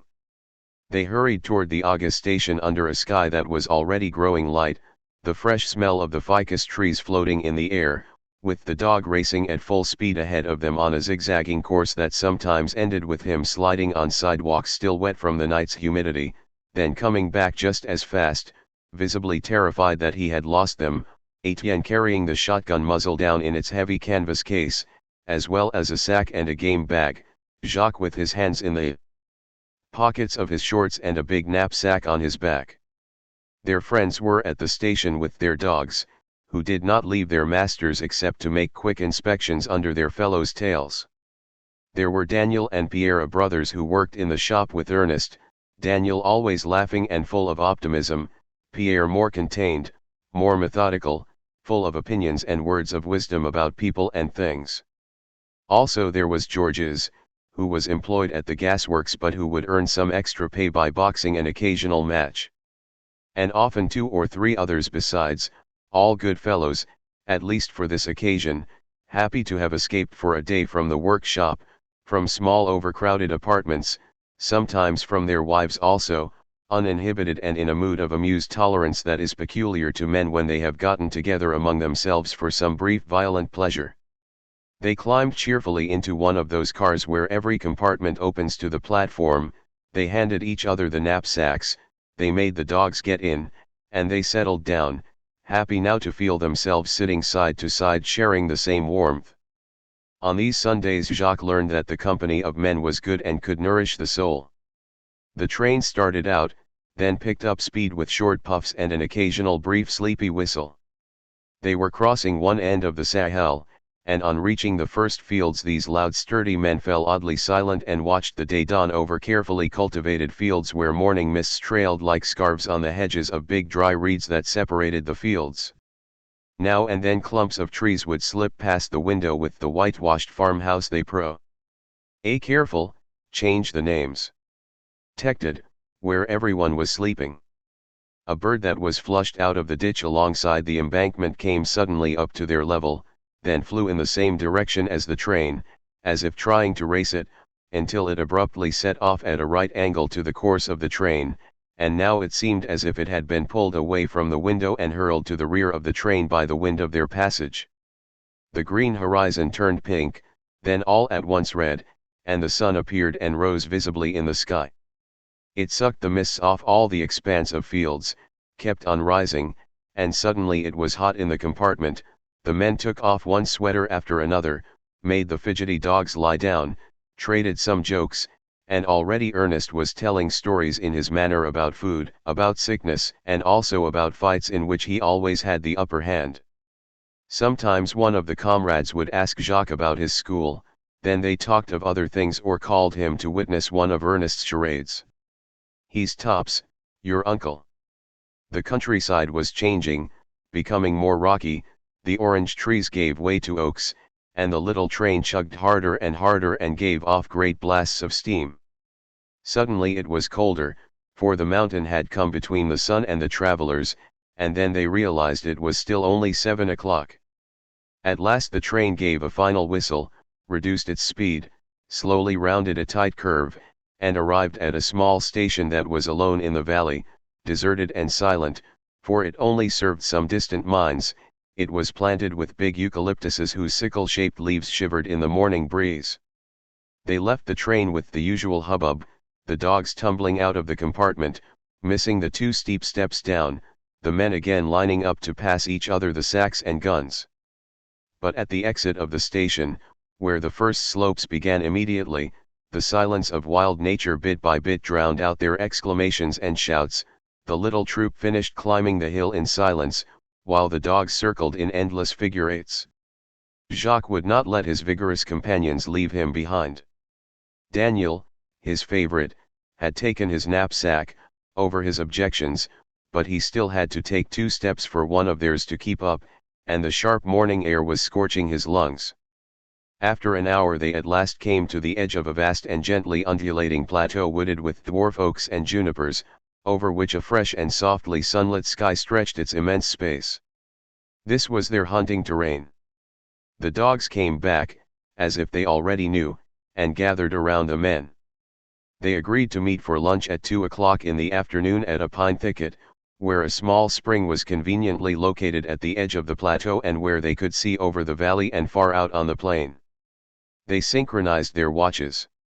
The hunters grouped themselves in pairs, whistled to their dogs, and set out in different directions. Ernest and Daniel were paired. Jacques was given the game bag, and he put it carefully over his shoulder. Ernest, from a distance, announced to the others that he would bring back more rabbits and partridges than anyone else. They laughed, waved, and disappeared. Now for Jacques began a time of ecstasy that he would always cherish nostalgically with wonder in his heart, the two men 2 meters apart but staying abreast, the dog in front, himself always kept at the rear, his uncle, whose eye was suddenly wild and cunning, always checking to make sure he kept his distance, and the interminable walking in silence, through bushes from which a bird they passed up would sometimes fly with a piercing cry, going down small ravines full of scents where they would follow the bottom ground, going back up toward the sky, radiant and warmer, the rising heat rapidly drying soil that was still damp when they set out. Gunshots across the ravine, the sharp clacking of a covey of dust-colored partridges flushed out by the dog, the double report repeated almost immediately, the dog's dash ahead, his return with eyes madly flashing and holding in his blood-covered jaws a bundle of feathers that Ernest and Daniel took from him, and that Jacques received a moment later with mingled excitement and horror, the search for more victims, and when they saw them fall, Ernest's yelping that you sometimes could not distinguish from Brillant's, and again the progress forward, Jacques sagging now under the sun despite his little straw hat, while the plateau around them was beginning to vibrate heavily like an anvil under the hammer of the sun, and occasionally a gunshot or two, but never more, for only one of the hunters had seen the hare or rabbit scurry off. It was doomed if it was in Ernest's line of fire. He was always as agile as a monkey, and now he was running almost as fast as his dog, baying like him. To pick up the dead creature by its hind legs and display it from far away to Daniel and Jacques, who arrived jubilant and out of breath. Jacques opened wide the game bag to receive the new trophy before setting off again, staggering under the sun his master, and so, 4 hours without end on a land without boundaries, his head lost in the unremitting light and the immense space of the sky, Jacques felt himself to be the richest of children. As the hunters returned toward the place where they were to meet for lunch, they kept an eye out for any opportunity, but their hearts were no longer in it. They were dragging their feet, they were mopping their brows, they were hungry. They arrived 2 by 2, showing their prizes to each other from a distance, deriding the empty game bags, declaring that the same ones were always empty, all recounting their catches at the same time, each having some special detail to add.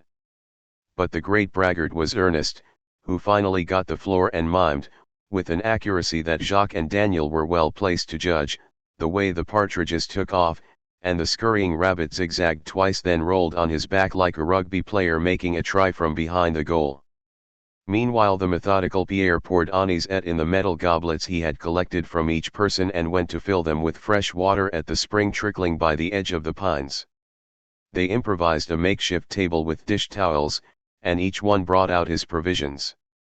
But Ernest, who was talented as a cook, summertime fishing expeditions always began with a bouillabaisse that he would put together on the spot and that he spiced so generously it would have burned the tongue off a tortoise, whittled some sticks until they were sharp, speared pieces of the sobrasada he had brought, and grilled them over a little wood fire till they burst and a red liquid dripped on the embers where it sizzled and caught fire. He put the scorching hot and fragrant sausages between 2 pieces of bread and handed them to the others, who greeted them with exclamations and devoured them, washed down with rose wine they had cooled in the spring. Then there was laughter, and stories about their jobs, and jokes, but Jacques, who was dirty and worn out, his mouth and hands sticky, was barely listening because he was falling asleep. But, in fact, all of them were sleepy, and for some time they drowsed, gazing vacantly at the distant plain under its haze of heat, or else, Like Ernest, they went sound asleep, each with a handkerchief covering his face. However, at 4 o'clock they had to start down to catch the train, which would come at 5:30. Now they were in their compartment, crammed together in fatigue, the worn-out dogs under the seats or between the men's legs, bloodthirsty dreams running through their heavy sleep. The day was beginning to fade at the edges of the plain, then it was the brief African twilight, and the night, always disturbing on those wide open spaces, would fall without transition. Later on, in the station, they were in a hurry to get home to eat and go to bed early for the next day's work, so they parted quickly in the dark, almost without words but with great friendly backslapping. Jacques heard them moving away, he listened to their warm rough voices, he loved them. Then he fell in step with Ernest, whose pace was still spirited, while his own feet were dragging. Near their home, Ernest turned to him in the dark street, "You happy?" Jacques did not answer. Ernest laughed and whistled to his dog. But, a few steps farther, the child slipped his small hand in the hard calloused hand of his uncle, who squeezed it very hard. And so they went home in silence. Ernest was, however, subject to an anger as immediate and wholehearted as his pleasures. The impossibility of reasoning or even talking with him made his rages seem like a natural phenomenon. You see a storm gathering, you wait for it to break. Nothing else to do. Like many deaf people, Ernest had a very well-developed sense of smell, except when it concerned his dog. This privileged condition brought him great delights, as when he inhaled the odor of split pea soup or those dishes he loved above all others, squid in its ink, sausage omelette, or the stew of innards made with beef heart and lung, the bourguignon of the poor, which was the grandmother's great success, and often appeared on their table because it was cheap, or on Sundays when he would sprinkle himself with cheap eau de cologne or the lotion known as Pompero, that Jacques' mother also used. Its mild and lemon bergamot-based scent always lingered in the dining room and in Ernest's hair, and he would sniff deeply at the bottle with an air of rap. Tolstoy or Gorky, the father. From that background came Dostoevsky, too, the son which returning to its origins gives the writer of the period. 3. The mother. B. M. Germain. The Lycée Religion. Death of the grandmother end with Ernest's hand. Tour. But his sensitivity in this regard also caused him trouble. He would not tolerate certain odors that could not be detected by the normal nose. For example, he had gotten in the habit of sniffing his plate before beginning his meal, and he would turn red with anger when he discovered what he claimed was the smell of egg. The grandmother would then take the suspect plate, sniff it, declare that she smelled nothing there, and hand it to her daughter for her opinion. Catherine Cormery would pass her delicate nose over the porcelain, and, without even sniffing, say softly that no, it didn't smell. They sniffed the other plates in order better to form a definitive judgment, except those of the children, who ate from iron dishes. The reasons for that matter were a mystery, lack of china perhaps, or, as the grandmother once stated, to save breakage, though neither he nor his brother was clumsy with his hands. But family traditions are often no more soundly based, and ethnologists certainly make me laugh when they seek the reasons for so many mysterious rituals. The real mystery, in many cases, is that there is no reason at all. Then the grandmother would pronounce the verdict, "It did not smell." In truth, she never would have decided otherwise, especially if it was she who did the dishes the night before. She would not have given an inch on her honor as a housekeeper. But that was when Ernest's real anger exploded, and all the more so because he could not find the words to express his conviction. One had to let the micro-tragedies tempest run its course, whether he sulked instead of eating, or picked with a disgusted air at his plate, though the grandmother had changed it, or even left the table and stormed out declaring that he was going to a restaurant. In fact, he had never set foot in that kind of place, nor had anyone in their home, although when any dissatisfaction was expressed at the table, the grandmother would never fail to pronounce the fateful line, "Go to a restaurant." From that time on, the restaurant appeared to all to be one of those sinful and falsely alluring places where everything seems easy provided you can afford it, but where the very first guilty delights it dispenses will one day or another be dearly paid for by your stomach. In any event, the grandmother never responded to her youngest child's anger. On the one hand because she knew it was useless, on the other because she had always had an odd weakness for him, which Jacques, once he had done some reading, attributed to the fact that Ernest was handicapped, though we have so many examples of parents who, despite our preconceptions, will turn away from the handicapped child, and which he better understood one day much later when, catching a tenderness he had never seen in his grandmother's usually hard eyes, he turned to see his uncle putting on the jacket of his Sunday outfit. The dark cloth made him look even more slender, his features were delicate and youthful, he was freshly shaved and his hair carefully combed, and for once he was wearing a fresh collar and a tie. He had the look of a Greek shepherd in holiday dress, and Jacques saw his uncle as he really was, which was very handsome. And then he understood that his grandmother's love for her son was physical, that, like everyone, she was in love with the grace and strength of Ernest, and her weakness for him that had seemed unusual was after all very common. It softens us all more or less, and delightfully so besides, and helps make the world bearable. It is our weakness for beauty.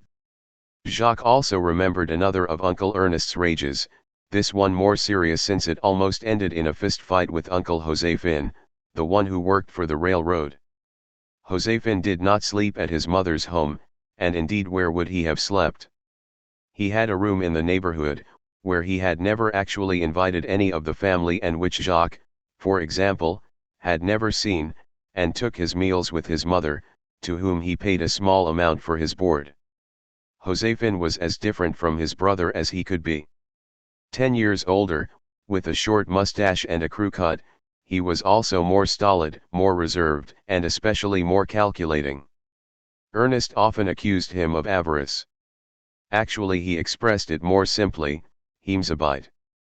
To him the Mzabites were the neighborhood grocers, they did in fact come from Mzab, and for many years they would live behind their shops, which smelled of oil and cinnamon, living without wives on next to nothing in order to support their families in the 5 towns of Mzab, out in the desert, where this tribe of heretics, Puritans of Islam, persecuted unto death by the Orthodox, had landed centuries ago, in a place they had chosen because they were quite sure no one would fight them for it. There being nothing there but stone, it was as far from the half-civilized world of the coast as a lifeless cratered planet might be from the earth. There they did in fact settle and build 5 towns around stingy waterholes, and conceived this strange ascetic life of sending their able-bodied men to the coast to engage in business in order to support this creation of the Spirit and the Spirit alone. Until those men could be replaced by others and return to their earth and mud-fortified towns to enjoy the kingdom they had at last won for their faith. Thus the sparse lives and the avarice of these Mzabites could only be judged in the light of their profound aims. But the working-class people of the neighborhood, who knew nothing of Islam and its heresies, saw only the surface. And for Ernest, or anyone else, to call his brother a Mzabite was the same as comparing him to Harpagon. 1 Joséphine was in fact pretty close with his money, in contrast to Ernest, who, according to the grandmother, was open-handed. It is true that when she was in a fury with him, she would accuse him of letting money run through the fingers of that same hand. But beyond their different natures was the fact that Joséphine earned a little bit more than Ernest, and it is always easier to be extravagant when you have nothing. Few indeed are those who continue to be open-handed after they have acquired the means for it. Such as these are princes among men, before whom one must bow down. Certainly Joséphine was not rolling in money, but in addition to his salary, which he managed. One protagonist of Molière's The Miser trans. With care, he practiced the so-called envelope system, but, too cheap to buy real envelopes, he would make them out of newspapers or grocery bags. He made extra money with some small well-calculated deals. Working for the railroad, he was entitled to travel free once every 2 weeks. So every other Sunday he would take the train into what was called the interior, that is, the bush, and he would go around the Arab farms buying eggs, scrawny chickens or rabbits at low cost. He would bring back this merchandise and sell it to his neighbors at a fair profit. His life was well ordered in every aspect. he was not known to have a woman. In any case, between his week of work and his Sundays devoted to trade, he lacked the time needed to pursue sensual pleasures. But he had always proclaimed that at 40 he would marry a well-placed woman. Until then he would stay in his room, amassing money and continuing to lie part-time at his mother's. Strange as it seemed, given his lack of charm, he nonetheless carried out his plan as he had said, and married a piano teacher who was far from ugly and who, with her furniture, brought him at least a few years of bourgeois bliss. It is true that Joséphine ended up keeping the furniture and not the wife. But that was another story, and all Joséphine had not foreseen was that after his quarrel with Ernest he would not be able to take his meals with his mother but would have to resort to the costly delights of the restaurant. Jacques no longer remembered the origin of the drama. Obscure feuds sometimes would divide his family, and in truth no one could sort out their causes, especially because all of them were so lacking in memory that no one could recall the reasons for the feud but would confine themselves to keeping alive consequences they had accepted and digested once and for all. About that day, all he could remember was Ernest standing at the table in the middle of the meal shouting insults, incomprehensible other than Mzabite, at his brother, who remained seated and went on eating. Then Ernest struck his brother, who got up and fell back before coming at him. But the grandmother was already hanging on to Ernest, and Jacques' mother, white with emotion, was pulling at Joséphine from behind. Let him be," she was saying, and the two children, their faces pale and their mouths open, watched motionless and listened to the flood of enraged curses that were all flowing in one direction until Joséphine said sullenly, "He's a dumb animal. You can't do anything to him," and circled the table while the grandmother held on to Ernest, who wanted to run after his brother. Ernest was still struggling after the door had slammed.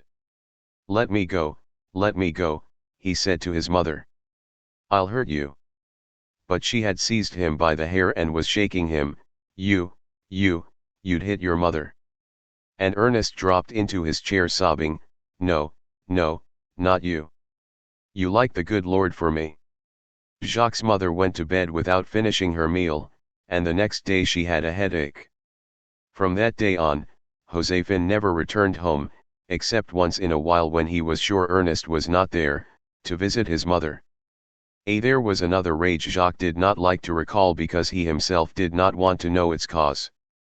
For quite a while a certain M. Antoine, with whom Ernest was vaguely acquainted, a fishmonger in the market, of Maltese origin, quite handsome in bearing, slender and tall, who always wore a strange dark derby and at the same time a checkered bandana that he rolled and knotted around his neck inside his shirt, would come by their home regularly before dinner. Thinking about it later, Jacques saw what had not struck him at the time, that his mother was dressing a bit more smartly. She was wearing brightly colored aprons, and you could even see a hint of rouge on her cheeks. This was also the time when women were beginning to cut their hair, which until then they had worn long. Jacques liked to watch his mother or his grandmother perform the ceremony of combing and fixing her hair. With a napkin around the shoulders and a mouthful of hairpins, they would comb their waist-length hair for a long time, then put it up, pull a headband very tight around the bun at the nape of the neck, riddle it with hairpins that they would withdraw one at a time from the mouth, their lips parted and teeth clenched, and would stick one by one in the thick mass of the bun. The new style seemed both ridiculous and shameful to the grandmother, who, underestimating the true power of fashion, declared without bothering. The household of Ernest, Catherine after the death of the grandmother. About logic that only women who walked the streets would let themselves so be made ridiculous. His mother had taken that for granted, and yet a year later, at about the time Antoine was calling, she came home one evening with her hair cut, looking fresh and rejuvenated, she said, outwardly cheerful but behind it one could sense her anxiety, that she had wanted to give them a surprise. It was a surprise indeed to the grandmother, who, eyeing her from head to foot and contemplating this irremediable disaster, merely said to her, in front of her son, that now she looked like a whore. Then she went back to her kitchen. Catherine Cormery stopped smiling, and all the sorrow and weariness of the world appeared on her face. Then she saw her son's intent expression, and tried to smile again, but her lips trembled and she dashed weeping to her bedroom, to the bed that was her only refuge for rest, for solitude, and for sorrow. Jacques, bewildered, went to her. She had buried her face in the pillow, her neck, exposed by her short curls, and her thin back were shaking with sobs. "Maman, maman," Jacques said, touching her timidly with his hand. "You're very beautiful like this." But she had not heard him, and with her hand she asked him to leave her. He retreated to the doorway and, leaning against the jamb, he too began to weep with helplessness and love. For the next several days the grandmother did not tears of helpless love speak a word to her daughter. At the same time, Antoine was received more coolly when he called. Ernest, especially, kept a distant manner. Though he was a swell and a smooth talker, Antoine could certainly sense something. What was going on? Several times Jacques saw signs of tears in his mother's beautiful eyes. Ernest would usually remain silent and would scuffle with Brillant. One summer evening, Jacques noticed that his uncle seemed to be watching something from the balcony. "Is Daniel coming?" the child asked. His uncle grunted. And suddenly Jacques saw Antoine arrive after not having come for several days. Ernest rushed out, and a few seconds later muffled sounds came up the stairs. Jacques dashed out and saw the two men fighting silently in the dark. Ernest, heedless of the blows he was taking, was striking and striking with fists hard as iron, and a moment later Antoine rolled down the stairs, got up with his mouth bloody, and took out a handkerchief to wipe off the blood, all the while keeping his eyes on Ernest, who went off like a madman. When he went back inside, Jacques found his mother sitting in the dining room, not moving, her face still. He also sat down without speaking. And then Ernest came back, grumbling curses, and darted a furious look at his sister. Dinner took place as usual, except that his mother did not eat. She simply said "I'm not hungry" when her mother insisted. Once the meal was over, she went to bring on much earlier fight not Lucien. Her room. During the night, Jacques woke up and heard her turn over in her bed. Starting the following day, she went back to her black or grey dresses, nothing but the clothing of the poor. Jacques found her just as beautiful, even more beautiful for being more distant and absent in spirit, now that she was settled forever in poverty, in solitude, and in old age soon to come. For a long time Jacques held a grudge against his uncle, without knowing just what he was blaming him for. But, at the same time, he knew he could not hold him to blame, and that if the poverty, the infirmities, the elemental need in which all his family lived did not excuse everything, in any case they made it impossible to pass judgment on those who were its victims. They hurt each other without wanting to, just because each represented to the others the cruel and demanding necessity of their lives. And, in any event, he could not doubt his uncle's animal-like devotion first of all to the grandmother and then to Jacques' mother and her children. He had felt that devotion to himself the day of the accident at the cooperage. Jacques went to the cooperage every Thursday. If he had any homework, he would dash it off rapidly, and then run very fast to the workshop, going as gaily as he would on. For old age would come at the time Jacques thought his mother was old and she was barely the age he was now, but youth is above all a collection of possibilities, and for him to whom life had been generous. Passage crossed out ed. B put cooperage before rages and maybe even at beginning profile Ernest. Other days when he went to meet his playmates of the streets. The barrel works was near the parade grounds.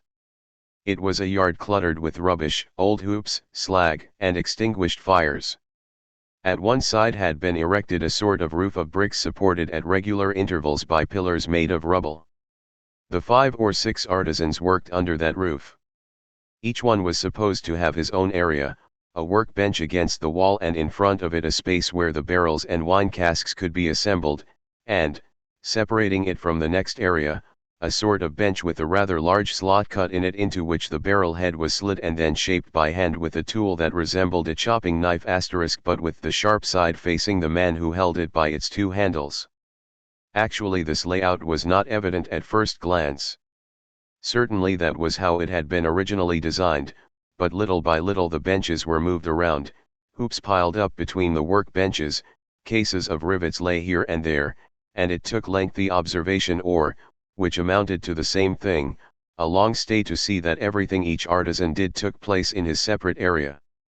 Before he reached the shop carrying his uncle's snack, Jacques could recognize the sound of hammering on the hoop drivers that drove the metal hoops down around the barrel after the staves had been put in place, and the worker pounded one end of the driver while deftly moving its other end all around the * look up the name of the tool. Hoop, or else Jacques would guess from a louder, less frequent sound that someone was riveting a hoop fastened in the shop's vise. When he arrived in the midst of the hammering racket, he was greeted joyfully and the dance of the hammers would resume. Ernest, dressed in old patched blue pants, espadrilles covered with sawdust, a sleeveless grey flannel shirt, and a faded old tarbush that protected his handsome hair from dust and shavings, would embrace him and suggest that he help out.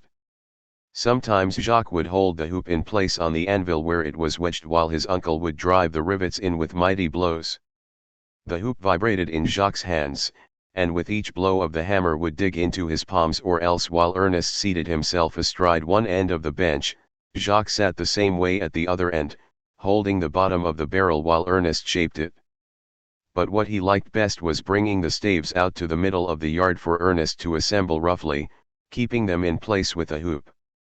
In this barrel, open at both ends, Ernest would place a pile of shavings that it was Jacques' responsibility to set on fire. The fire caused the iron to expand more than the wood, and Ernest would take advantage of that to drive the hoop down with great blows of his hammer and driver, while the smoke brought tears to their eyes. When the hoop had been driven in place, Jacques would bring big wooden buckets he had filled with water at the pump at the end of the yard, then move aside while Ernest threw the water hard against the barrel, thus chilling the hoop, which shrank so it bit deeper into the wood, softened by the water, all amidst a great blowing of steam. At the break they left things as they were to have their snack, and the workers would gather, in winter around a fire of wood and shavings, in summer in the shade of the roof. There was Abdur, the Arab laborer who wore Arab pantaloons, the seat hanging in folds and the legs ending in mid-calf, a tarbush and an old jacket over a tattered sweater, and who in an odd accent called Jacques my colleague because when he helped his uncle he was doing the same work as the Arab. The boss, M. One was actually an old barrel maker who with his helpers filled orders for a bigger, nameless cooperage. An Italian worker who was always sad and always had a cold. And especially the joyful Daniel, who always took Jacques aside to joke and play with him. Jacques would make his escape, wander around the shop, his black apron covered with sawdust, bare feet in worn-out sandals if it was hot, covered with earth and shavings savoring the smell of sawdust, the fresher smell of the shavings, then come back to the fire to smack his lips over its delicious smoke, or else cautiously to try out the tool used to edge the barrel bottoms on a piece of wood he wedged in the vise, and he would delight in his manual skill, for which the workers would praise him. It was during one of these breaks that he foolishly finished the barrel one. An illegible name. Stood up on the bench with wet solace. Suddenly he slid forward while the bench tipped over backwards, and he fell with all his weight on the bench, his right hand squeezed under it. Immediately he felt a dull pain in his hand, but he stood up laughing for the workers who had come running over. But even before he had stopped laughing, Ernest rushed to him, picked him up in his arms, and dashed out of the shop, running as fast he could and stammering, "To doctor, to doctor." Then Jacques saw the middle finger of his right hand had been completely squashed at the end into a shapeless dirty pulp that was dripping blood. His heart skipped a beat and he fainted. 5 minutes later they were at the Arab doctors who lived across the street from their home. "It's nothing, doctor, nothing, said Ernest, white as a sheet. "Go wait next door," the doctor said. "He's going to be brave." He had to be, his strangely patched up finger bore witness to that even today.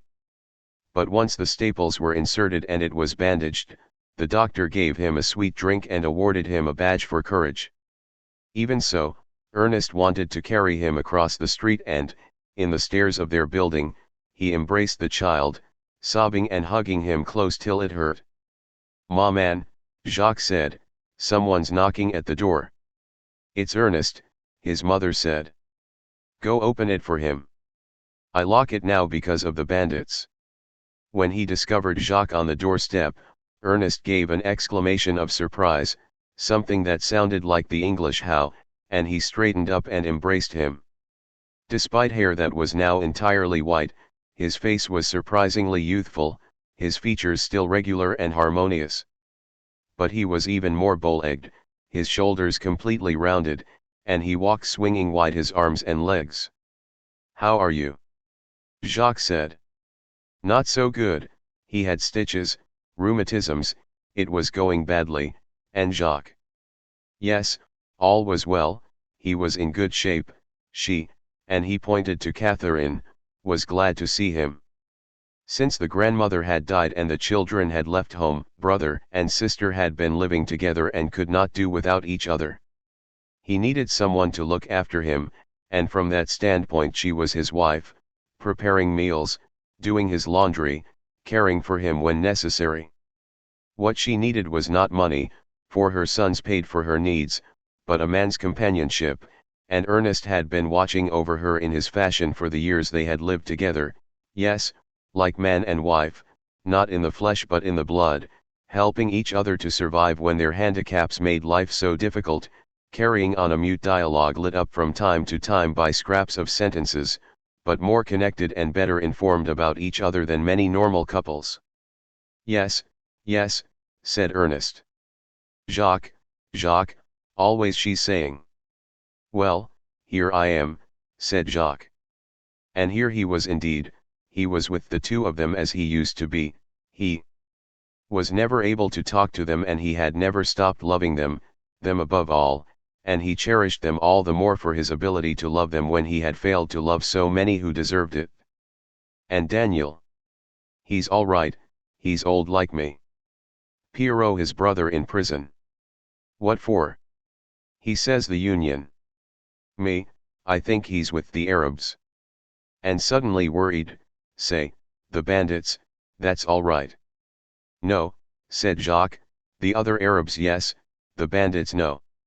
"Right, I said to your mother the boss is too tough. It's crazy but bandits too much." "That's it," said Jacques. "But we have to do something for Pierrot." "Good, I'll tell Daniel." "And don't it?" "That was the man at the gasworks who boxed." "He's dead." "Cancer." "We're all old." "Yes, Donut was dead. And Aunt Marguerite, his mother's sister, was dead. That was where his grandmother would drag him on Sunday afternoons, and he was horribly bored, except when Uncle Michel, a teamster who was also bored by these conversations in the dark dining room, over bowls of black coffee on the oilcloth table covering, would take him to his nearby stable, and there, in the shadowy light, while the afternoon sun was still warming the streets outside, first Jacques would smell the good smell of horsehair, of straw and manure, hear the harness chains rattle against the wooden manger, the horses turning their long-lashed eyes to him, and Uncle Michel, tall and spare with a long mustache, who himself smelled of straw, would lift him onto one of the horses that would placidly plunge his nose back into the manger and crunch his oats, while his uncle gave the child some carobs, which he chewed and sucked with delight, full of friendship for this uncle who in his mind was always associated with horses. And it was with him that they went with the whole family on Easter Monday for a mounted treat to the Sidi Farouka forest, and Michel rented one of those horse-drawn trams that ran between the district where they lived and downtown Algiers, a big sort of lattice-work cage equipped with back-to-back benches, to which the horses were harnessed, the lead horse chosen by Michel from his stable, and early in the morning they loaded the tram with big laundry baskets filled with the coarse brioches called mounas and the light crumbly pastries called oriolettes that all the women of the house made at Aunt Marguerite's over the 2 days before the outing, flattening out the dough with a rolling pin on the oilcloth dusted with flour till it covered almost the entire cloth, then, with a small boxwood cutter, cutting out the pastries that the children would carry on plates to be dropped into big copper basins full of boiling oil, then to be carefully set in rows in the big laundry baskets, from which would come the exquisite odor of vanilla that accompanied them all the way to Sidi Farouka, mingling with the smell of the surf that rose from the sea to the shore road, vigorously inhaled by the 4 horses over which Michela would crack his whip, which he handed occasionally to Jacques beside him.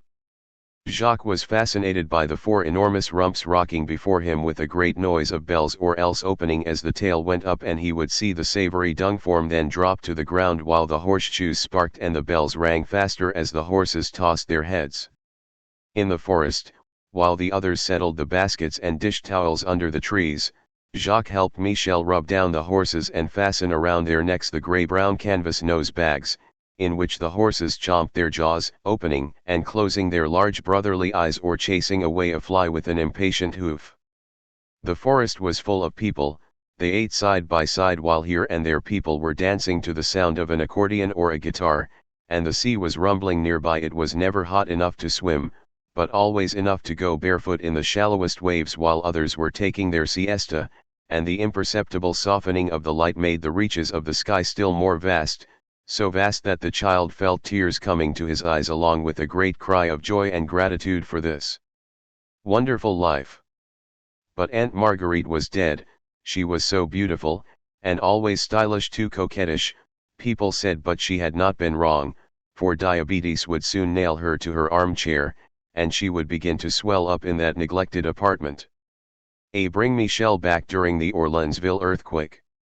Until she was so enormous, so bloated she could hardly breathe, so ugly it was frightening, and around her were her daughters and her lame son who was a cobbler, all watching sick at heart to see whether her breath would fail her. She grew fatter still, stuffed with insulin, and at the end her breath did give out. C. But Aunt Jean was dead too, the grandmother's sister, the one who attended the Sunday afternoon concerts and who held out for a long time in her whitewashed farmhouse with her 3 war-widowed daughters, always talking about her husband, who had died long since. Uncle Joseph, who only spoke the Mahone dialect and whom Jacques admired for the white hair topping his handsome pink face and the black sombrero he wore, even at the dinner table, with an inimitably noble air, a real peasant. Patriarch, who nonetheless would occasionally lift himself slightly during the meal to let loose an incongruous sound, for which he would courteously excuse himself in response to his wife's resigned reproaches. And his grandmother's neighbors, the Massons, they were all dead, the old woman first and then the older sister, the tall Alexandra and one A. Book 6 in the second part. B. And Francis was dead too, see latest notes. C. Denise leaves home at 18 to be a prostitute, comes back rich at 21, sells her jewels, does over her father's whole stable killed by an epidemic. D. The daughters. 1. Illegible name. Brother with the ears that stuck out, who was a contortionist and sang at the matinees at the Alcazar movie house. All of them, yes, even the youngest daughter, Martha, whom his brother Henry had courted and more than courted. No one never ever talked about them. Neither his mother nor his uncle ever spoke of the departed relatives. Nor of the father whose traces he was seeking, nor of the others. They went on living in poverty, though they were no longer in need, but they were set in their ways, and they looked on life with a resigned suspicion. They loved it as animals do, but they knew from experience that it would regularly give birth to disaster without even showing any sign that it was carrying it. And then, the way these two were with him, silent and drawn in on themselves, empty of memories and only holding on to a few blurred images, they lived now in proximity to death, that is, always in the present. Never would he learn from them who his father had been, and even though by their presence alone they reopened springs within him reaching back to his poor and happy childhood, he could not be sure whether these very rich memories gushing out of him were really faithful to the child he had been. It was far more certain, on the contrary, that he was left with 2 or 3 favorite pictures that joined him to them, made him one with them, that blotted out what he had tried to be for so many years. But are they after all aliens? No, he was the A. And reduced him to the blind anonymous being that for so many years had survived through his family and that made him truly distinctive. The picture, for example, of those hot evenings when after dinner the whole family would take chairs down to the sidewalk in front of the door to the building, where the air coming down from the dust-covered ficus trees was hot and dusty, while the people of the neighborhood came and went in front of them, and Jacques with his head on his mother's thin shoulder, leaning back a little in his chair, would gaze up through the branches at the stars of the summer sky, or that other picture of the Christmas night when, coming home from Aunt Marguerite's after midnight without Ernest, they saw a man lying in front of the restaurant near their door, with another man dancing around him. The two men had been drinking and had wanted to drink some more. The owner, a frail young blond man, had told them to leave. They had kicked his pregnant wife. And the owner fired a shot. The bullet lodged in the man's right temple. Now on the sidewalk that head was resting on the wound. Drunk on alcohol and fright, the other man had started dancing around him, and while the restaurant closed up, everyone fled before the police arrived. And in that out-of-the-way corner of the neighborhood where they stood squeezed together, the two women holding the children tight against them, a rare beam of light gleaming on the street slick with a humble and proud sovereign of the beauty of the night. Scent rainfall, the long wet tracks of cars, the occasional arrival of the noisy brightly lit trolleys full of joyous travelers indifferent to the scene from another world, all this engraved on Jacques' terrified heart an image that until now had survived all others, the sweet and persistent image of the neighborhood where he reigned all day long, innocent and eager, but which the ending of the days would turn suddenly mysterious and disturbing, when the streets would begin to be peopled with shadows, or rather, a single anonymous shadow would sometimes emerge, accompanied by soft footsteps and the indistinct sound of voices, and be bathed in the blood-red splendor of pharmacy's globe light, and the child would be suddenly filled with dread and would run to his wretched home to be back among his own. 6a, School 1. Athos man had never known his father, but he often spoke to Jacques of him in a rather mythological way, and in any case at a critical time he knew how to take the father's role.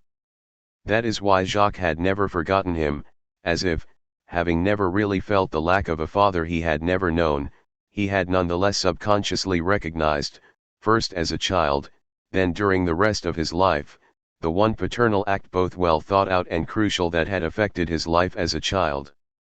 For M. Bernard, his teacher for the year of the Certificat d'études too had at a given moment used all his weight as a man to change the destiny of this child in his charge, and he had in fact changed it. Right now M. Bernard was facing Jacques in his small 1c appendix, sheet 2, pages 286-87, that the author inserted between pages 68 and 69 of the manuscript. A. Transition from 6. To the last year of elementary school, and at the time the last year of compulsory public education. Apartment in the winding streets of the Rovigo, almost at the foot of the Casbah, a district that overlooked the city and the sea, occupied by small shopkeepers of all races and all religions, where the home smelled at once of spices and of poverty. He was there, grown old, his hair more sparse, old age splotches under the now glassy tissue of his cheeks and hands, moving more slowly than in the old days, and visibly glad when he could sit back down in his rattan armchair, by the window that faced the street of shops, where a canary was chirping. Age had also softened him and he let his feelings show, which he had not done before, but he was still erect, his voice strong and firm, as it had been back when, standing before his class, he would say, in line 2 by 2. By 2. I didn't say by 5. And the scrambling would stop, the pupils, who both feared and adored M. Bernard, would line up along the wall outside the classroom, in the second-floor corridor, until, when the rows were at last still and straight, and the children quiet, a "Come in now, you bunch of tremisses" would liberate them and give them the signal to move, but at a more subdued pace, which M. Bernard, robust, elegantly dressed, his strong face with its regular features crowned by hair that was thinning but still smooth, smelling of cologne, would watch over with good-natured strictness. The school was located in a relatively new part of that old neighborhood, among 2- and 3-story houses built not long after the War of 1870 and more recent warehouses that eventually connected the main street of the neighborhood, where Jacques' home was, to the inner harbor and the coaling docks.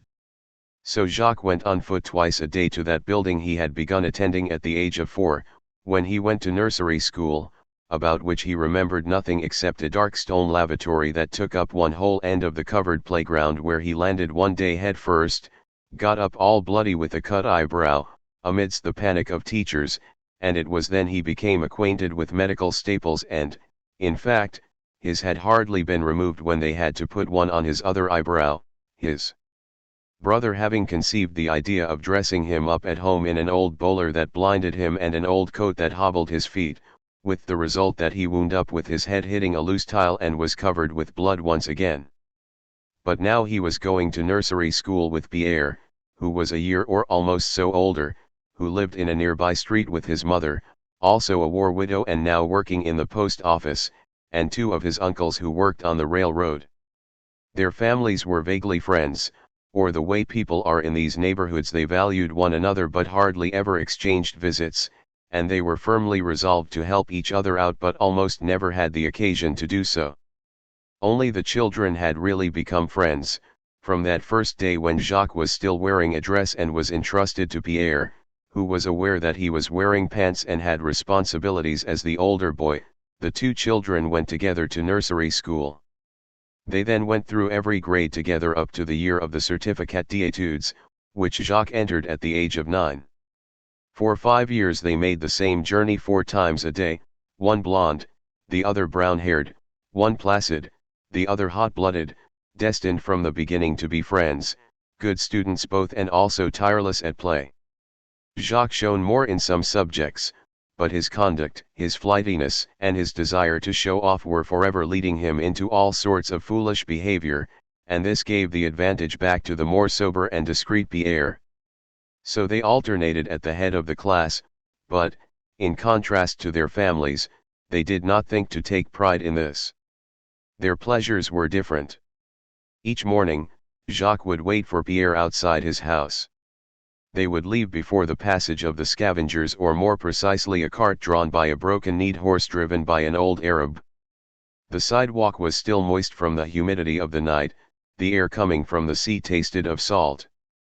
Pierre's street, which led to the market, was dotted with garbage cans that famished Arabs or Moors, or sometimes an old Spanish tramp, had pried open at dawn to see if there was still something to be retrieved from what poor and thrifty families had so disdained they would throw it away.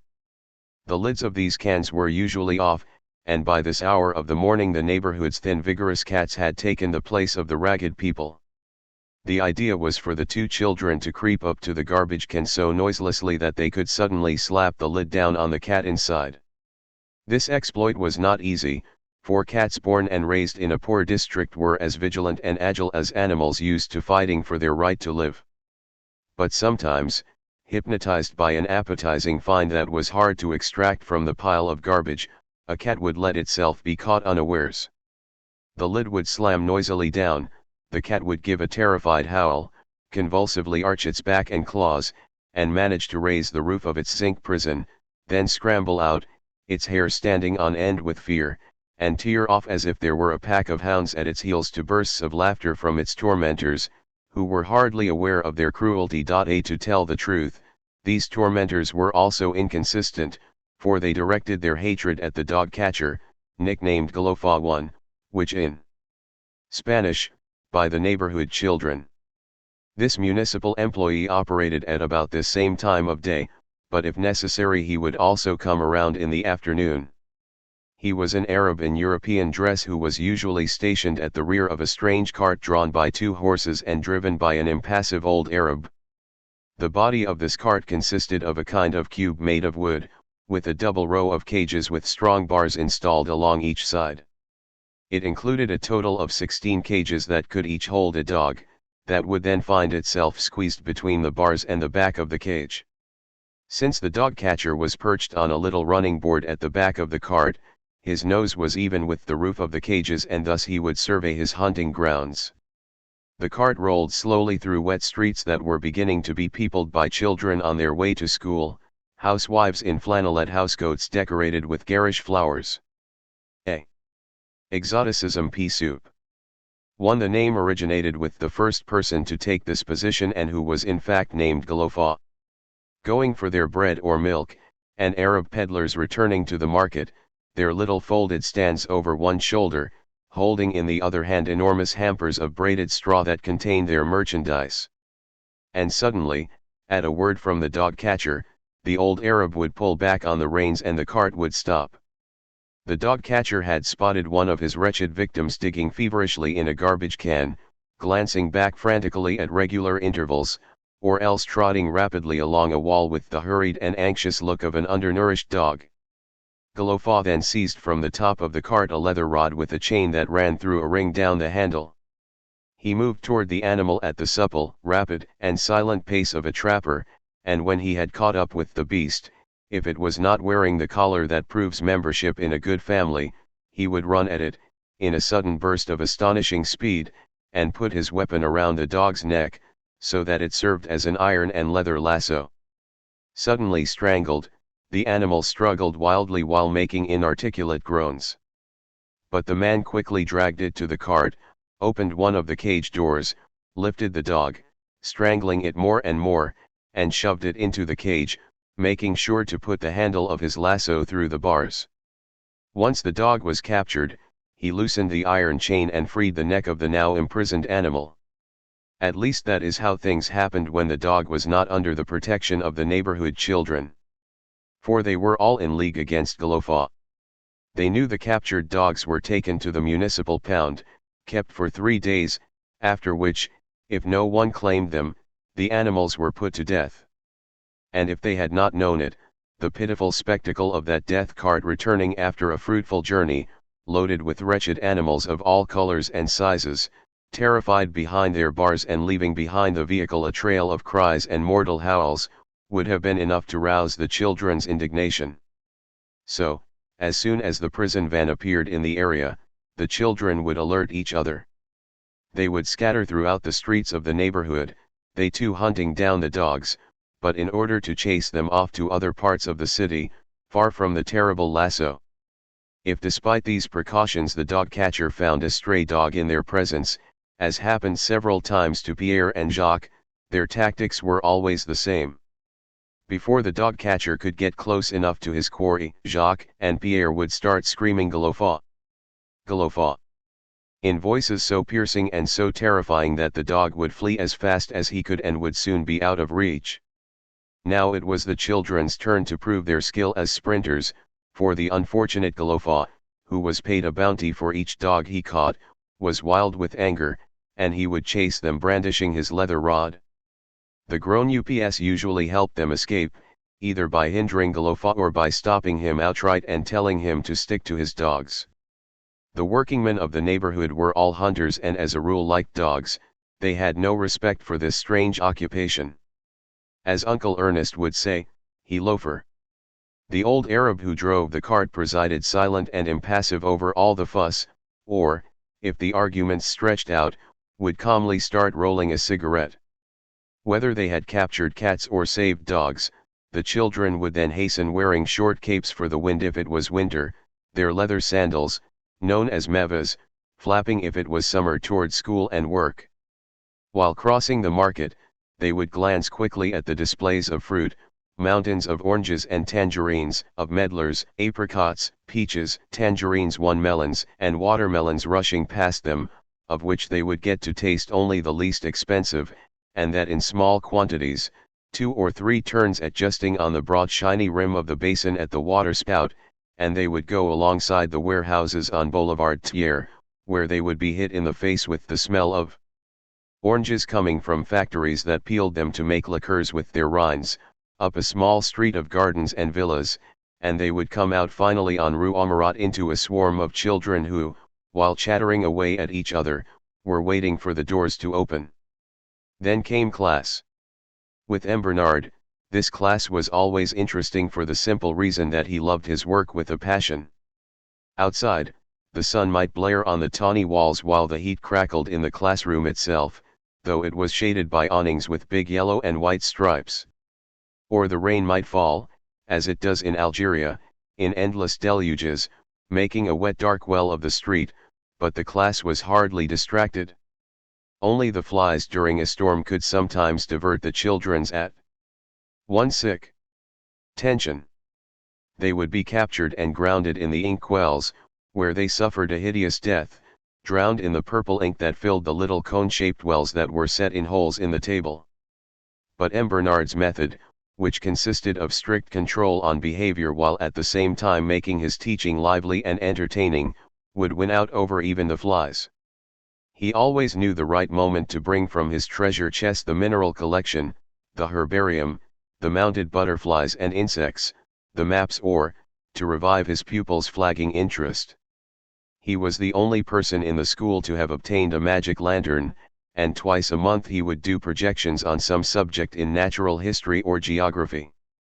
In arithmetic, he instituted a contest in mental calculation that forced the students to think quickly.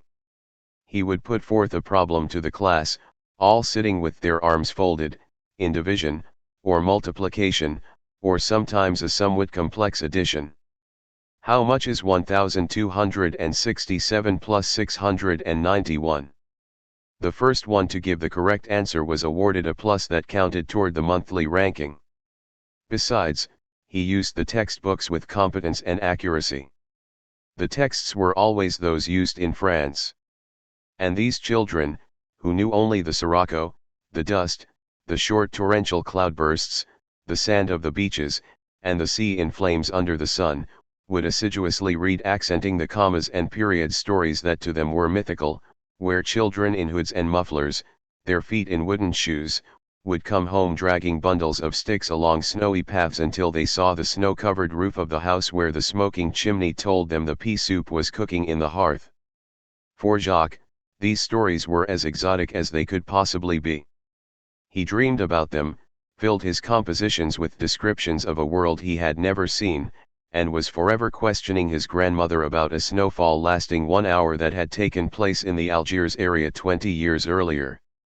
For him these stories were part of the powerful poetry of school, which was nourished also by the smell of varnished rulers and pen cases, the delicious taste of the strap on his satchel that he would chew on at length while laboring over his lessons, the sharp bitter smell of purple ink, especially when his turn came to fill the inkwells from a huge dark bottle with a cork through which a bent glass tube had been pushed, and Jacques would happily sniff the opening of the tube, the soft feel of the smooth glossy pages in certain books, which also gave off the good smell of print and glue, and, finally, on rainy days, the smell of wet wool that emanated from the wool coats at the back of the classroom and seemed to be a harbinger of that Garden of Eden where children in wooden shoes and woolen hoods ran through the snow to their warm homes. Only school gave Jacques and Pierre these joys. And no doubt what they so passionately loved in school was that they were not at home, where want and ignorance made life harder and more bleak, as if closed in on itself. Poverty is a fortress without drawbridges. But it was not just that, for Jacques considered himself the most unfortunate of children when, to get rid of this tireless brat during vacations, his grandmother would send him to a holiday camp, with 50 or so other children and a handful of counselors, at Miliana in the Zakir Mountains. There they lived in a school that had dormitories, ate and slept comfortably, played or wandered around all day long, watched over by some nice nurses, and despite all that, when evening came, when shadows rose so rapidly on the mountain slopes and from the neighboring barracks the bugle began to throw the melancholy notes of curfew into the enormous silence of this small town lost in the mountains, 100 kilometers from any really traveled location, the child felt a limitless despair rising in him, and in silence he cried for the destitute home of his entire childhood. No, school did not just provide them an escape from family life. At least in M. Bernard's class, it fed a hunger in them more basic even to the child than to the man, and that is the hunger for discovery. No doubt they were taught many things in their other classes, but it was somewhat the way geese are stuffed. Food was presented to them and they were asked to please swallow it. In M. Germain's one class, they felt for the first time that they existed and that they were the objects of the highest regard, they were judged worthy to discover the world. And even their teacher did not devote himself just to what he was paid to teach them, he welcomed them with simplicity into his personal life, he lived that life with them, told them about his childhood and they stretch out and exalt secular school. 1. Here the author uses the teacher's real name. Lives of children he had known, shared with them his philosophy but not his opinions, for though he was for example anti-clerical, like many of his colleagues, he never said a word against religion in class, nor against anything that could be the object of a choice or a belief, but he would condemn with all the more vigor those evils over which there could be no argument: theft, betrayal, rudeness, dirtiness.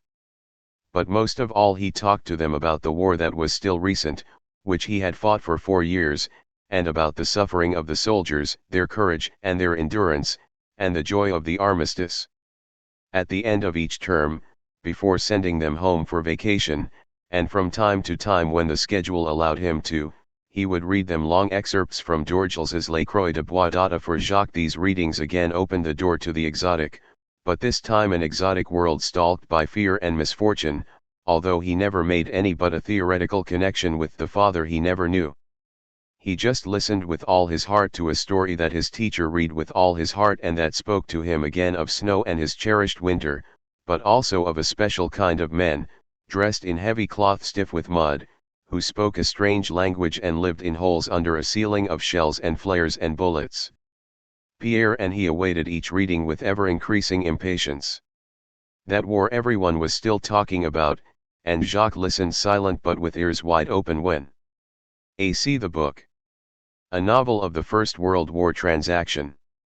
Daniel would tell in his own way about the Battle of the Marne, where he fought, and he still did not know how he had come out alive when they, the Zouaves, he said, they were put out in front, and then at the charge down a ravine they charged and there was no one ahead of them and they were advancing, and all of a sudden the machine gunners, when they were halfway down, they were dropping one on top of the other and the bed of the ravine was all full of blood and the ones crying for Mom, and it was awful, that the survivors could not forget, and that cast its shadow over everything in the children's world and shaped all the ideas they had for fascinating stories more extraordinary than the fairy tales read in other classes, and that would have disappointed and bored them if M. Bernard had taken it into his head to change his curriculum. But he went on with it, funny scenes alternating with terrifying descriptions, and little by little the African children made the acquaintance of XYZ, who became part of their world. They talked about them among themselves as if they were old friends who were right there and so much alive that Jacques at least could not for a moment imagine that though they were living in the war, there was any chance they could be victims of it. And on the day at the end of the year when, as they arrived at the end of the book, M. Bernard read them the death of D in a subdued voice, when he closed the book in silence, facing his own memories and emotions, then raised his eyes to his silent, overwhelmed novel class, he saw Jacques in the first row staring at him with his face bathed in tears and shaking with sobs that seemed as if they would never end. "Come, come, child," M. Bernard said in a barely audible voice, and he stood up to return the book to the case, his back to the class. "Wait a minute, kiddo," M. Bernard said. Now he stood up with difficulty, ran his index finger over the bars of the cage, so that the canary chirped all the more. "Ah, Casimir, we're hungry, we're asking our father," and got himself to his little schoolboy's desk on the other side of the room, near the fireplace. He rummaged in a drawer, closed it, opened another, pulled out something. "Here," he said, "this is for you." Jacques received a book bound in grocery store paper with no writing on its cover. Before he even opened it, he knew it was La Croix de Bois, the very copy M. Bernard had read to the class. "No, no," he said, "it's..." He wanted to say, "It's too beautiful." He could not find the words. M. Bernard shook his old head. "You cried that last day, you remember? Since that day the books belong to you." And he turned away to hide his suddenly reddened eyes. He went back again to his desk, turned to Jacques with his hands behind his back, then, Brandishing a short solid red ruler asterisk in his face, he said, laughing, "You remember the sugar cane. Asterisk the punishments." "Oh, Bernard," said Jacques, "so you kept it? You know it's forbidden now." "Pooh, it was forbidden then too. But you're a witness that I used it?" Jacques was indeed a witness, for Bernard was in favor of corporal punishment. True, the everyday punishment only consisted of minus marks that he would deduct at the end of the month from the number of points accumulated by the pupil, thus bringing him down in his overall ranking. But in more serious cases Bernard did not bother to send the offender to the principal's office, as did many of his colleagues. He followed an unalterable ritual. "My poor Robert," he would say, calmly and still with good humor, "we shall have to resort to the sugar cane." No one in the class reacted, except to snicker behind his hand, according to the eternal rule of the human heart that the punishment of one is felt by the others as pleasure. The child would stand, pale but in most cases trying to put a good face on it. Some were already swallowing their tears when they left their table and headed toward the desk that Bernard was standing beside, in front of the blackboard. Still conforming to the ritual, and here there was a touch of sadism, Robert or Joseph had to go to the desk himself to get the sugar cane and present it to the sacrificer. The sugar cane was a redwood ruler, short and thick, spotted with ink, marred with nicks and slashes. What punishes one makes the others rejoice. That Bernard had long ago confiscated from some forgotten pupil, the boy would now hand it to Bernard, who usually received it with a mocking air, then held his legs apart. The child had to put his head between the knees of the teacher, who by tightening his thighs would hold him firmly. And on the buttocks thus presented, Bernard would inflict some solid blows with the ruler, the number varying according to the offense and equally divided between the two cheeks. Reactions to this punishment differed according to the pupil. Some began sobbing even before being hit, and the unfazed teacher would observe that they were getting ahead of themselves. Others would naively try to protect their bottom with their hands, which Bernard would slap aside with a casual blow. Still others, smarting under the blows of the ruler, would buck desperately. There were also those, among them Jacques, who took the blows without a word, shivering, and returned to their places holding back a flood of tears. On the whole, however, this punishment was accepted without bitterness, first, because almost all these children were beaten at home and so physical punishment seemed to them a natural method of upbringing, then too because the teacher was absolutely fair. They all knew in advance which infractions, always the same ones, would result in the ceremony of atonement, and those who went beyond the limit of actions that resulted only in minus points knew the chance they were taking. And finally, because the sentence was imposed with hearty impartiality on the best students as well as the worst. Jacques, whom Bernard obviously loved very much, suffered it like the rest, and he even had to undergo it the day after Bernard had publicly shown his preference for him. When Jacques at the blackboard had given a good answer and Bernard had patted his cheek and a voice in the classroom whispered, "Teacher's pet," Bernard had pulled him close and said with a kind of solemnity, "Yes, I am partial to Cormery as I am to all those among you who lost their fathers in the war. I fought the war with their fathers and I survived. I try at least here to take the place of my dead comrades. And now if someone wants to say I have pets, let him speak up." This speech was received in absolute silence. At the end of the day, Jacques asked who had called him teacher's pet. To take such an insult without responding would have meant a loss of honor. "I did," said Munoz, a big blond boy, rather flabby and insipid, who though undemonstrative had always shown his antipathy to Jacques. "All right," said Jacques. "Then your mother's a whore, eh?" That too was a ritual insult that led immediately to battle, for to insult mothers and the dead had been from time immemorial the most serious of affronts known to the shores of the Mediterranean. Even so, Munoz hesitated. But a ritual is a ritual, and others spoke for him. "Come on, it's the green field." The green field was a sort of vacant lot, not far from the school, where sickly grass grew in scabby bunches, littered with old hoops, tin cans, and rotting barrels. This, and your ancestors are whores, was where the Donades took place. A Donade was just a duel, with the fist taking the place of the sword, but obeying the same ceremonial rules, at least in spirit. Its aim was to settle a quarrel where the honor of one of the adversaries was at stake, either because someone had insulted his parents or his ancestors, or had belittled his nationality or his race, or had been informed on or had accused another of informing, had stolen or been accused of it, or else for the more obscure reasons that come up every day in a society of children. When a pupil reckoned, or especially when others reckoned for him, and he was aware of it, that he had been insulted in such a way that the offense must be compensated, the ritual statement was, 4 o'clock, at the green field. Once the declaration had been made, provocation ceased and all discussion ended. The two adversaries withdrew, followed by their friends. During the classes that followed, the news sped from bench to bench with the names of the principals, whom their classmates would watch out of the corner of their eyes and who therefore affected the calm and resolution appropriate to manliness. Inside it was another story, and even the most courageous were distracted from their work by the dread of seeing the moment approach when they would have to face violence. But the members of the enemy camp must not be given cause to snicker and to accuse the protagonist, according to the time-honored expression, of being scared shitless. Jacques, having done his duty as a man by challenging Munoz, was certainly scared enough, as he was every time he put himself in a situation where he had to face violence and to deal it out. But he had made his decision, and in his mind there was never for an instant any question of backing out.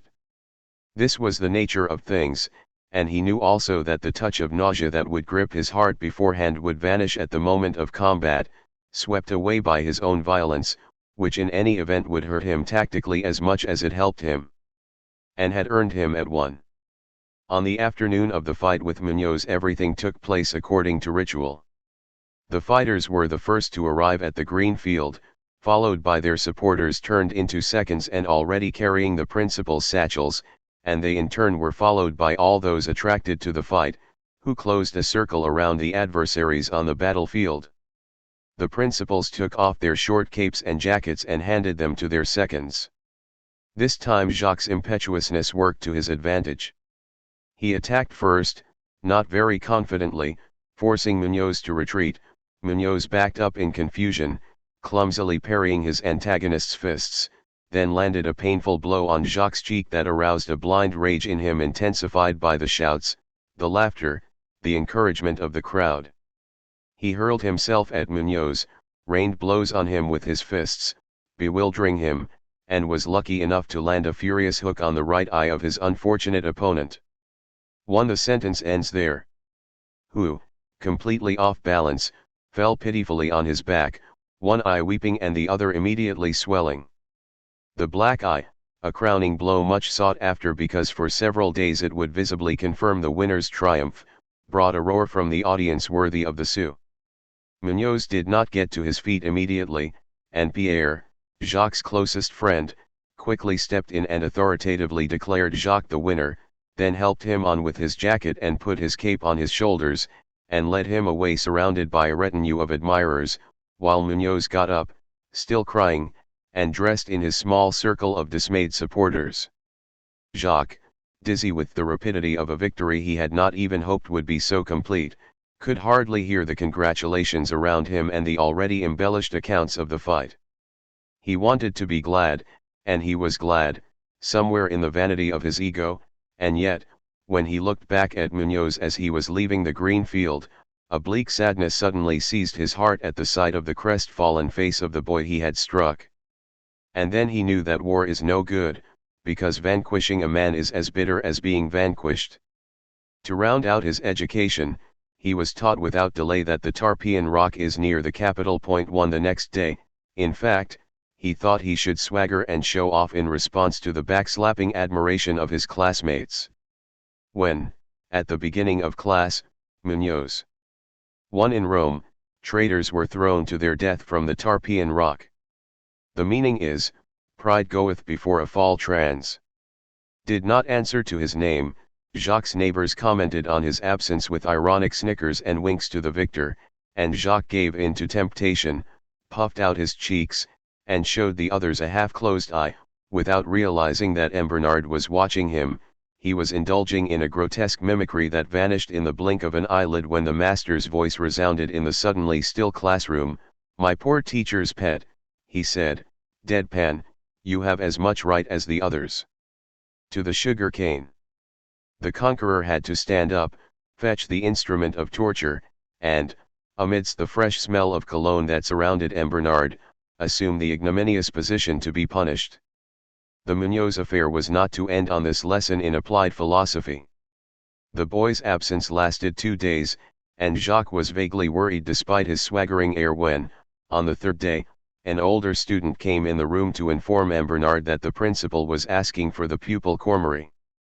They were only summoned to the principal's office in serious cases, and the teacher, raising his bushy eyebrows, simply said, "Hurry up, kiddo.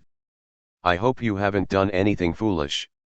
Jacques, his legs unsteady under him, followed the older pupil down the length of the corridor over the cement courtyard with its ornamental pepper trees that the dappled shade did not protect from the torrid heat, to the principal's office at the other end of the corridor. The first thing he saw as he entered, in front of the principal's desk, was Munoz flanked by a scowling woman and man. Although his classmate was disfigured by an eye that was swollen and completely shut, Jacques was relieved to find him still alive. But he did not have time to enjoy that relief. "Was it you who hit your classmate?" asked the principal, a small bald man with a pink face and an energetic voice. "Yes," Jacques said in a toneless voice. "I told you so, monsieur," said the woman. "André is no hooligan." "We had a fight," said Jacques. "I don't need to know about it," said the principal. "You know I forbid all fighting, even outside school. You injured your classmate and could have injured him even more severely. By way of a first warning, you will stand in the corner at every recess for a week. If you do it again, you will be expelled. I will inform your parents of your punishment. You may return to your class." Jacques, thunderstruck, did not move. "Go on." "Well, Fantômas," said Bernard when Jacques returned to his class. One Jacques was weeping. "Go ahead, I'm listening." With a catch in his voice, the child first announced the punishment, then that Munoz's parents had complained and he had told about the fight. "Why did you fight?" "He called me teacher's pet." "Again?" "No, here, during class." One Fantômas was the masked hero of a series of pulp novels. Trans. Ah. He was the one. "And you thought I hadn't sufficiently defended you?" Jacques gave Bernard a heartfelt look. "Oh no, oh no. You." And he burst out in real sobs. "Go sit down," said Bernard. "It's not fair," said the child through his tears. "Yes, it is," gently told him one. The next day, at recess, Jacques took his place in the corner at the end of the playground, his back turned to the yard and to the happy cries of his classmates. He shifted his weight from one leg to the other, he was dying to run around with them. From time to time he glanced back and saw Bernard strolling in a corner of the yard with his colleagues and not looking at Jacques. But, the second day, he did not see Bernard come up behind him and tap him lightly on the back of his neck. "Why such a long face, shrimp? Munoz is in the corner too. Here, I give you permission to look." Munoz was indeed on the other side of the playground, alone and morose. "Your accomplices refuse to play with him for the whole week you're in the corner." Bernard laughed. "So you see, you're both being punished. That's the way it should be." And he leaned over the child to say to him, with an affectionate laugh that caused the heart of the convict to overflow with love, "You know, Moustique, to look at you, you wouldn't think you could throw such a punch." The sentence ends there. Monsieur, he tripped me. This man who today was talking to his canary and who called Jacques kiddo though he was 40 years old, Jacques had never stopped loving him, even when the years, distance, and finally the Second World War had partly, then completely cut him off from his teacher, of whom he had no news, and he was as happy as a child when in 1945 an elderly territorial in a soldier's greatcoat rang his doorbell in Paris, and it was M. Bernard, who had enlisted again, not for the war, he said, but against Hitler.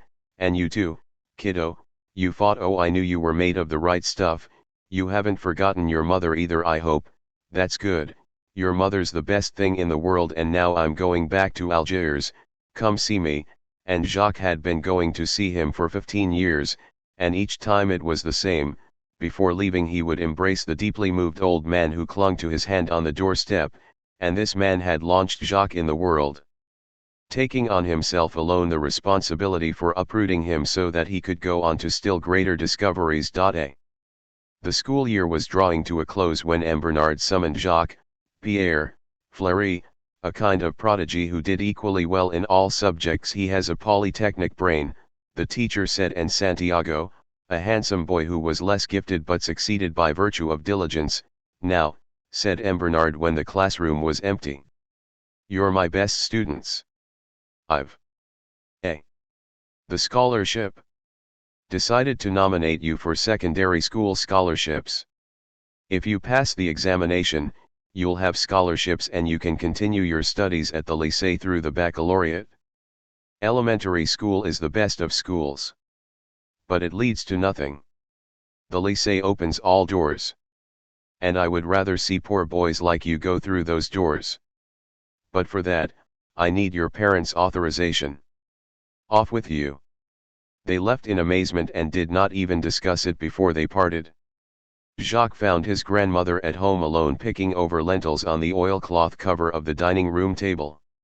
He hesitated, then decided to wait for his mother to arrive.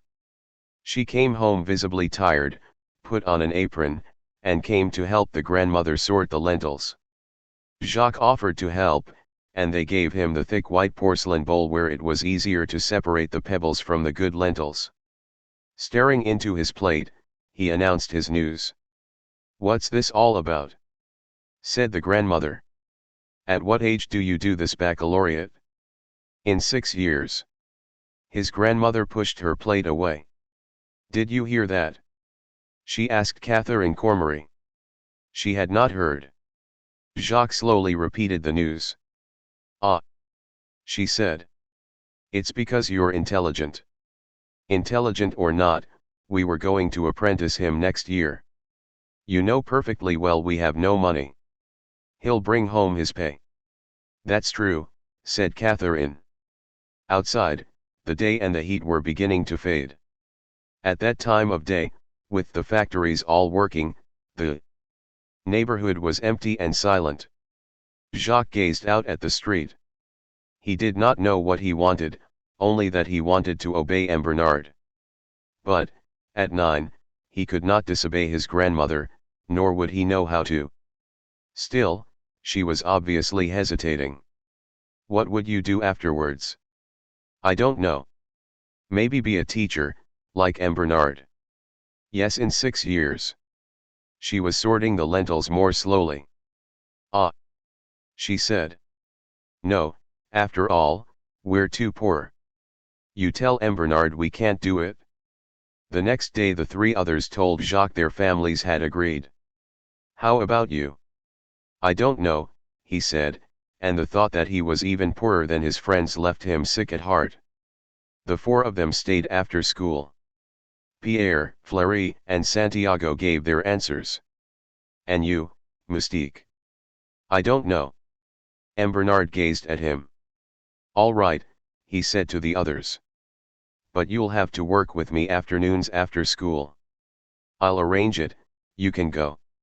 When they had left, M. Bernard sat himself in his armchair and drew Jacques close. "Well, my grandmother says we're too poor and that I have to go to work next year." "And your mother?" "It's my grandmother who decides." "I know," said M. Bernard. He thought a moment, then put his arm around Jacques. "Listen, you can't blame her.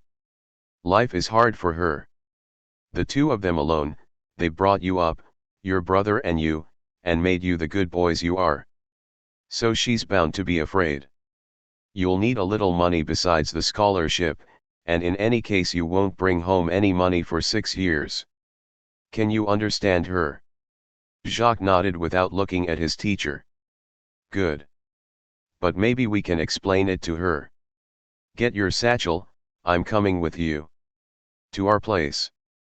said Jacques. "Yes, it will be a pleasure to see your mother again." Minutes later Bernard was knocking on their door in front of a bewildered Jacques. The grandmother came to the door, wiping her hands on her apron. The strings were tied too tightly, making her old woman's paunch protrude. When she saw the teacher, she made a gesture as if to comb her hair. "So it's the grandmom," said Bernard, "hard at work as usual?" "Ah, you're a worthy woman." The grandmother invited him into the room that you had to cross to get to the dining room, seated him near the table, brought out glasses and a bottle of anisette. "Don't put yourself out, I came to have a little talk with you." He began by asking about her children, then her life on the farm, her husband. He talked about his own children. At that moment Catherine Cormery came in, panicked, called Bernard Monsieur le Maître, went to her room to comb her hair and put on a clean apron, and returned to perch on the edge of a chair a little away from the table. "You," Bernard said to Jacques, "go out on the street and see if I'm there. You understand," he said to the grandmother, "I'm going to speak well of him and he's liable to think it's the truth." Jacques left, dashed down the stairs, and stationed himself by the door to the building. He was still there an hour later, and the street was already coming to life. The sky through the ficus trees was turning green, when Bernard emerged from the stairs at his back. He scratched Jacques' head. "Well," he said, "it's all settled. Your grandmother's a good woman. As for your mother—" "Ah," he said, "don't you ever forget her." "Monsieur," the grandmother suddenly said. She was coming out of the hall. She was holding her apron in her hand and wiping her eyes. "I forgot. You told me you would give Jacques extra lessons." "Of course," said Bernard. "And it won't be any picnic for him, believe me. But we won't be able to pay you." Bernard studied her carefully. He was holding Jacques by his shoulders. "Don't worry about that," he said, shaking Jacques. "He's already paid me." Then he was gone, and the grandmother took Jacques by the hand to go back to the apartment, and for the first time she squeezed his hand, very hard, with a kind of hopeless love. "My child," she said. "My dear child." For a month Bernard kept the 4 children after school every day and made them work for 2 hours. Jacques would go home both tired and exhilarated, and then have to start on his homework. His grandmother would look at him with mingled pride and sadness. "He got a good head," Ernest said with conviction, tapping his own head with his fist. "Yes," the grandmother would say. "But what's to become of us?" One evening she gave a start. "What about his first communion?" Actually religion had no part in their lives. 1. No one went to Mass, no one invoked or taught the 10 Commandments, nor did anyone refer to the rewards and punishments of the hereafter. When someone's death was reported in the grandmother's presence, "Well," she would say, "he'll fart no more." If it was someone for whom she was deemed to have at least some liking, "Poor man," she would say, "he was still young, even if the deceased had long since been old enough to die." It was not a matter of ignorance on her part. For she had seen many die around her. 2 of her children, her husband, her son-in-law, and all her nephews in the war. But that was just it, she was as familiar with death as she was with work or poverty. She did not think about it but in some sense lived it, and besides, the needs of the moment were even more urgent for her than they were for Algerians as a whole, who by their daily cares and their common lot were denied the funerary piety that flourishes in civilizations at their height. A death for them was an ordeal to be faced, as they had faced those that preceded it, which they never spoke of, where they tried to show the courage that for them was a man's principal virtue, but meanwhile one tried to forget it or push it aside. Hence the comic air that all interments would assume. Cousin Maurice. If to that general inclination is added the 1-3 illegible lines in the margin, a la mort en Algerie. Harsh work and struggle of daily life, not to mention, in the case of Jacques' family, the awful wear and tear of poverty, it becomes hard to find a place for religion. For Uncle Ernest, who lived by his senses, religion was what he saw, that is, the priest and the ritual. Calling on his gift for comedy, he never missed an opportunity to mimic the ceremony of the Mass, accompanying it with a sustained onomatopoeia to represent the Latin words, and to conclude he would play both the faithful bowing their heads at the sound of the bells and the priests seizing the opportunity offered by their bowed heads to take a surreptitious drink of the communion wine. As for Catherine Cormery, only she with her gentleness might have suggested faith, but in fact that gentleness was her faith. She neither dissented nor agreed, laughed a little at her brother's jokes, but would call the priests she met Monsieur Cure. She never spoke of God. In fact, that was a word Jacques never heard spoken throughout his childhood, nor did he trouble himself about it. Life, so vivid and mysterious, was enough to occupy his entire being. With all that, if a civil burial was mentioned in the family, it was not unusual for his grandmother or even his uncle paradoxically to deplore the absence of a priest, like a dog, they would say. This because for them, as for most Algerians, religion was part of their civic life and that alone. They were Catholic as they were French, it entailed a certain number of rituals. Actually those rituals numbered exactly 4, baptism, first communion, marriage, if they were married, and funeral rites. Between these ceremonies, which necessarily were far apart in time, they were occupied with other things, and most of all with surviving. So it was taken for granted that Jacques would make his first communion like Henry, who had kept a most unpleasant memory not of the ceremony itself but of its social consequences and especially the visits he was obliged to make over several days, the armband on his arm, to friends and relatives, who had to present him with a small amount of cash, which the child was embarrassed to take. The grandmother would then appropriate the entire sum, returning only a very small proportion to Henry. Because communion cost good money. But this ceremony did not take place until around the child's 12th year, after he had spent 2 years being taught the catechism. So Jacques would not have to make his first communion until his 2nd or 3rd year at the lycée. But it was that prospect that caused the grandmother to give a start. She had a dark and somewhat frightening picture of the lycée as a place where you had to work 10 times as much as at the neighborhood school, because these studies led to better jobs and because, to her way of thinking, no improvement in material circumstances could be gotten except by more work. She wished for Jacques to succeed with all her heart on account of the sacrifices she had just agreed to in advance, and she calculated that the time taken by catechism would be subtracted from the time for work. "No," she said, "you can't be in the lycée and at catechism at the same time." "Fine.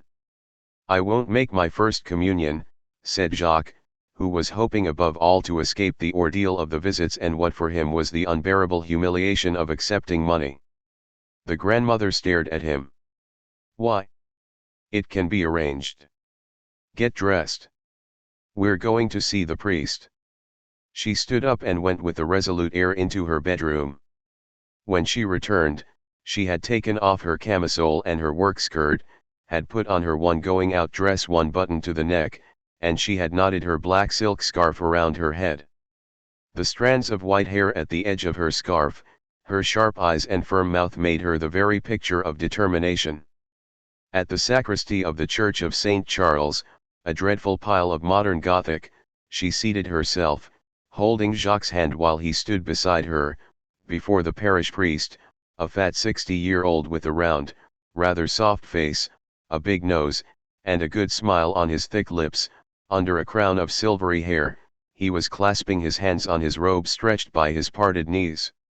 "I want this child to make his first communion," said the grandmother.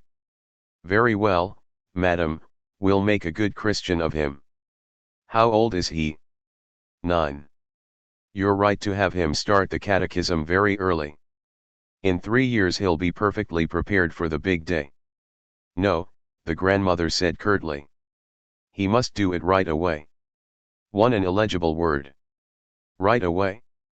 But the communions will be a month from now, and he can only approach the altar after at least 2 years of catechism. The grandmother explained their situation. But the priest was not at all convinced that it was impossible to take religious instruction while doing secondary school studies. With patience and kindness, he cited his own experience, gave examples. The grandmother stood up. In that case he won't make his first communion. Come, Jacques, and she pulled the child toward the exit. But the priest hurried after them. Wait, madam, wait.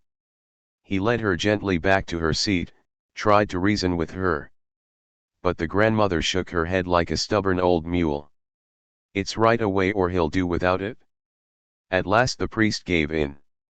It was agreed that Jacques would make his first communion in 1 month after an accelerated course of religious instruction. And the priest, shaking his head, accompanied them to the door, where he patted the child's cheek. Listen carefully to what you're told, he said. And he looked at him with a sort of sadness. So Jacques added the catechism classes on Thursdays and Saturday afternoons to his supplementary lessons with M. Bernard. The examination for the scholarship and the first communion were both drawing near, and his days were overloaded, leaving no time for play, even and especially on Sundays, when, if he could put down his notebooks, his grandmother would impose domestic tasks and errands on him, citing the future sacrifices the family had agreed to for his education and the many years thereafter when he would no longer do anything for the household. But, said Jacques, I might fail. The exam is hard. And in a certain sense he sometimes would wish for just that, finding that his young pride could not bear the weight of the sacrifices they were always talking to him about. His grandmother looked at him in astonishment. She had never thought of that possibility. Then she shrugged and, not worrying about the contradiction, go ahead and fail, she said. And I'll warm your ass for you. The catechism course was given by the second priest of the parish, tall, almost endlessly so in his black robe, thin, with hollow cheeks and a nose like an eagle's beak, as hard as the old priest was gentle and good.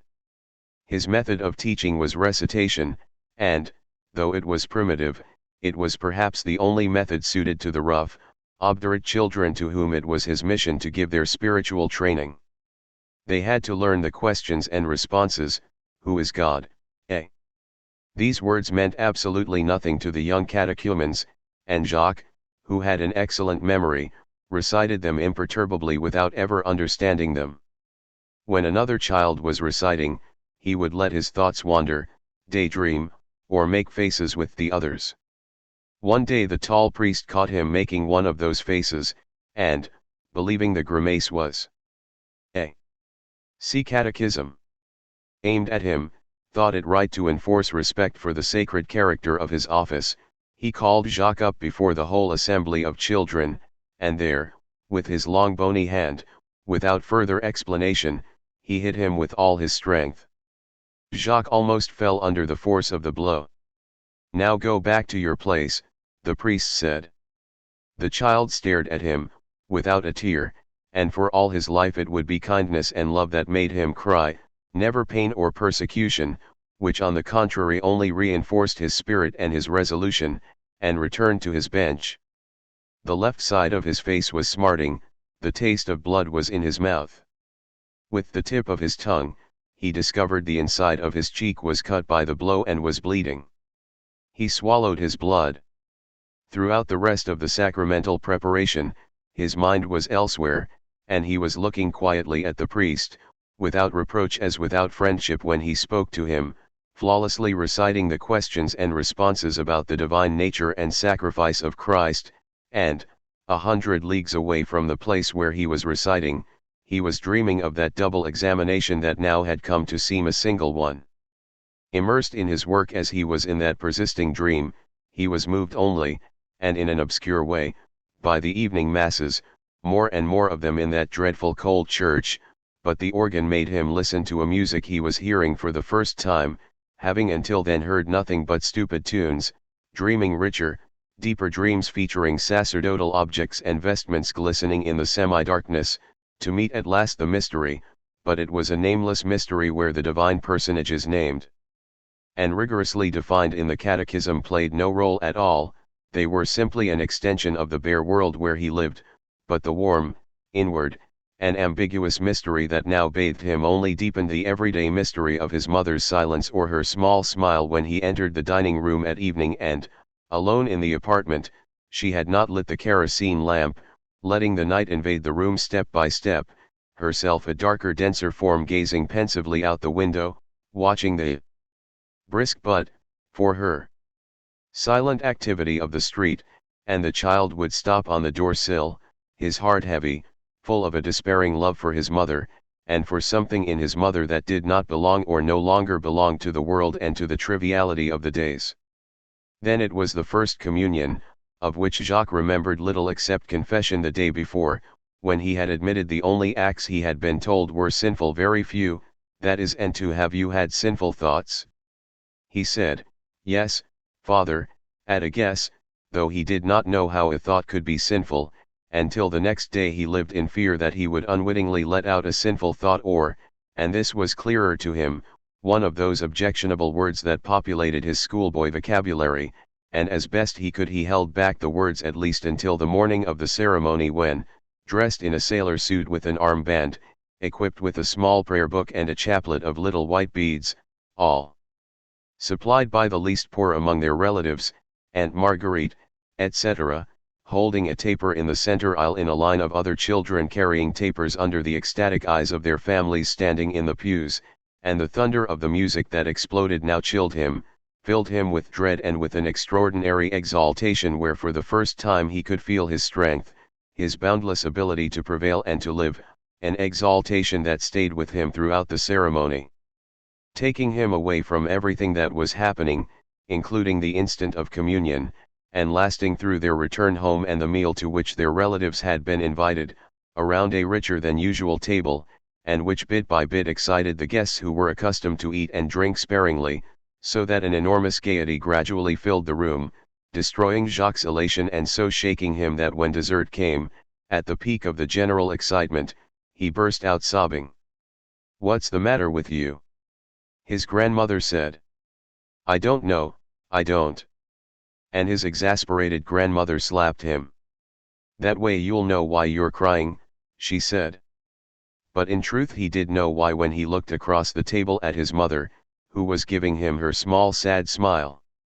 "That's well over with," said M. Bernard. "Well, now we get to work."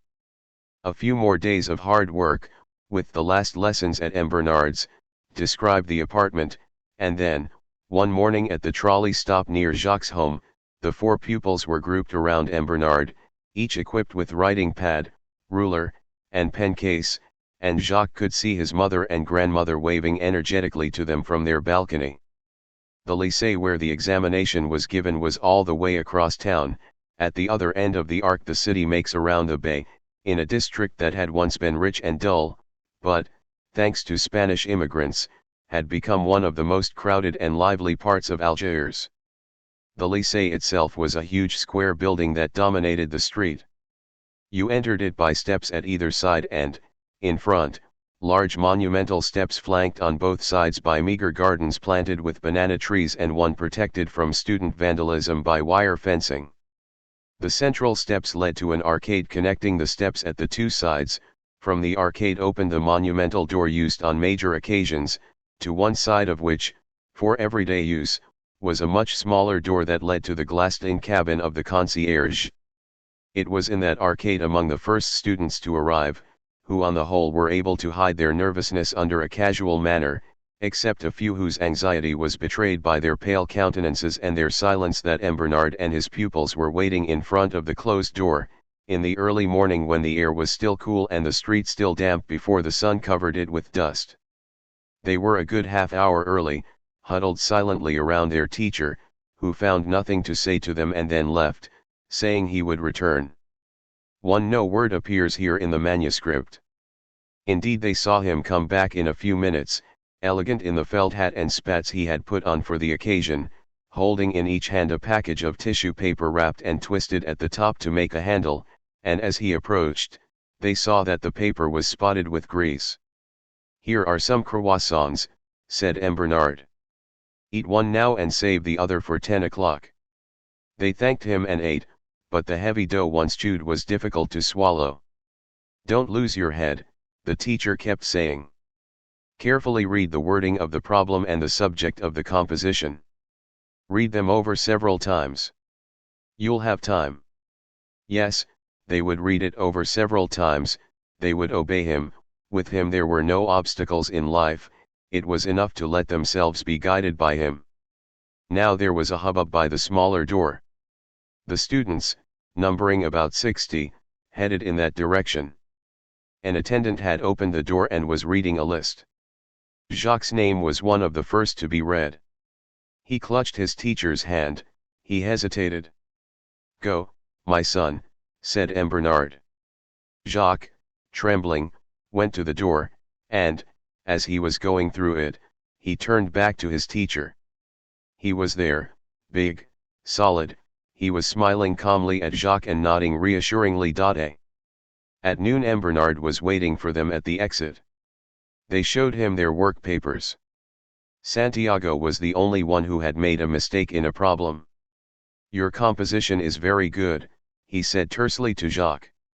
"A Czech scholarship program." At 1 o'clock he accompanied them back. At 4 o'clock he was still there, and he looked over their work. "Come on," he said, "we have to wait." 2 days later the 5 of them were again in front of the small door at 10 o'clock in the morning. The door opened and the attendant again read a list of names, this one much shorter, of the successful candidates. In the clamor Jacques did not hear his name. But he received a joyful slap on the back and heard M. Bernard say to him, "Bravo, Moustique. You passed." Only the nice Santiago had failed, and they gazed at him with a sort of absent-minded sadness. "It doesn't matter," he said, "it doesn't matter." And Jacques no longer knew where he was, or what was happening. They were coming back all four on the trolley. "I'll go see your parents," M. Bernard said. "I'll go to Cormery's first because he's the closest," and in the poor dining room full now of women there were his grandmother, his mother, who had taken the day off for the occasion, and their neighbors the Masson women. He stayed close to his teacher's side, breathing one last time the odor of cologne, pressing against the hearty warmth of that solid body, while the grandmother beamed in front of her neighbors. "Thank you, M. Bernard, thank you," she said, and he patted the child's head. "You don't need me any more," he said, "you'll have teachers who know more. But you know where I am, come see me if you need me to help you." He went out, and Jacques was left alone, lost among the women. Then he dashed to the window and looked out at his teacher, who waved at him one last time and who was leaving him alone henceforth, and, instead of the joy of success, a child's immense anguish wrung his heart, as if he knew in advance that this success had just uprooted him from the warm and innocent world of the poor, a world closed in on itself like an island in the society, where poverty took the place of family and community, to be hurtled into a strange world, one no longer his, where he could not believe the teachers were more learned than the one whose heart was all-knowing, and from now on he would have to learn, to understand without help, and become a man without the aid of the one man who had rescued him, would have to grow up and bring himself up alone, and it would be at the highest cost. 7. Mondovi, the settlement and the father. Now he was grown up. On the road from Beaune to Mondovi the car that J. Cormery was in passed slow-moving jeeps bristling with guns. M. Vaillard. Yes. Framed in the doorway of his small farmhouse, the man gazing at Jacques Cormery was short but stocky, with rounded shoulders. With his left hand he held the door open, with his right he firmly gripped the jamb, so that while opening the way to his house he was at the same time barring the way. He must have been about 40, judging by the sparse graying hair that gave him a Roman look. But his tanned face with its regular features and bright eyes, his legs in khaki pants, a bit stiff but without fat or belly. His sandals and blue shirt with pockets made him seem much younger. He stood still listening to Jacques' explanation. Then, "Come in," he, "A horse-drawn vehicle train ship plane," said, and stepped aside. As Jacques went along the small whitewashed hallway, furnished with only a brown chest and a curved wooden umbrella stand, he heard the farmer laugh behind him. "So it's a pilgrimage. Well, frankly, you're just in time." "Why?" asked Jacques. "Come into the dining room," the farmer answered. "It's the coolest room." The dining room was half veranda, with blinds of pliable straw, all but one of them lowered. Except for the table and buffet, both of blonde wood and modern in style, the room was furnished with rattan chairs and deck chairs. When he turned around, Jacques saw that he was alone. He went to the veranda, and, through the space between the blinds, he saw a yard planted with ornamental pepper trees among which glittered two bright red tractors. Beyond that, under a sun that at 11 was still bearable, began the rows of the vineyard. A moment later the farmer returned with a tray on which he had lined up a bottle of anisette, glasses, and a bottle of ice water. The farmer raised his glass of milky liquid. "If you'd waited any longer, you might have found nothing here. And in any case not a single Frenchman to tell you about it. It's the old doctor who told me your farm is the one where I was born. Yes, it was part of the Saint Tapatra property, but my parents bought it after the war." Jacques looked around. "You were certainly not born here," Vaillard said. "My parents rebuilt everything." "Did they know my father before the war?" "I don't believe so. They had settled right by the Tunisian border, then they wanted to move closer to civilization. For them Solferino was civilization. They didn't hear about the former manager." "No. Since you're from here, you know how it is. We don't preserve anything here. We tear down and we rebuild. We think about the future and forget the rest." "Well," said Jacques, "I took your time for nothing." "No," the other man said, "it's a pleasure." And he smiled at him. Jacques finished his drink. "Did your parents remain near the border?" "No, it's the forbidden zone. Near the dam. And it's obvious you don't know my father." He too swallowed the rest of his drink, and, as if he found an extra stimulus in it, he burst out laughing. "He's a real settler. Of the old school. You know, the ones they're bad-mouthing in Paris. And it's true he's always been a hard man. 60 years old. But long and thin like a Puritan with his horse's head. A kind of patriarch, you see. He sweated his Arab workers, and, in all fairness, his sons also. Then, last year, when they had to evacuate, it was a real free-for-all. Life in that region had become intolerable. You had to sleep with a gun. When the Raskill farm was attacked, you remember?" "No," said Jacques. "Yes, the father and his two sons had their throats cut, the mother and daughter raped over and over, then killed. In short, the prefect was unfortunate enough to tell a meeting of farmers that they would have to reconsider colonial issues, how they treated the Arabs, and that now a new day had come. Then he had to listen to the old man tell him no one on earth was going to lay down the law about his property. But from that day on he didn't open his mouth. Sometimes at night he would get up and go out. My mother would watch him through the blinds and she'd see him walking around his land. When the order to evacuate came, he said nothing. His grape harvest was over, his wine was in the vats. He opened the vats, and he went to a spring of brackish water that he'd diverted long ago, and he turned it back to run into his fields, and he equipped a tractor with a trench plow. For 3 days, at the wheel, bareheaded, saying not a word, he uprooted the vines all over his property. Think of it, that skinny old man bouncing around on his tractor, pushing the accelerator lever when the plow wasn't getting a vine that was bigger than the others, not stopping even to eat, my mother bringing him bread, cheese, and sobrasada, which he ate calmly, the way he had done everything, throwing away the last chunk of bread and accelerating some more, all this from sunrise to sunset, without even looking at the mountains on the horizon, nor at the Arabs who'd soon found out and were watching him from a distance. They weren't saying anything either.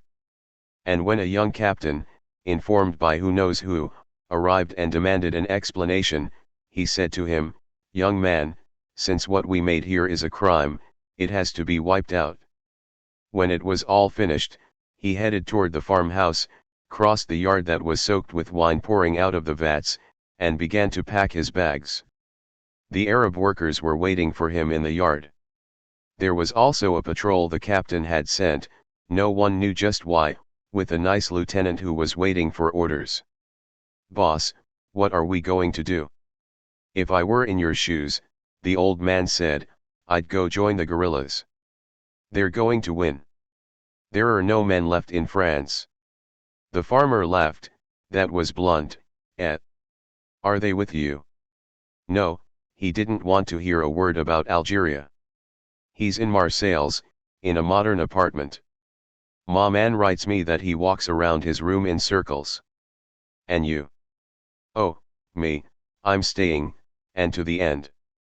Whatever happens, I'm staying. I've sent my family to Algiers, and I'll croak here. They don't understand that in Paris. Besides us, you know who are the only ones who can understand it?" "The Arabs." "Exactly. We were made to understand each other. Fools and brutes like us, but with the same blood of men. We'll kill each other for a little longer, cut off each other's balls and torture each other a bit. And then we'll go back to living as men together. The country wants it that way. En honnêtes et light," said Jacques. A little later they went out. Jacques had asked if there was anyone left in the area who might have known his parents. "No," said Vaillard, "besides the old doctor who had brought him into the world and who had retired right there in Solferino, there was no one. The Saint-Apôtre property had changed hands twice, many of the Arab workers had died in the two wars, many others had been born. Everything changes here," Vaillard kept saying. "It happens fast, very fast, and people forget.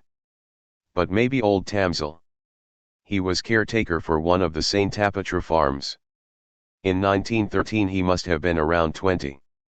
In any case, Jacques would see the place where he was bombed. Except to the north, the country was surrounded by distant mountains, their outlines fuzzy in the noonday heat, like enormous blocks of stone and luminous fog, with the once swampy Sebaos plain extending between them north to the sea under a sky white with heat, its vineyards in straight lines, the leaves bluish from copper sulfate and the grapes already dark, interrupted occasionally by a row of cypresses or clumps of eucalyptus trees sheltering houses with their shade. They were following a farm path where each of their steps kicked up red dust. Ahead of them, all the way to the mountains, the air was quivering and the sunlight was throbbing. By the time they arrived at a small house behind a cluster of plane trees, they were dripping sweat. An unseen dog greeted them with angry barking. The mulberry wood door of the rather dilapidated house was carefully closed. Vaillard knocked. The dog barked twice as hard. The sound seemed to come from a small enclosed yard on the other side of the house. But no one stirred. "See how trusting we all are," the farmer said. "They're there. But they're waiting. Tamzel!" he shouted. "It's Vaillard. 6 months ago they came to get his son-in-law, they wanted to know if he was supplying the guerrillas.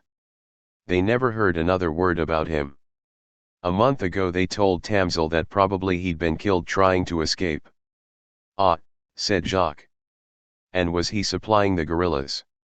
"Maybe yes, maybe not. What can you expect, it's war. But it explains why doors are slow to open in this land of hospitality." Just then the door opened. Tamzel, small, with one hair, a wide-brimmed straw hat on his head, wearing patched blue overalls, smiled at Vaillard, looked at Jacques. "He's a friend. He was born here." "Come in," said Tamzel. "You will drink tea?" Tamzel did not remember anything. Yes, perhaps. He had heard one of his uncles talk about a manager who had stayed a few months. It was after the war. Before, said Jacques. Or before, that was possible. He was very young at the time, and what became of his father? He was killed in the war. Mektub, too, said Tamzel. But war is bad. 2 illegible words. 2 in Arabic, it was written, in his destiny. There's always been war, said Vaillard. But people quickly get accustomed to peace. So they think it's normal. No, war is what's normal, eh? Men are crazy in wartime, said Tamzel as he went to take a platter of tea from the hands of a woman in the next room, who had turned her head away. They drank the scorching tea, thanked him, and went back along the stifling hot path through the vineyards. I'm going back to Solferino with my taxi, said Jacques. The doctor invited me for lunch. I'm inviting myself along. Wait a moment. I'll get some food. Later, on the plane taking him back to Algiers, Jacques was trying to sort out the information he had collected. Actually, he had only gotten a little, and nothing that directly concerned his father. The night seemed strangely to rise from the earth at an almost measurable speed until at last it swallowed the plane that was pushing straight ahead, steadily, like a screw driven into the thickness of the night. But the night added to Jacques' discomfort, for he felt himself doubly confined, by the plane and by the dark, and he was breathing with difficulty. Again he saw the register of births and the names of the 2 witnesses, real French names like those you see on signs in Paris, and the old doctor, after telling him the story of his father's arrival and his own birth, had said the witnesses were local shopkeepers, the first to happen by, who agreed to do his father a to develop favor. They had names from the outskirts of Paris, yes, but that was no surprise, since Solferino was founded by 48ers. 1. Oh yes, Vaillard had said, my great-grandparents were among them. That's why my old man had revolution in his genes. He went on to say that the first of his great-grandparents to come were a carpenter from Faubourg Saint-Denis and a fine linen laundress. There was a lot of unemployment in Paris, there was unrest, and the Constituent Assembly had voted 50 million francs to send a colony of settlers. They promised everyone a house and 2 to 10 hectares. You can imagine how they applied. More than 1,000. And all of them dreaming of the promised land. Especially the men. The women, they were afraid of the unknown. Not the men. They hadn't made the revolution for nothing. They were the kind who believe in Santa Claus. And their Santa Claus wore a burnous.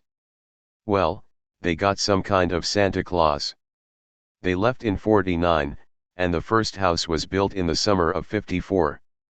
Meanwhile, Jacques was breathing more easily now. The first darkness had finished flowing, it had ebbed like a tide, leaving behind it a cloud of stars, and now the sky was filled with stars. Now only the deafening sound of the motors was oppressing him.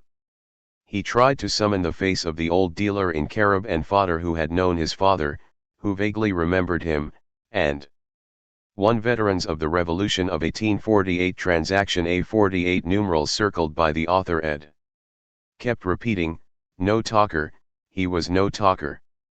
But he was stupefied by the noise, it plunged him into a nasty sort of torpor where he tried in vain to evoke his father, to imagine him, but he disappeared behind this immense and hostile land, he melted into the anonymous history of the village and the plain.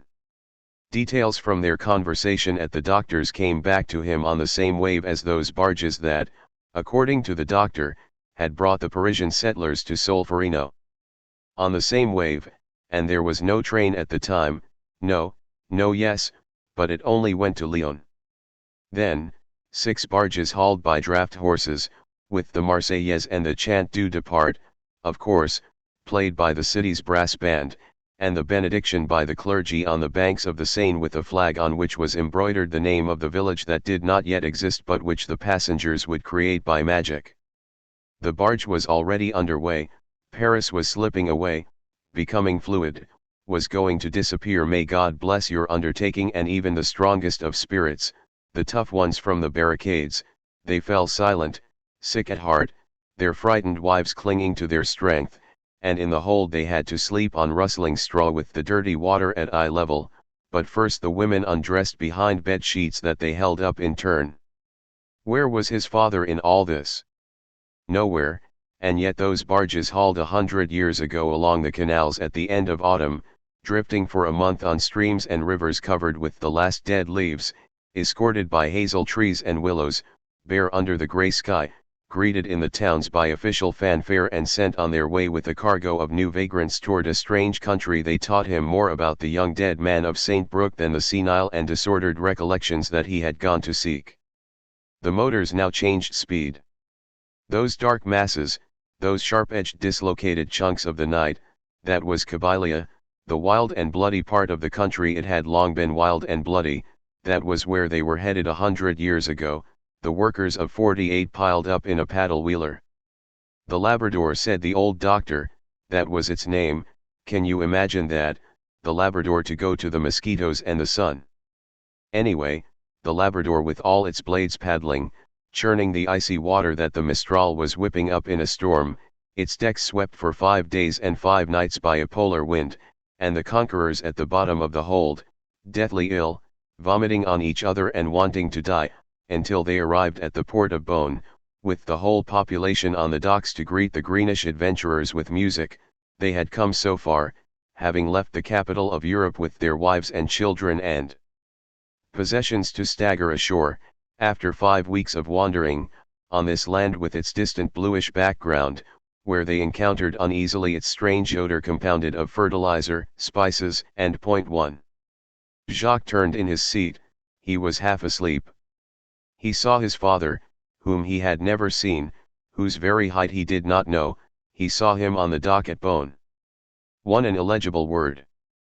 Among the emigrants, while the pulleys hoisted off the poor possessions that had survived the voyage and disputes broke out about those that were lost.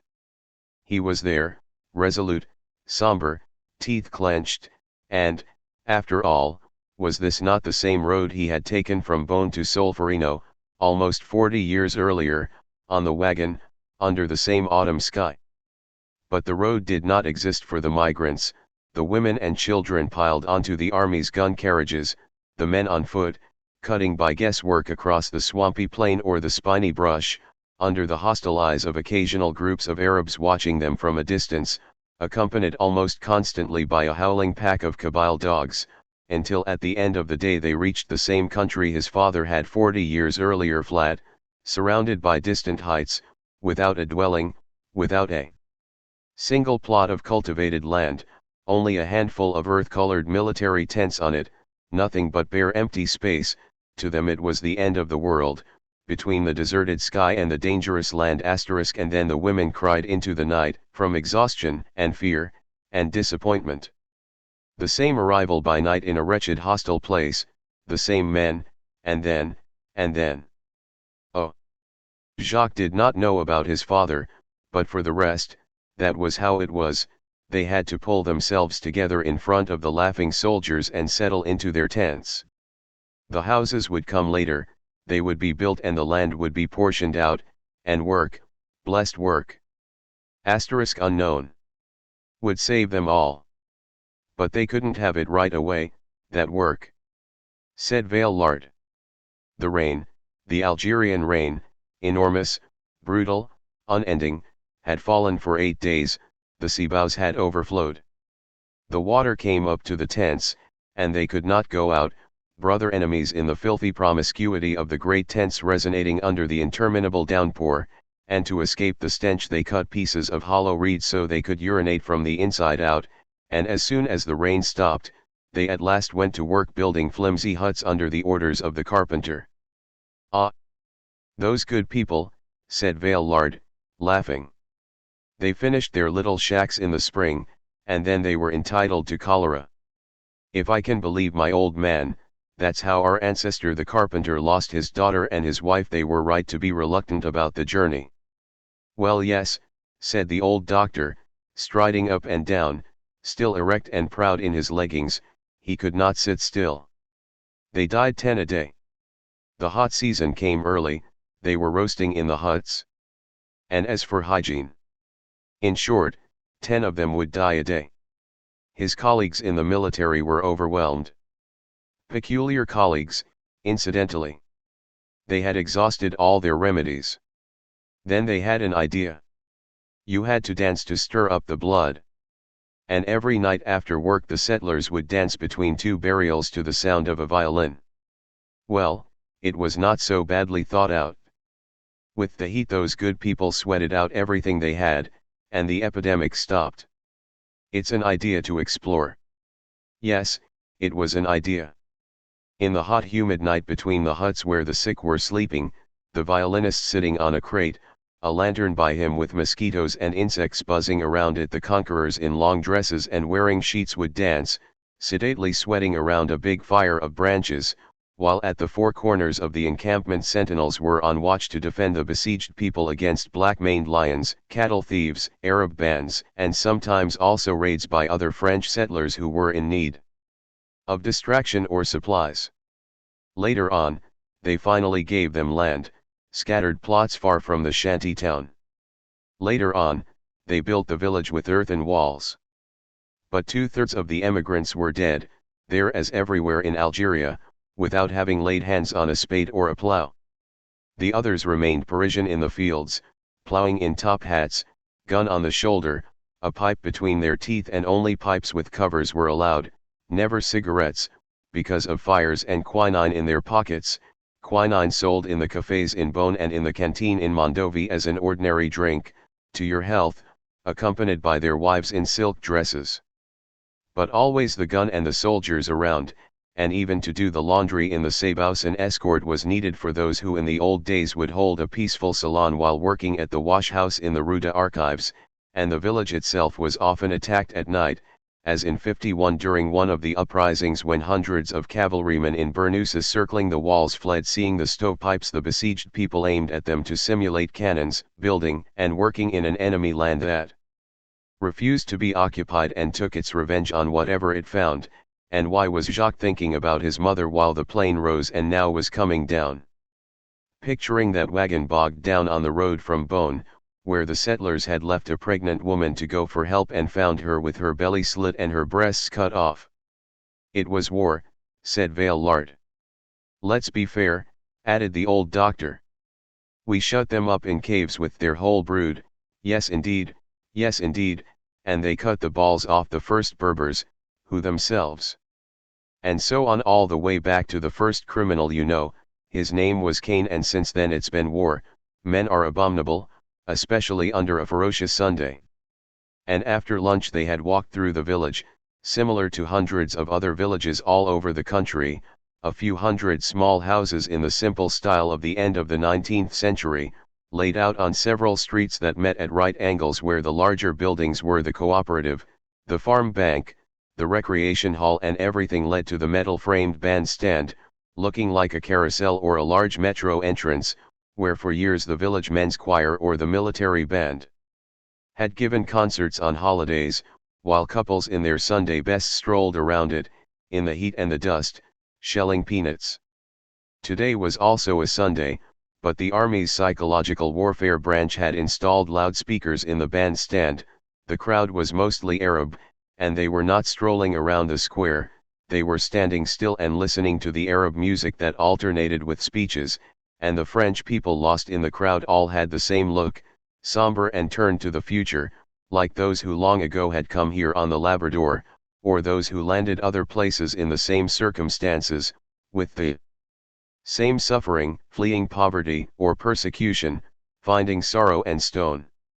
Such were the Spaniards of Mahon, ancestors of Jacques' mother, or those Alsatians who in '71 had rejected German rule and chosen France, and they were given the land of the Arab rebels of '71, who were dead or imprisoned dissidents taking the places kept warm by insurgents, persecuted persecutors from whom his father descended, who, 40 years later, arrived in this place, with the same somber and determined manner, his thoughts only on the future, like those who have no love for their past, and renounce it, an emigrant himself like those who lived and had lived on this land without leaving a trace except on the worn and greened over slabs in the small settler cemeteries such as the one Jacques had visited with the old doctor at the end of the day after Vaillard had left. On one side, hideous new construction in the latest funerary fashion, embellished by the cheap religious art on which contemporary piety is expended.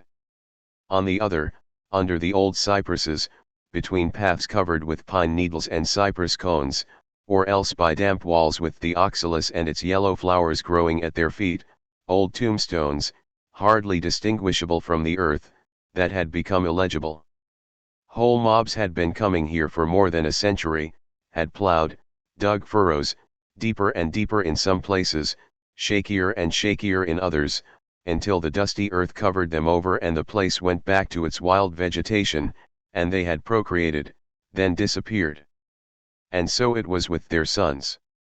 And the sons and grandsons of these found themselves on this land as he himself had, with no past, without ethics, without guidance, without religion, but glad to be so and to be in the light, fearful in the face of night and death.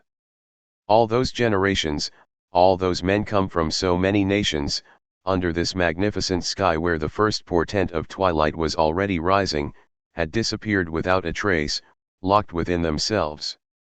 An enormous oblivion spread over them, and actually that was what this land gave out, what fell from the sky with the night over the three men returning to the village, their hearts made anxious by the approach of night, filled with that dread asterisk that seizes all men in Africa when the sudden evening descends on the sea, on the rough mountains and the high plateaus, the same holy dread that has the same effect on the slopes of Delphi's mountain, where it makes temples and altars emerge. But on the land of Africa the temples have been destroyed, and all that is left is this soft unbearable burden on the heart. Yes, how they died. How they were still dying.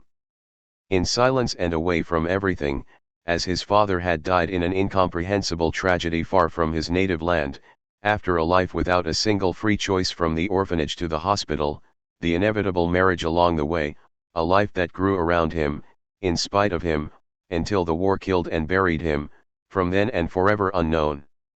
Anxiety. To his people and his son, he too was returned to that immense oblivion that was the ultimate homeland of the men of his people, the final destination of a life that began without roots, and so many reports in the libraries of the time about the use of foundlings for this country's settlement, yes, all these found and lost children who built transient towns in order to die forever in themselves and in others. As if the history of men, that history that kept on plodding across one of its oldest territories while leaving so few traces on it, was evaporating under the constant sun with the memory of those who made it, reduced to paroxysms of violence and murder, to blazes of hatred, to torrents of blood, quickly swollen and quickly dried up, like the seasonal streams of the country. Now the night was rising from the land itself and began to engulf everything, the dead and the living, under the marvelous and ever-present sky.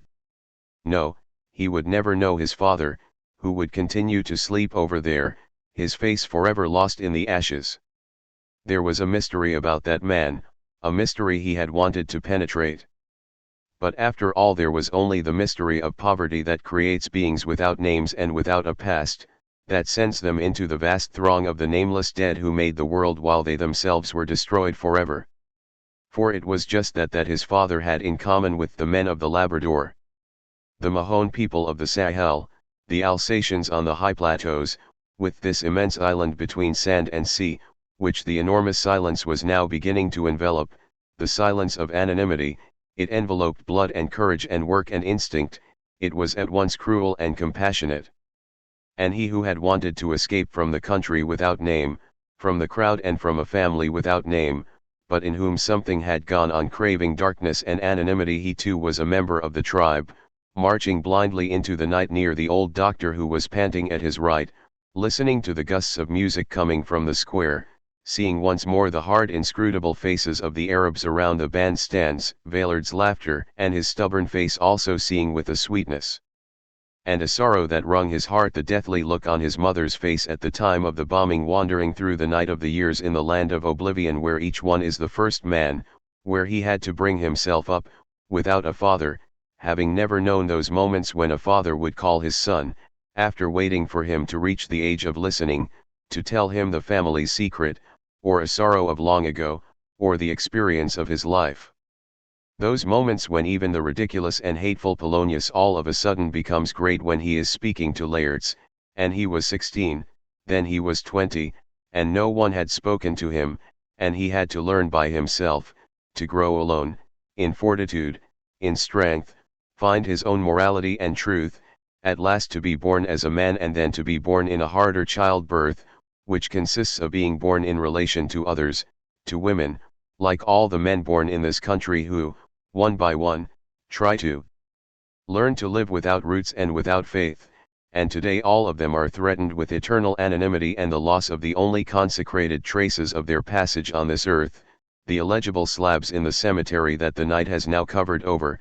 They had to learn how to live in relation to others, to the immense host of the conquerors, now dispossessed, who had preceded them on this land and in whom they now had to recognize the brotherhood of race and destiny. Now the plane was descending to Algiers. Jacques was thinking about the little cemetery of Saint Brook where the soldiers' graves were better kept than those in Mondovi. The Mediterranean separates two worlds in me, one where memories and names are preserved in measured spaces, the other where the wind and sand erases all trace of men on the open ranges. He had tried to escape from anonymity, from a life that was poor, ignorant, and mulish. He could not live that life of blind patience, without words, with no thought beyond the present. He had traveled far and wide, had built, had created, had loved people and abandoned them. His days had been full to overflowing. And yet now he knew from the bottom of his heart that Saint Brook and what it represented had never been anything to him, and he thought of the worn and green encrusted gravestones he had just left, acknowledging with a strange sort of pleasure that death would return him to his true homeland and, with its immense oblivion, would obliterate the memory of that alien and ordinary man who had Algiers grown up, had built in poverty, without help or deliverance, on a fortunate shore and in the light of the first mornings of the world, and then alone, without memories and without faith, he had entered the world of the men of his time and its dreadful and exalted history. Part 2. The Son or the First Man. 1. Lycée. When, on October 1st of that year, Jacques Cormarib, unsteady on his thick new shoes, bundled up in a new shirt that still had its stiffening in it, weighed down with a satchel that smelled of varnish and leather, saw the motorman, next to whom Pierre and he were standing at the front of the motor car, pull his crank back to first gear and the heavy vehicle leave the Belcourt stop. He turned back to try to catch a glimpse of, a few meters away, his mother and grandmother still leaning out the window to keep him company for a bit longer on this first journey to the mysterious lycée, but he could not see them because the man next to him was reading the inside pages of La Dépêche Algérienne. So he turned to the front and gazed at the steel rails that the begin either by going to school and the rest in order, or else by introducing the adult alien and then return to the period from going to school to the illness. B. Physical description of the child. Motor car was steadily swallowing and above them the trolley wires vibrating in the cool of the morning, turning his back, his heart somewhat heavy, on his home, on the old neighborhood that he had never really left except for a few expeditions. They said go to Algiers when they went downtown, traveling faster and faster now and, despite Pierre's brotherly shoulder practically glued to his, with a sense of solitude, uneasy about a strange world where he did not know how he would have to behave. Actually no one could have given them advice. Pierre and he realized very soon that they were on their own. M. Bernard himself, whom they in any case would not dare disturb, could tell them nothing about this lycée he did not know. At home ignorance was still more complete. For Jacques' family, Latin, for example, was a word that had absolutely no meaning. That there had been, besides primitive times, which they on the other hand could imagine, times when no one spoke French, that civilizations, and the word itself meant nothing to them, had succeeded each other with such different customs and languages these truths had not reached them. Neither the images, nor things written, nor word of mouth, nor the veneer of culture acquired in everyday conversation had reached them. In this home where there were no newspapers, nor, until Jacques brought them in, any books, no radio either, where there were only objects of immediate utility, where no one but relatives visited, a home they rarely left and then only to meet other members of the same ignorant family, what Jacques brought home from the lycée could not be assimilated, and the silence grew between him and his family. At the lycée itself, he could not speak of his family, he sensed their peculiarity without being able to articulate it, even if he could have overcome the insuperable reticence that sealed his lips on the subject. It was not even differences of class that set them apart. In this country of immigration, of quick fortunes and spectacular collapses, the boundaries between classes were less clear-cut than between races. If the children had been Arab, their feeling would have been more painful and bitter. Besides, though they had Arab classmates in school, there were few in the lycée, and they were always sons of wealthy notables. No, what set them apart, and Jacques even more than Pierre, because their peculiarity was more pronounced in his home than in Pierre's family, was that it was impossible for him to connect his family to traditional values and stereotypes. To the questions asked at the beginning of the year, he could of course answer that his father was killed in the war, that after all was a position in society, and that he was a pupil of the nation, one which everyone understood. But after that the difficulties began. In the printed forms they were given, he did not know what to put under parent's occupation. At first he put homemaker while Pierre put post office employee. Pierre explained to him that homemaker was not an occupation but was said of a woman who kept her own home and did her own housework.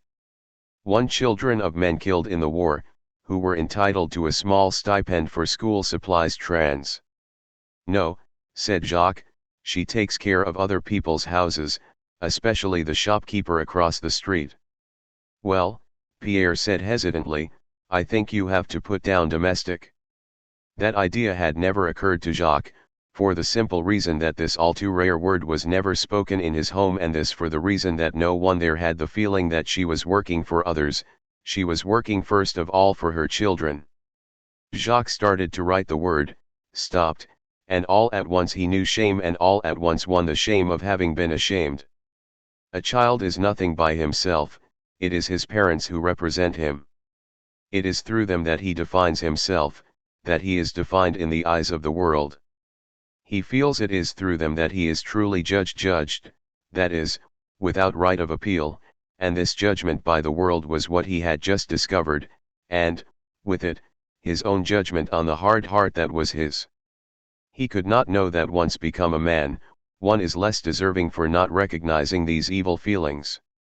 For one is judged, for better or for worse, by what one is, and much less on one's family, since it even happens that the family is judged in its turn by the child become a man.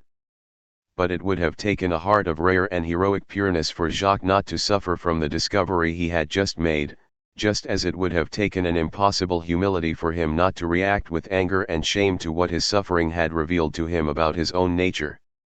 He, one sick, had none of those qualities. Instead there was a hard and nasty arrogance that helped him at least on this occasion, making him write the word domestic on the form with a firm hand and take it, his face expressionless, to the monitor, who did not even notice it. Along with all that, Jacques had not the slightest desire to have a different family or station in life, and his mother as she was remained what he loved most in the world, even if that love was hopeless. Besides, how can it be made clear that a poor child can sometimes be ashamed without ever being envious? On another occasion, when he was asked his religion, he answered, Catholic. Asked if he should be enrolled in the course in religious instruction, and remembering his grandmother's fears, he said no. In short, the monitor said deadpan, you are a non-practicing Catholic.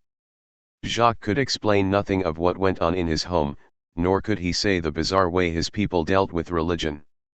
So he firmly answered, yes, which made people laugh and won him a reputation for stubbornness at the very moment he felt himself most at sea. Another day, the literature teacher, having handed out to the students a form concerning some internal matter, asked them to bring it back signed by their parents. The form, which enumerated the things students were forbidden to bring to school, from weapons to magazines and including playing cards, was written in such choice language that Jacques had to summarize it in simple terms for his mother and grandmother. His mother was the only one able to put a crude signature at the bottom of the form. Because, after her husband's death, she received her war widow's pension every quarter, and because the government, in this case the treasury, but Catherine Cormery just said she was going to the treasure, for to her it was just a name, void of any meaning. To the children, on the other hand, it suggested a mythic place with limitless resources where their mother was admitted from time to time to draw small amounts of money asked for her signature each time. After the first time when she had problems, a neighbor had taught her to copy a sample of the signature Widow Camus, one, and she managed to do this more or less well, but anyway it was always accepted. However, the next morning Jacques discovered that his mother, who left long before him to clean a store that opened early, had forgotten to sign the form. His grandmother did not know how to sign. She managed to keep her accounts with a system of circles that, according to whether they were crossed once or twice, represented ones, tens, and hundreds. Jacques had to return the form unsigned, saying that his mother had forgotten, was asked if no one in his home could sign, answered no, and discovered from the teacher's surprised look that the circumstance was more unusual than he had believed. He was even more disconcerted by the French boys. The reminder. Collect 1. Sick. Brought to Algiers by the vagaries of their fathers' careers. The one who gave him the most to think about was Georges Didier. Their common liking for French classes and reading drew them into a very close friendship, of which Pierre moreover was jealous.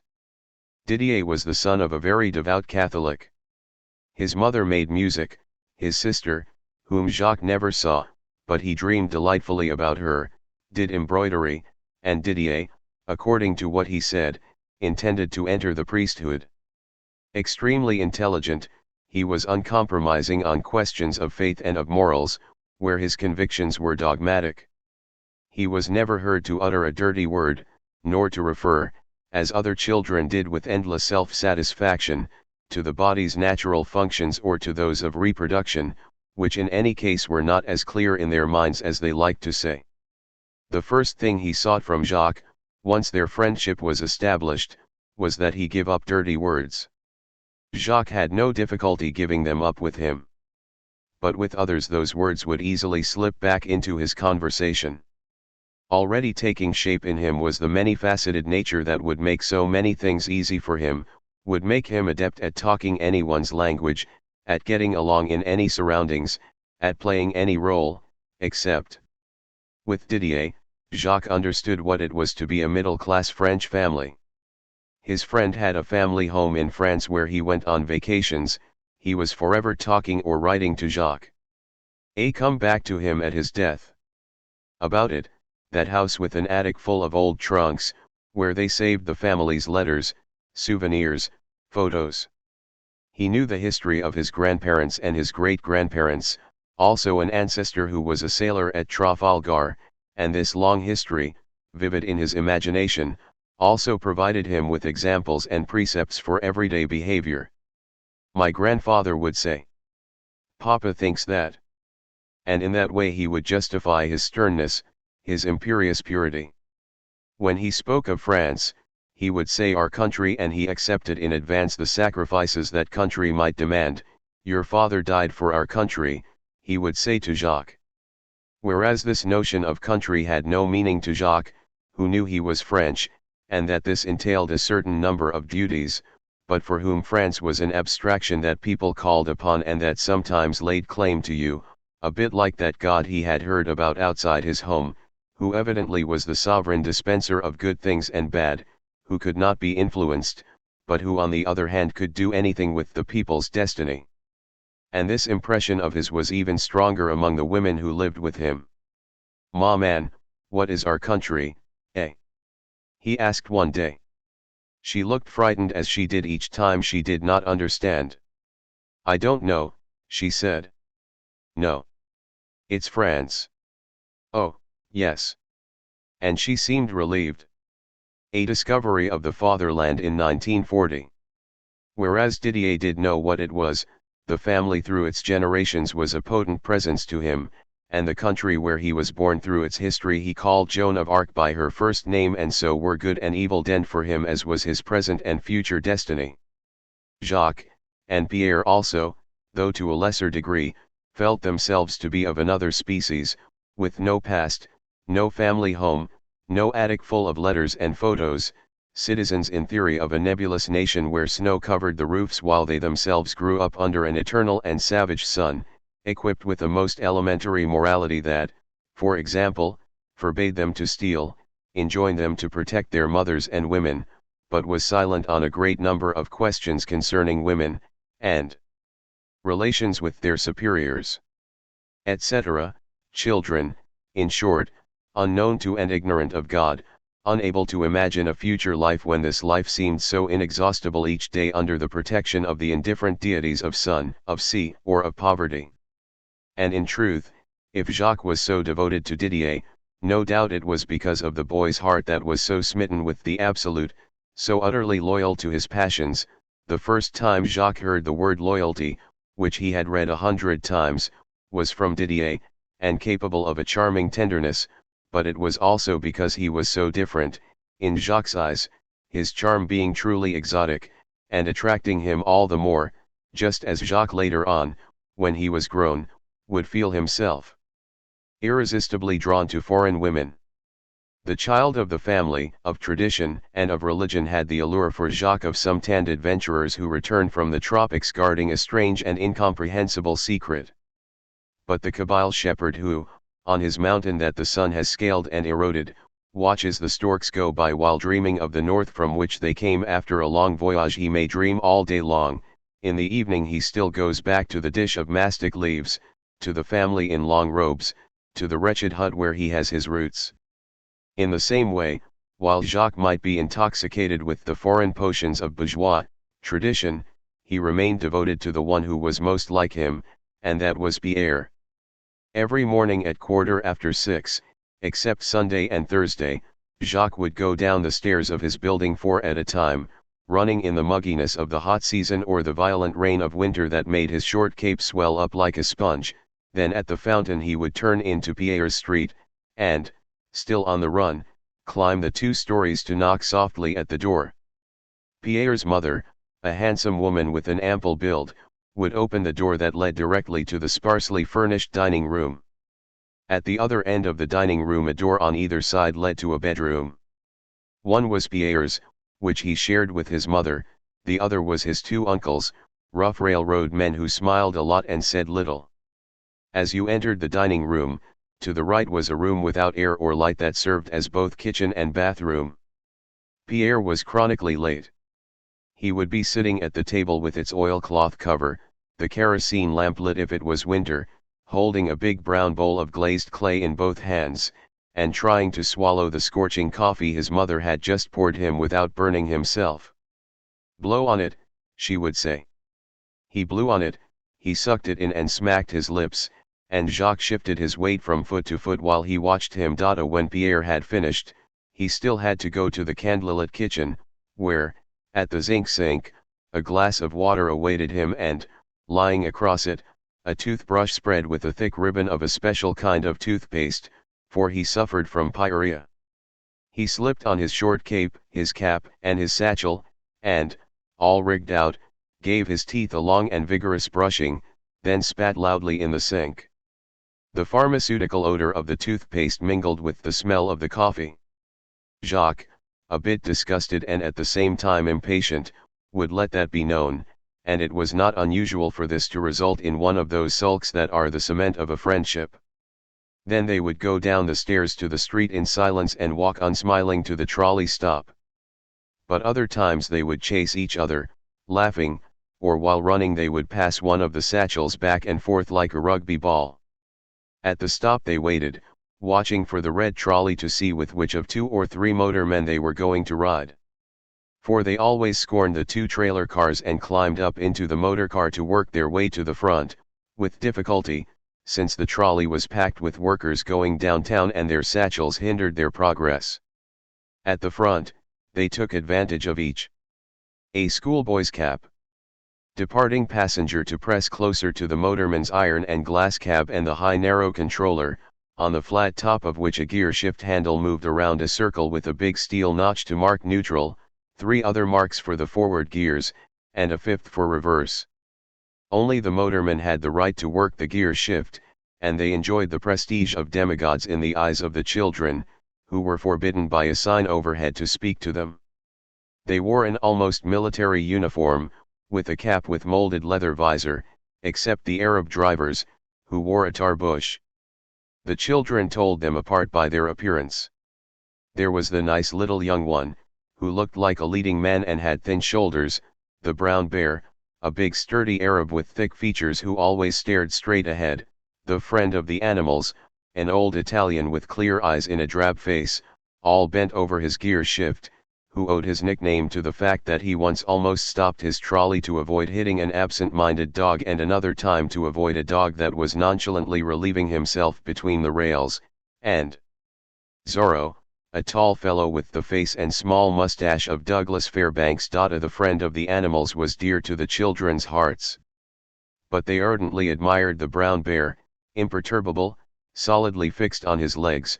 He would drive his noisy vehicle at top speed, holding the wooden handle firmly in his enormous left hand and pushing it into 3rd gear as soon as traffic permitted, his right hand the cord and the bell.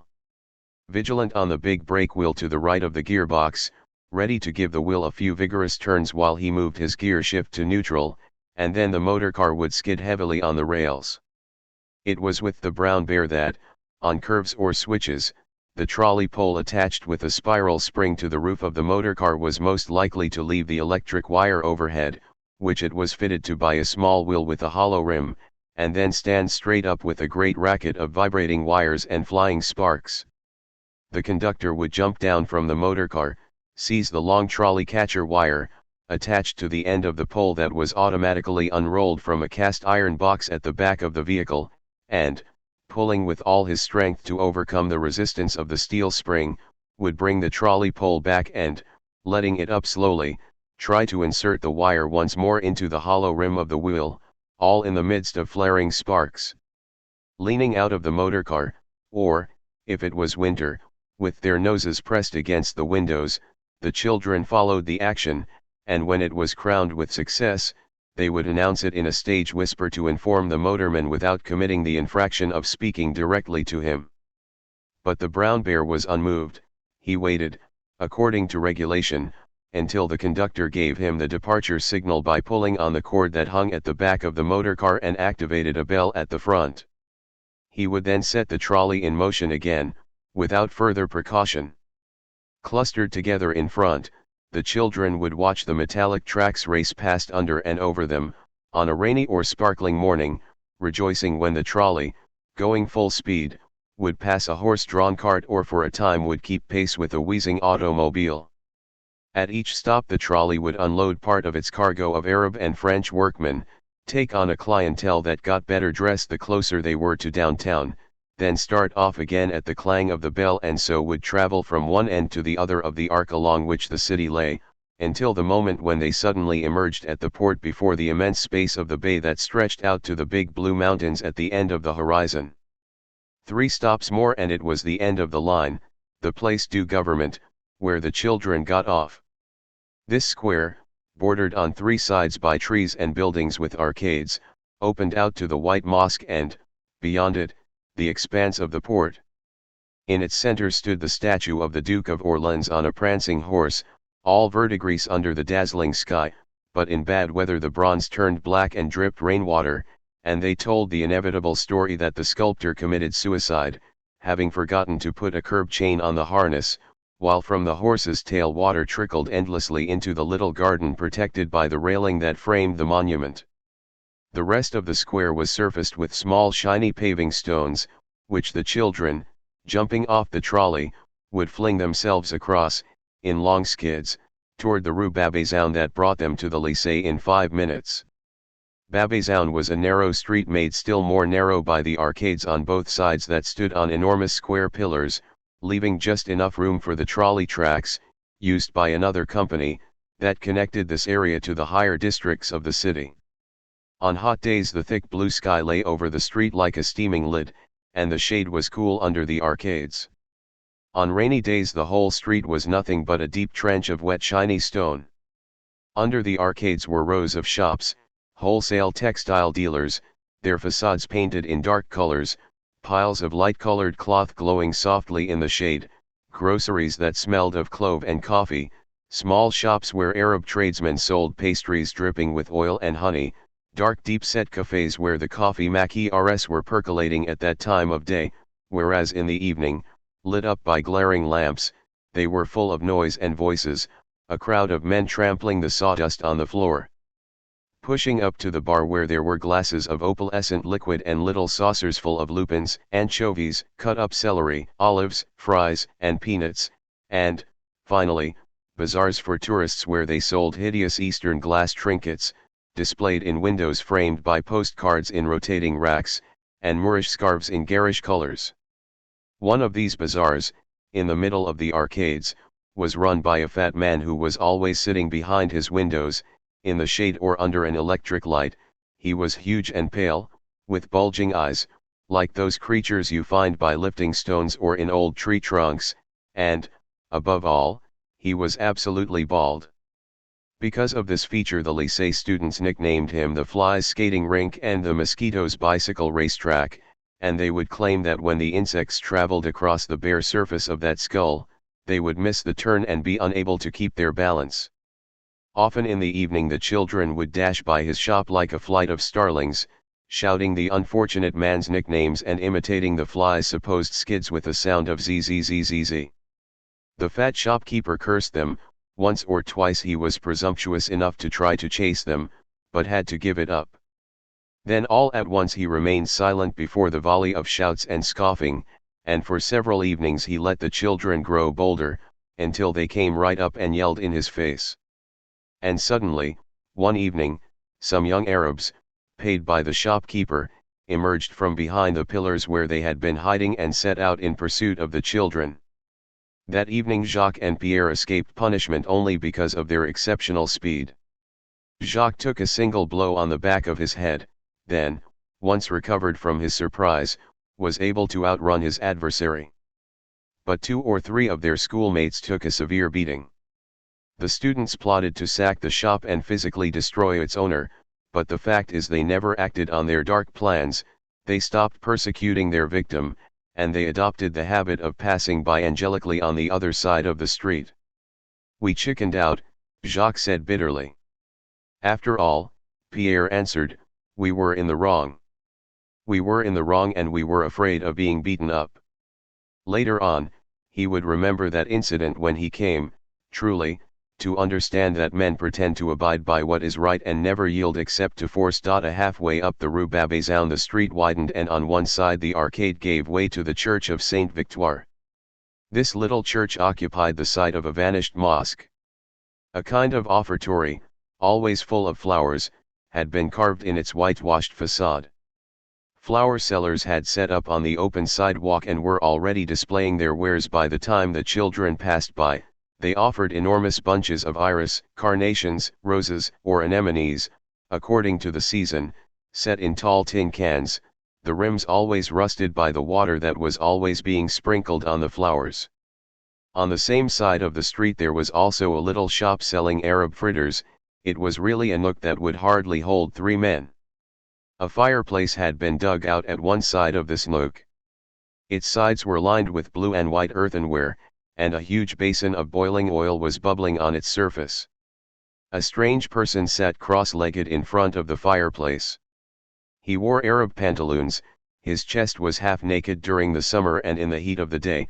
On other days he wore a European jacket closed at the top of the lapel with a safety pin, and with his shaved head, thin face, and toothless mouth he looked like a Gandhi without glasses. With a red enamel skimmer in his hand, he watched over the cooking of the fritters browning in the oil. When a fritter was ready, that is, when the outside was golden while himself like the rest. The very fine dough inside had become both translucent and crisp, like a transparent fried potato. He would carefully reach under the fritter with his ladle and lift it deftly out of the oil, drain it over the basin by shaking the ladle 3 or 4 times, then put it in front of him in a glass-tin stand with several perforated shelves on which already prepared fritters were lined up, on one side the long honey fritters, on the other, flat and round, the plain fritters. Pierre and Jacques were mad about these pastries, and on those rare occasions when one or the other had a bit of money, they took a moment to stop and get a plain fritter on a piece of paper immediately made transparent by the oil, or the long fritter that the seller before giving it to them had dipped in a nearby jar, alongside the stove, full of dark honey speckled with fritter crumbs. The children would take these splendid things and bite into them as they ran to the lycée, head and shoulders bent over to avoid dirtying their clothes. The departure of the swallows took place each year, soon after the opening of school, in front of the church of Saint Victoire. Electrical wires and even high power lines, used at one time to drive the trolleys, now abandoned but never taken down, stretched over the street where it had been widened. The swallows usually flew over the waterfront boulevards, on the square in front of the lycée, or in the sky over the Pornay. A. Zlabias, Ma crowd. B. See the sparrows of Algeria mentioned by Grenier. Boarhoods, sometimes picking with piercing cries at a ficus fruit, some floating garbage, or fresh manure, but at the first cold weather only relatively cold since there was never a frost, still you could feel it after the enormous weight of the hot months. The swallows would appear one by one in the corridor of Rue Babazon, flying low toward a trolley, then abruptly veering up to disappear in the sky over the houses. Suddenly one morning they appeared by the thousands on all the lines over the little square at Saint Victoire, on top of the houses, squeezed in next to each other, nodding their heads over their little black and white necks, shaking their tails and moving their feet a bit to make room for a newcomer, covering the sidewalk with their tiny ash-like droppings, all together making what was a single constant chirp, punctuated with brief cackles, a continuing confidential dialogue that had been going on above the street all morning, and would get gradually louder and become almost deafening by evening, when the children were running to the homeward-bound trolleys. Then the chirp would stop suddenly, on an invisible command, and thousands of sleeping birds would bow their little heads and their black and white tails. For 2 or 3 days, coming from every corner of the Sahel, and sometimes even farther, they would arrive in feathery little bands, trying to find room between the first arrivals, and, little by little, they would settle on all the cornices along the street on both sides of the main place of assembly, the sound of their wings beating and their chirping over the passers-by growing louder and louder until it became deafening. And then one morning, just as abruptly, the street was empty. In the night, just before dawn, the birds had left altogether for the south. For the children that was when winter began, well before its date, since they had never known a summer without the shriek of the swallows in the still warm sky of evening. The Rue Babazon ended at a big square where the lycée, on the left, faced the barracks on the right. The steep damp streets of the Arab city began their uphill climb behind the lycée. The barracks faced away from the sea. Beyond the lycée was the Marengo Gardens, beyond the barracks, the poor, half-Spanish Bab Loue district. A few minutes past 7:15, Pierre and Jacques, having climbed the stairs at full speed, would enter with a flood of children through the concierge's small entrance next to the monumental door. They started up the main stairs, with the honor rolls posted on either side, still running at top speed, and arrived at the main floor, where the stairs to the upper floors began on the left. It was separated from the main courtyard by a glassed-in arcade. There, behind one of the main floor columns, they spotted the rhinoceros watching for latecomers. The rhinoceros was a chief supervisor, a small nervous Corsican who owed his nickname to his curled mustache. Another life began. Pierre and Jacques had received scholarships that included half-board because of their family situation. So they spent all day at the lycée and had their lunch in the dining hall. Classes began at 8 or 9 o'clock, according to the day, but breakfast for the boarding students was served at 7:15, and the half-boarders were entitled to it.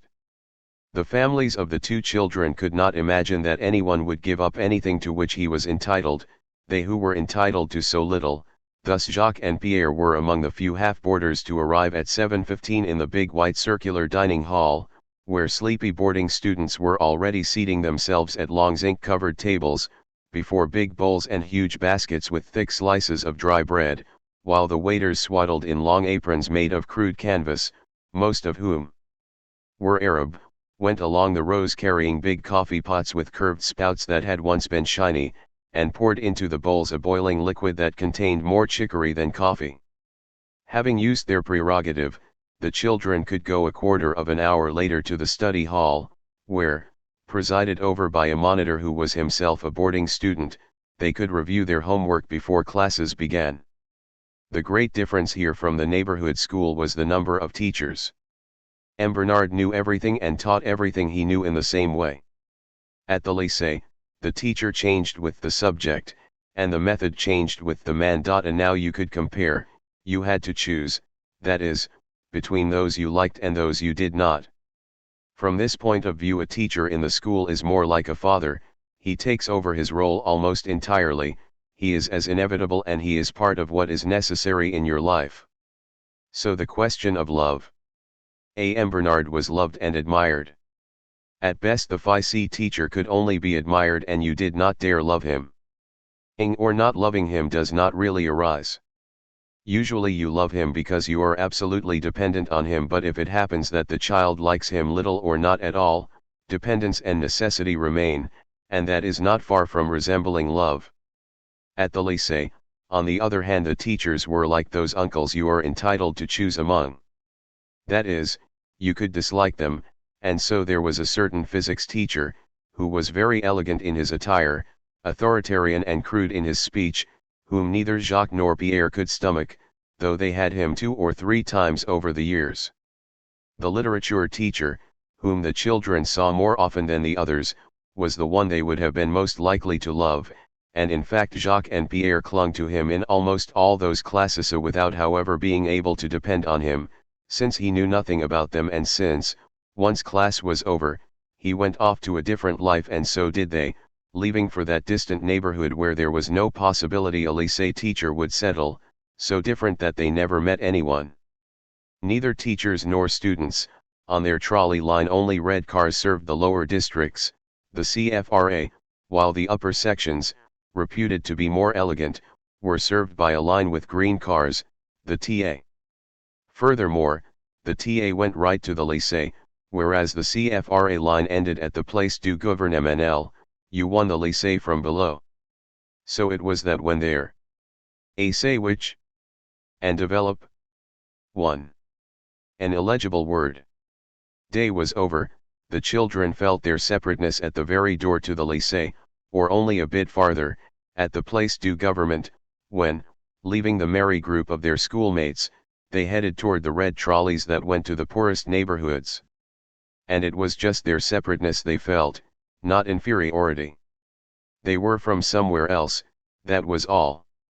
During the school day, on the other hand, there was no such difference. Their smocks might be more or less elegant, they all looked alike.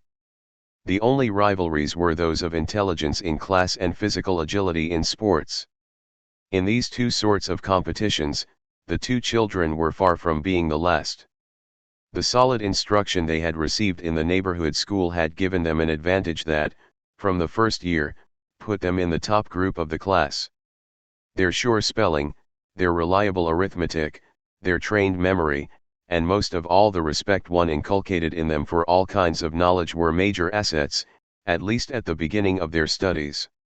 If Jacques had not been so rambunctious, which repeatedly kept him off the honor roll, and if Pierre had taken more to Latin, their success would have been complete. At any rate, they were encouraged by their teachers and they were respected. As for sports, it was above all soccer, and from the first recesses Jacques found what would be his love for so many years. Their matches were played during the recess after lunch at the dining hall and the 1-hour recess that, for boarders, 1 an illegible word, and half-boarders and day students in detention, came before the last class at 4 o'clock.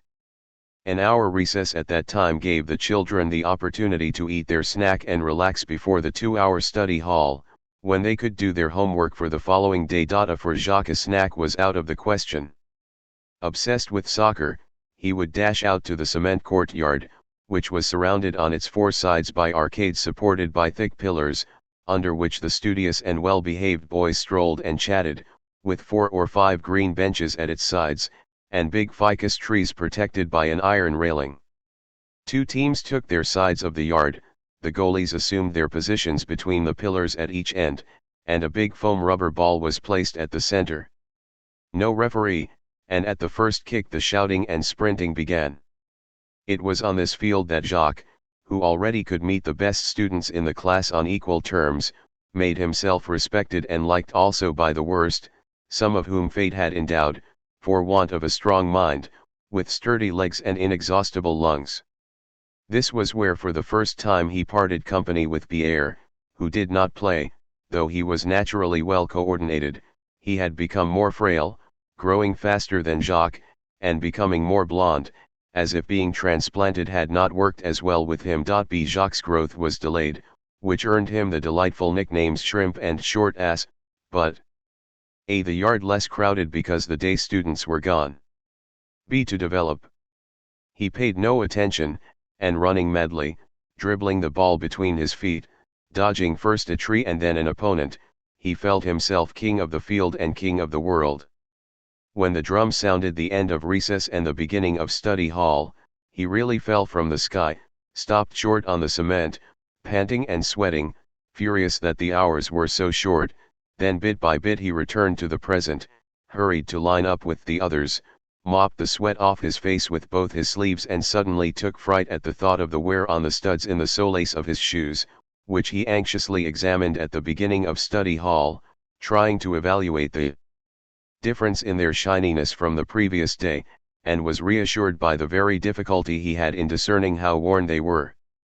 Except when some irreparable damage, a detached sole, or torn upper, or twisted heel, left no doubt as to how he would be received when he went home, and then he would swallow his saliva, his stomach queasy, during the 2 hours of the study hall, trying to redeem his sin by devoting himself more strenuously to his work, from which, however, and despite his best efforts, he was inevitably distracted by the fear of being beaten. This last study hall was also the one that seemed the longest. To begin with, it lasted 2 hours. And besides, it took place at night or when night was falling. The high windows looked out on the Marengo gardens. The students around Jacques and Pierre, sitting side by side, were quieter than usual, tired from work and play, absorbed in their last assignments.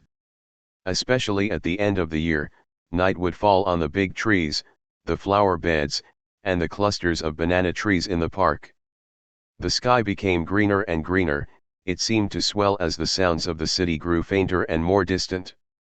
When it was very hot and one of the windows was half open, they heard the cries of the last swallows over the little garden, and the scent of serenades and of the big magnolias came in to drown the more acid and bitter smells of ink and ruler.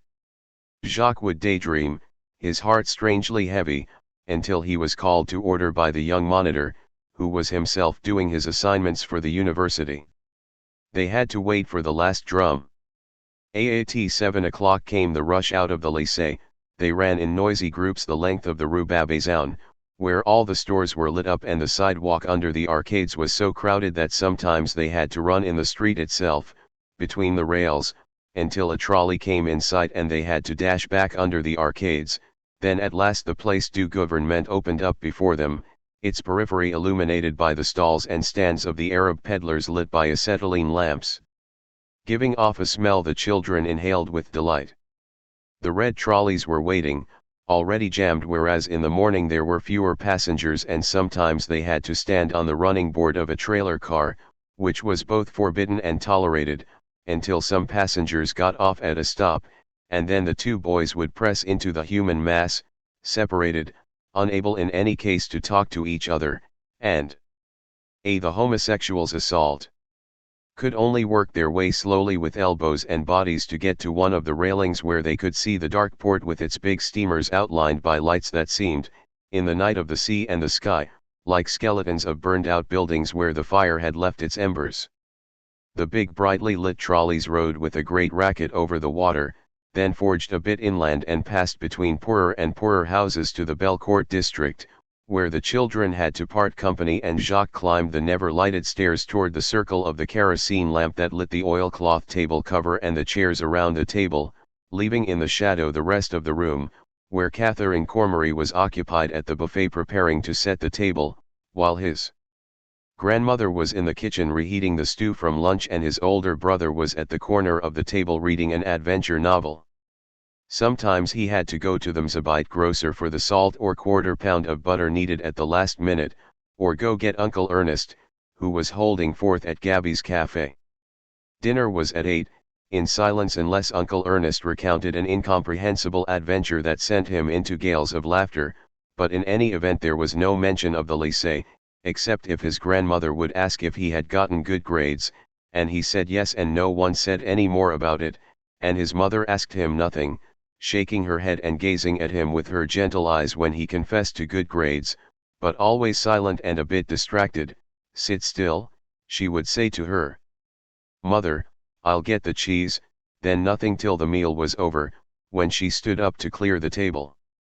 "Help your mother," his grandmother would say, because he had picked up Part Elan and was avidly reading it.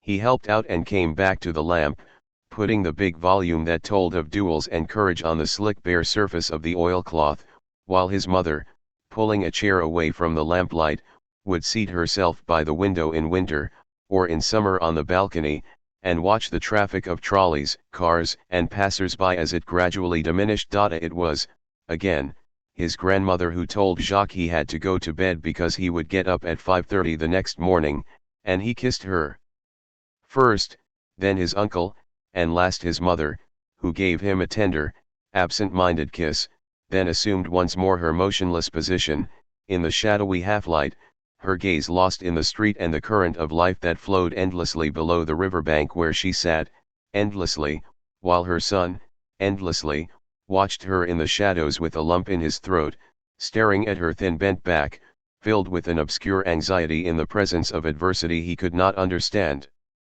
A. Lucien 14 EPS 16 Insurance. The chicken coop and cutting the hen's throat. That dread of death and the unknown, which he always felt when coming home from the lycée, was already taking hold of him at the end of the day, as fast as the darkness that rapidly devoured the light and the earth, and would not cease until his grandmother lit the suspension lamp, setting the glass chimney down on the oilcloth, her stance up a bit on the balls of her feet, her thighs pressed against the edge of the table, her body leaning forward, her head twisted so she could better see the burner of the lamp under the shade, one hand holding the copper key that regulated the wick under the lamp, the other scraping the wick with a lit match until it stopped smoldering and gave a beautiful clear light, and then the grandmother would replace the chimney, which would squeak a little against the chiseled tabs of the copper gallery into which she pressed it, and, again standing erect at the table, one arm raised, she adjusted the wick until the hot yellow light was cast evenly on the table in a large and perfect circle, and, as if reflected by the oilcloth, it lit with a gentler glow the faces of the woman and the child who was watching the ritual from the other side of the table, and his heart gradually grew easy as the light grew brighter. It was the same dread he tried sometimes to overcome out of pride or vanity when his grandmother would on certain occasions order him to go get a hen from the yard. It was always in the evening, before a major holiday, Easter or Christmas, or else before a visit from better-off relatives whom they wished as much to honor as to deceive, for the sake of propriety, about the family's actual circumstances. In one of his first years at the lycée, the grandmother had asked Uncle Joséphine to bring her some Arab hens from his Sunday trading expeditions, and had drafted Uncle Ernest to build her a crude chicken coop on the sticky damp earth at the far end of the yard, where she kept 5 or 6 fowls that gave her their eggs and at times their lives. The family was at dinner the first time the grandmother decided to conduct an execution, and she asked the older of the boys to go get her the victim. But Louis one said he couldn't, he said point blank that he was afraid. The grandmother sneered, and railed against these children of the rich, not like those in her time out in the depths of the bush, they were afraid of nothing. Jacques is braver than that, I'm sure of it.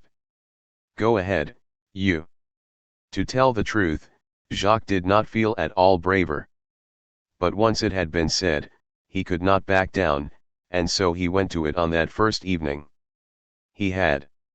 One Jacques' brother is sometimes called Henry, sometimes Louis. To feel his way in the dark down the stairs, turn left in the hall that was always dark, and find the door to the yard and open it. The night outside was less dark than the hall. You could make out the 4 slippery greenish steps down to the yard. To the right, a weak light trickled through the blinds of the small building occupied by the barber and the Arab family. Across the yard he could see the witty splotches of the animals asleep on the ground or on their manure-splattered perches. Once he had reached the coop, as soon as he touched the unsteady coop, squatting with his fingers above his head in the big mesh of the cage, a soft cackling began to rise with the warm nauseating smell of the droppings. He opened the little lattice door at ground level, bent over to reach his hand and arm in, was disgusted at the touch of the earth or of a dirty stick, and hastily withdrew his hand, gripped with fear as the coop exploded in a turmoil of wings and feet, the birds fluttering and running all over the place. Yet he had to make up his mind to it, since he had been designated as the more courageous one. But he was horrified by this commotion among the animals in the dark, in this dim and filthy place. It turned his stomach. He waited, gazing up at the immaculate night above him, the why full of calm clean stars. Then he threw himself forward, grabbed the first claw within reach, dragged the crying terrified animal to the little door, took hold of the second foot with his other hand and roughly yanked the hen out of the coop. Al. A distorted. Ready tearing off some of its feathers against the door jamb, while the whole coop burst into piercing panic-stricken cackling, and the old Arab, vigilant, appeared framed in a sudden rectangle of light. "It's me, Tahar," the child said in a toneless voice.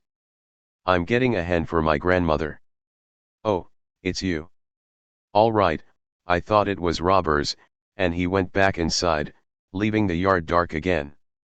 Now Jacques ran, while the hen struggled desperately and he bumped it against the wall of the hallway or the rungs of the stairs, sick with fear and disgust at the feel of its cold, thick, scaly claws in his hand, ran still faster on the landing and in the hall of the building, and victoriously entered the dining room. The victor stood framed in the doorway, hair mussed, knees green from the moss in the yard, holding the hen as far as possible from his body, his face white with fear. "You see," the grandmother said to the older boy. "He's younger than you are, but he puts you to shame." Jacques waited to preen with justified pride until the grandmother had taken a firm grip on the feet of the hen, which suddenly grew quiet as if understanding that from now on it was in the hands of the inexorable.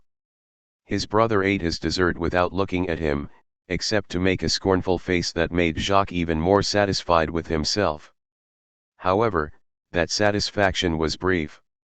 Glad to have found she had a manly grandson, his grandmother invited him to the kitchen to take part in cutting the hen's throat.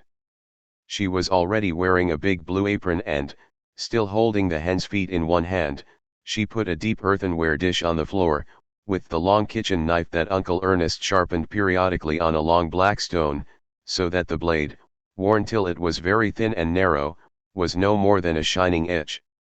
"You go over there." Jacques went to the designated place, across the kitchen, while the grandmother placed herself in the doorway, blocking the exit to the hen as well as to the child. His back to the sink, his left shoulder against the wall, he watched in horror the sure movements of the sacrificer. The grandmother pushed the plate just into the light shed by the little kerosene lamp set on a wooden table, to the left of the doorway. She laid the animal on the floor, and, putting her knee to the ground, trapped the hen's feet, pressed it flat with her hands to keep it from struggling, then seized the head with her left hand and pulled it back over the plate. With the razor-sharp knife she slowly cut its throat at the place where a man has his Adam's apple, opening the wound by twisting the head while the knife cut with a dreadful sound more deeply into the cartilage, holding still the animal that was shaking all over with terrible twitches while the blood ran bright red into the white dish, and Jacques watched, his legs trembling, as if it were his own blood he felt draining away. "Take the dish," the grandmother said after an interminable time. The animal was no longer bleeding. Jacques carefully placed the dish on the table, with the blood already turning dark. The grandmother tossed the hen down next to the dish. Its plumage was already dim, and the round creased lid was closing over its glassy eye. Jacques stared at the motionless body, the toes of its feet drawn together and hanging limp, the crest faded and flaccid death. In short, then he went out to the dining room. "Me, I can't watch that," his brother said with suppressed anger that first night. "It's disgusting." "No, it's not," Jacques said uncertainly. Louis was looking at him with an expression that was both hostile and inquisitorial. And Jacques straightened up. He subdued his fear, the panic that took hold of him in the face of night and that appalling death, and he found in pride, only in pride, a will to courage that finally served as courage itself. "You're scared, that's all," he said at last. "Yes," said the grandmother, coming back in the room. "It's Jacques who'll go to the chicken coop in the future." "Good, good," said Uncle Ernest, beaming. He got courage. Jacques, rooted to the spot, looked at his mother, who was sitting a bit apart from the others, darning socks stretched over a wooden egg. His mother gazed at him. "Yes," she said, "that's good, you're brave."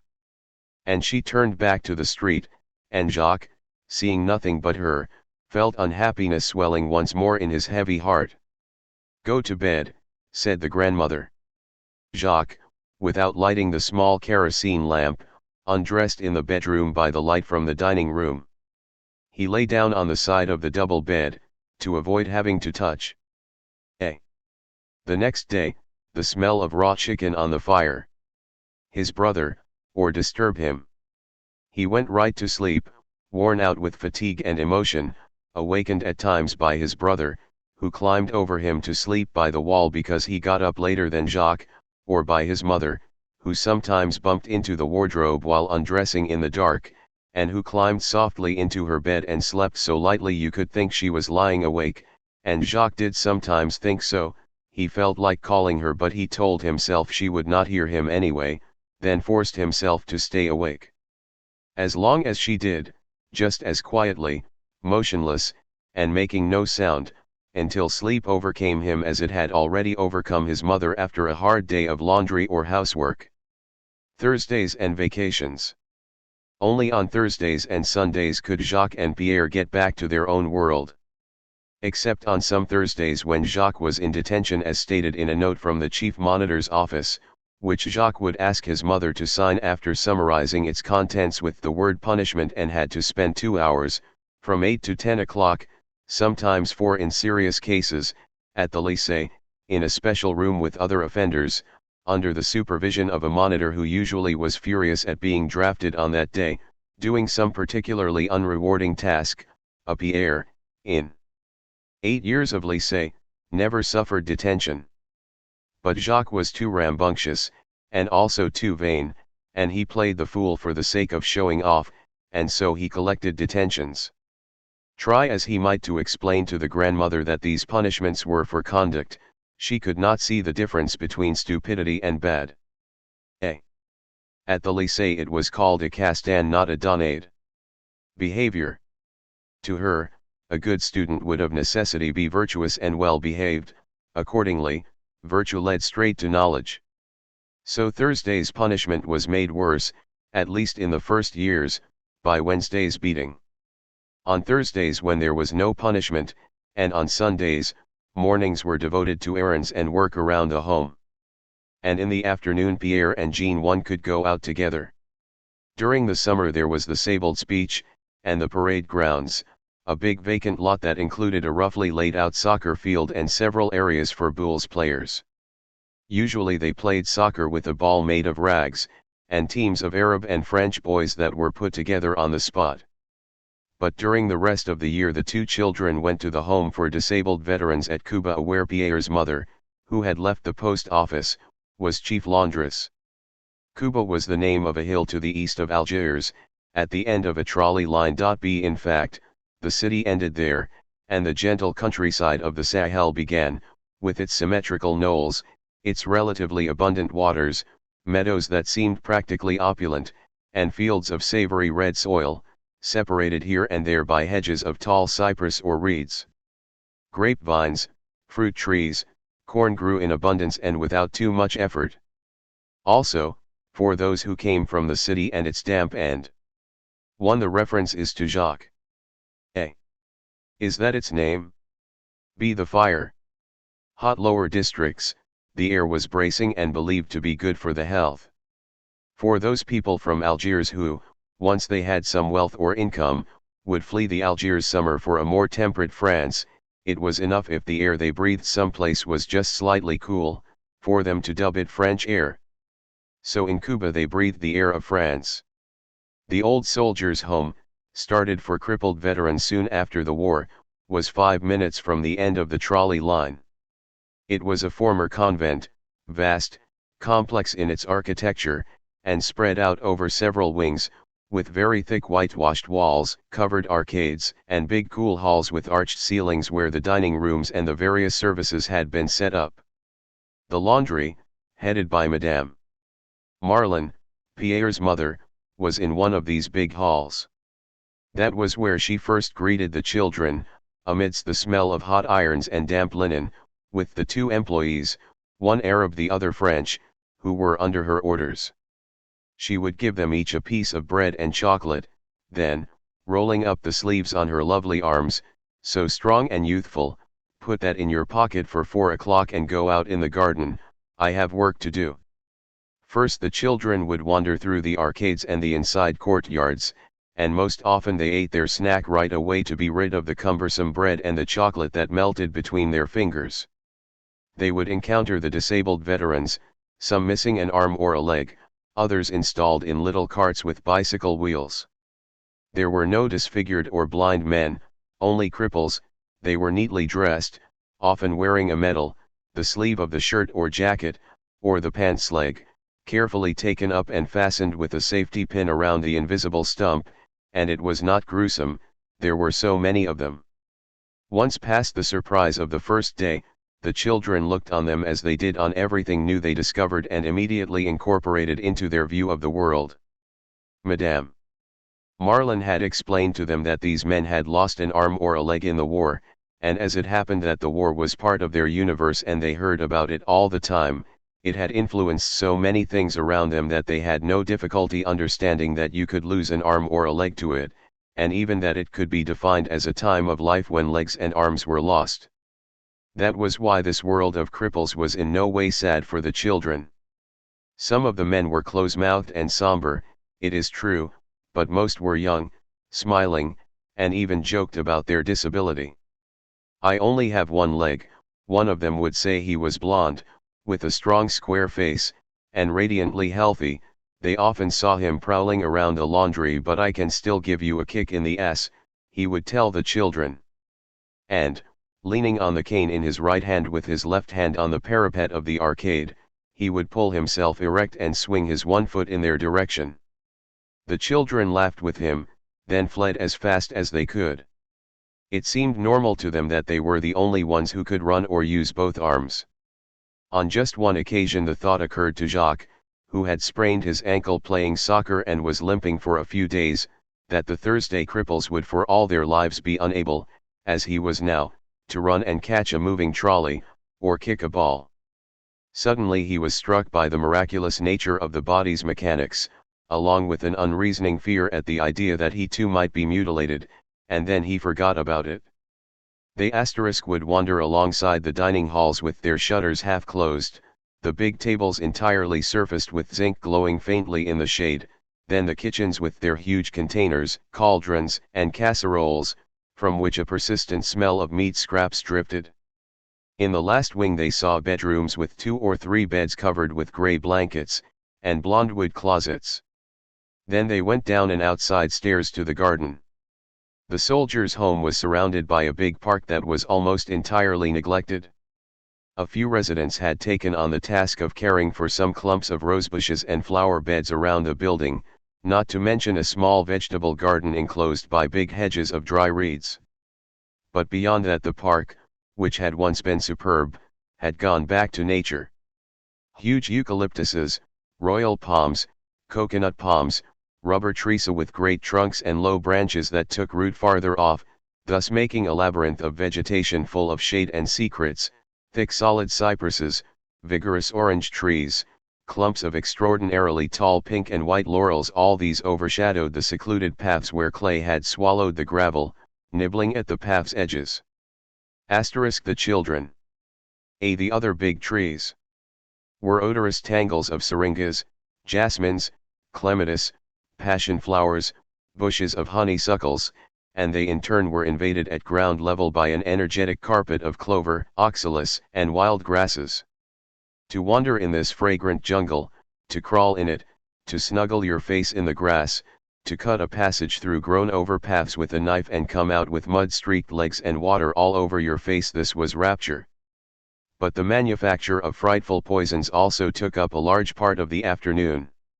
Under an old stone bench that backed on a section of wall, the children had piled up a whole assortment of tin aspirin tubes, medicine jars, old inkwells, fragments of dishes, and chipped cups that constituted their laboratory. There, hidden in the densest part of the park, away from all eyes, they would prepare their mysterious potions. Their base was oleander, simply because they had often heard it said around them that its shadow was deadly and that anyone so imprudent as to go to sleep at the foot of an oleander would never awaken.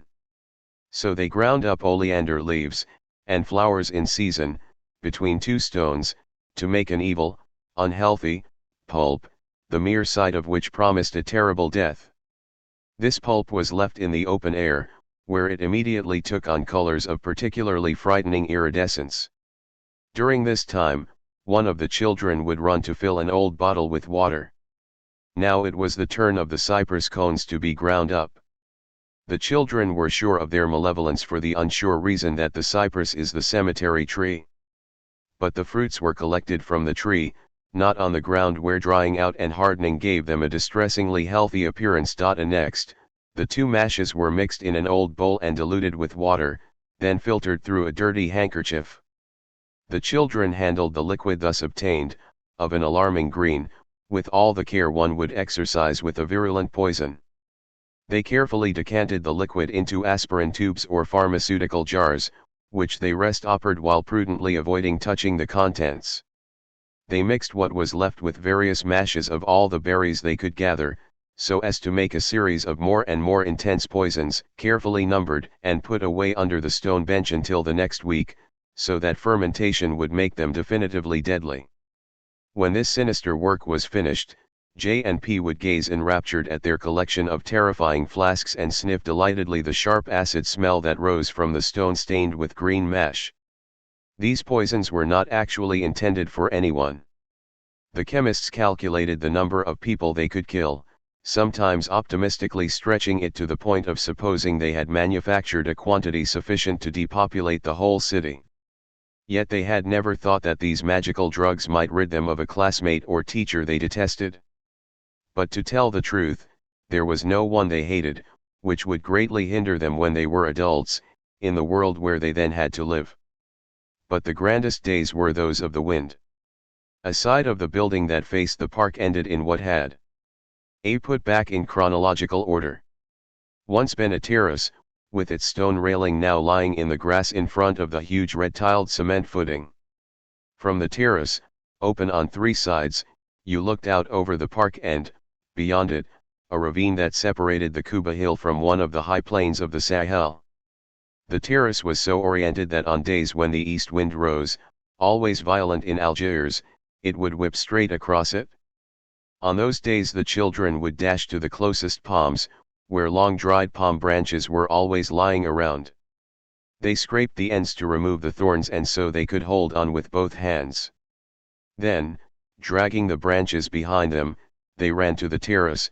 The wind blew furiously, whistling through the big eucalyptuses that were wildly waving their top branches, disheveling the palms, making a sound of paper crumpling as it shook the big shiny leaves of the rubber trees. The idea was to climb up on the terrace, lift the palm branches and turn their backs to the wind.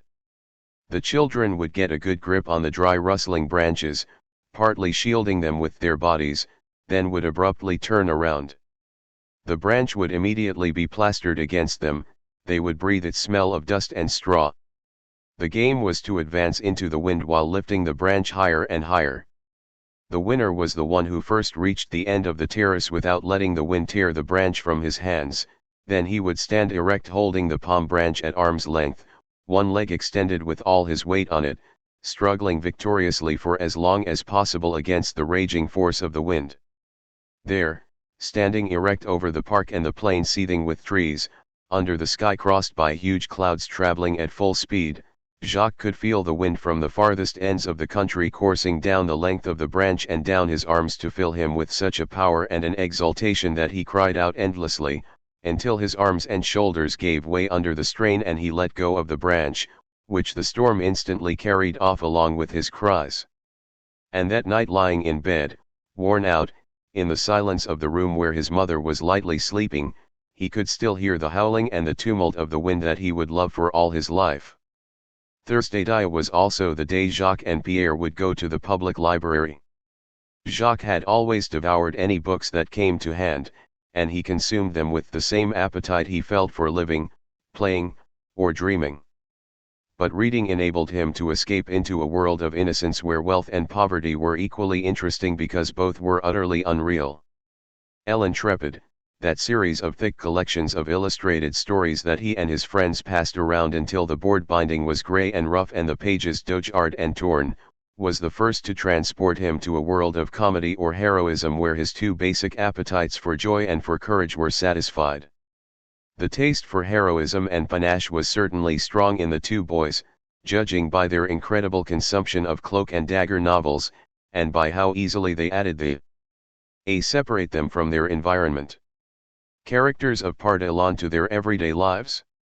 Indeed, their favorite writer was Michel Zavacco I, and the Renaissance, especially in Italy, with its atmosphere of stilettos and poisons, in settings of Roman or Florentine palaces and royal or papal pomp, was the favorite kingdom of these two aristocrats, who could sometimes be seen in the yellow dusty street where Pierre lived, hurling challenges at each other as they unsheathed their long varnished two rulers, fighting impetuous duels among the garbage cans that would leave long-lasting marks on their fingers. At the time, they could hardly find any other sort of books, for the reason that few people read in that neighborhood and all they could buy for themselves and only rarely at that were the cheap volumes lying around in the bookstores.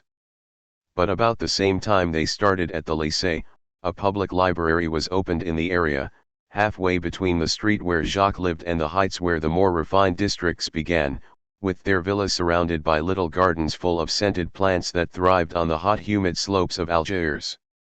These villas circled the grounds of Saint Odile, a religious board. One author of the part élan stories trans. To an illegible word.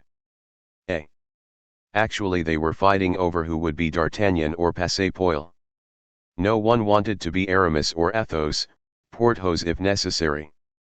All characters in Alexandre Dumas's The Three Musketeers, except Passepoil, who is from Le Bossu by Paul Féval transaction. Ing school that took only girls. It was in this neighborhood, so near and yet so far from their own, that Jacques and Pierre experienced their deepest emotions, that it is not yet time to discuss, that will be discussed, etc. The frontier between these two worlds, one dusty and treeless, where all the space was devoted to its residents and the stone that sheltered them, the other where flowers and trees supplied this world's true luxury, was described by a rather wide boulevard with superb plane trees planted along its two sidewalks. Villas stretched along one bank of this frontier and low-cost buildings along the other. The public library was built on that border. It was open 3 times a week, including Thursday, in the evening after work, and all morning Thursday. A quite unattractive-looking young teacher, who volunteered several hours a week at this library, would be sitting behind a rather large blonde wood table and was in charge of books for loan. The room was square, the walls entirely filled with blonde wood bookcases and black cloth-bound books. There was also a small table with a few chairs around it for those who wanted quickly to refer to a dictionary, for it was only a lending library, and an alphabetical card catalogue that neither Jacques nor Pierre ever looked into, their method consisting of wandering along the shelves, choosing a book by its title or, less often, by its author, then making note of its number and writing it on the blue slip that you used to request permission to borrow the work. To be entitled to borrow books, you just had to show a rent receipt and pay a minimal fee. Then you received a folding card where borrowed books were noted, as well as in the book kept by the young teacher. Most of the books in the library were novels, but many were set aside and forbidden to those under 15. And the children's strictly intuitive method made no real selection among the books that remained. But chance is not the worst method in matters of culture, and, devouring everything indiscriminately, the two gluttons swallowed the best at the same time as the worst, not caring in any event whether they remembered anything, and in fact retaining just about nothing, except a strange and powerful emotion that, over the weeks, the months, and the years, would give birth to and nurture a whole universe of images and memories that never yielded to the reality of their daily lives, and that surely was no less immediate to these eager children who lived their dreams as intensely as they did their lives. Ab. Actually, the contents of these books mattered little. What did matter was what they first felt when they went into the library, where they would see not the walls of black books but multiplying horizons and expanses that, as soon as they crossed the doorstep, would take them away from the cramped life of the neighborhood. Then came the moment when each of them provided with the two books they were allowed, holding them close against their sides with their elbows they slipped out. A. Pages of Quillet's dictionary, smell of the plates. B. Mademoiselle, Jack London, is that good? Onto the boulevard, dark by this time, they squashed underfoot the fruits of the big plane trees while calculating the delights they were going to extract from their books, comparing them already with those of the previous week, until, having arrived on the main street, they would first open them by the uncertain light of the first street light, to pick out some phrase, for his was a most uncommon strength, that would heighten their joyous and avid hopes. They would part quickly and dash to the dining room to open the book on the oilcloth by the light of the kerosene lamp. A strong smell of glue rose from the crude binding that also was rough to the touch. The way the book was printed would give the reader advance notice of the pleasure he would derive from it. P&J did not like books set in large type with wide margins, such as pleased readers of more refined tastes, but rather pages set in small type stretching all the way across tightly justified lines, filled to the brim with words and sentences, like those enormous rustic dishes you can eat at long and heartily without ever emptying them, and are all that can satisfy some gigantic appetites. They had no use for subtleties, they knew nothing and wanted to know everything. It mattered little if the book was poorly written and crudely printed, as long as the writing was clear and it was full of violent activity. Those books, and those alone, would feed their dreams, and on that they could go into a heavy sleep. Moreover, each book had its own smell according to the paper on which it was printed, always delicate and discreet, but so distinct that with his eyes closed Jay could have told a book in the Nelson series one from one of the contemporary editions Fasquelle was then publishing. And each of those odors, even before he had begun reading, would transport Jacques to another world full of promises already kept, that was beginning even now to obscure the room where he was, to blot out the neighborhood itself and its noises, the city, and the whole world, which would completely vanish as soon as he began reading with a wild exalted intensity that would transport the child into an ecstasy so total that even repeated commands could not extract him. Jacques, for the third time, set the table. Finally he would set the table, his expression empty and without color, a bit staring, as if drunk on his reading, and he would return to his book as if he had never put it down. Jacques, eat, and finally he would eat food that, heavy as it was, seemed less real and less solid than what he found in the books. Then he cleared the table and went back to his book. Sometimes his mother came to him before seating herself in her usual place. "It's the library," she would say. She mispronounced this word she had heard spoken by her son that had no meaning to her, but she recognized the jackets of books. Yes, Jacques said without looking up. Catherine Cormery leaned over his shoulder. She looked at the double rectangle under the light, the regular rows. 1. A series of classics. Transaction A. To develop. B. They made him, Uncle Ernest, a small desk of blonde wood. Of the lines, she would inhale the odor, and sometimes she would run her swollen fingers, wrinkled by the water from doing laundry, across the page, as if she were trying better to understand what a book was, to come a little closer to these mysterious signs, incomprehensible to her, but where her son so often and for hours on end found a life unknown to her and from which he would return with such an expression, looking at her as if she were a stranger. Her gnarled hand gently caressed the boy's head. He did not react. She sighed, then went and sat down, far from him. Jacques, go to bed. The grandmother repeated the command. You'll be late tomorrow. Jacques got to his feet, prepared his satchel for the next day's classes, not letting go of his book, which he held in his armpit, and then, like a drunkard, he fell into a heavy sleep, after slipping the book under his bolster. So, for years, Jacques' existence was divided unequally into two lives between which he was unable to make any connection. For 12 hours, to the sound of the drum, in a society of children and teachers, amidst games and study. For 2 or 3 hours of daily life, in the home in the old neighborhood, close to his mother, whom he did not really join except in the sleep of the poor. Although the earliest part of his life was this neighborhood, his present and even more his future were at the lycée. So that in a sense the neighborhood eventually blended in with night, with sleep, and with dreams. Moreover, did this neighborhood even exist, and was it not the desert it became for the child one evening when he was unconscious? He had fallen on cement. At the lycée, in any case, there was no one he could talk to about his mother and his family. In his family no one he could talk to about the lycée. No friend, no teacher ever came to his home during all the years before he received his baccalaureate. And as for his mother and grandmother, they never came to the lycée, except once a year, when awards were given, at the beginning of July. On that day, it is true, they would enter by the monumental door, in a crowd of dressed-up parents and students. The grandmother put on the black dress and scarf she wore for major outings.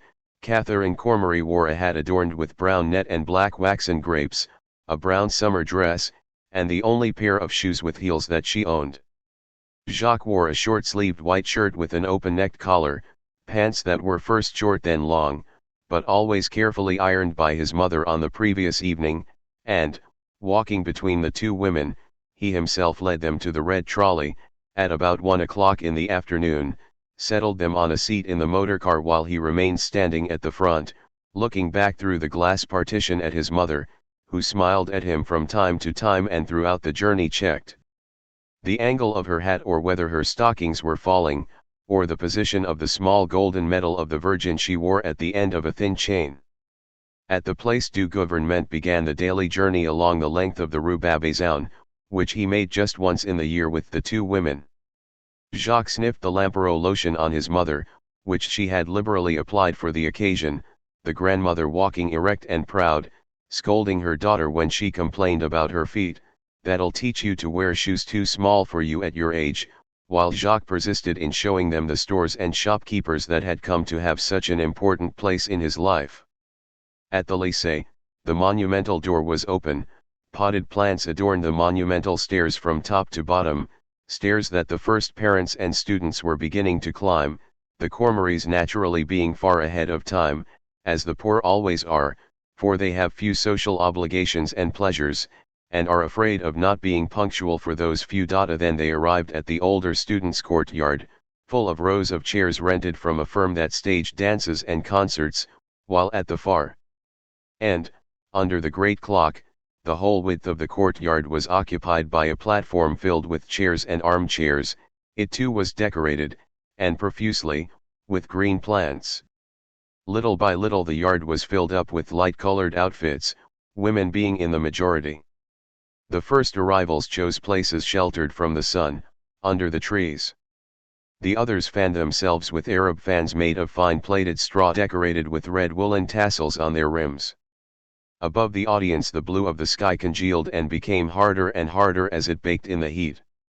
At 2 o'clock a military orchestra, out of sight in A, and those whom fate has poorly endowed cannot help thinking somewhere inside that they are responsible, and they feel they must not add to this general culpability by any small failings. The upper arcade, launched into the Marseillaise, all the spectators rose to their feet, and the teachers entered in their square caps and long gowns trimmed in colors that differed according to their discipline, led by the headmaster and the official personage, usually a high-ranking bureaucrat in the colonial administration, drafted this year for the occasion. Another military march covered for the seating of the teachers, and right after that the official personage took the podium and gave his opinions on France in general and education in particular. Catherine Cormery listened without hearing, but with no sign of impatience or weariness. The grandmother could hear, but did not understand very much. "He speaks well," she said to her daughter, who assented with conviction. This encouraged the grandmother to turn and smile at her neighbor to the left, confirming with a nod of her head the opinion she had just expressed.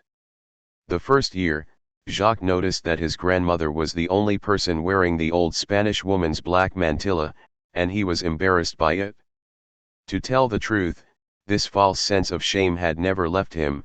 He just decided he could do nothing about it after he timidly ventured to mention a hat to his grandmother, and she answered that she had no money to waste, and besides the mantilla kept her ears warm. But when his grandmother spoke to her neighbors during the awards ceremony, he felt himself meanly blushing.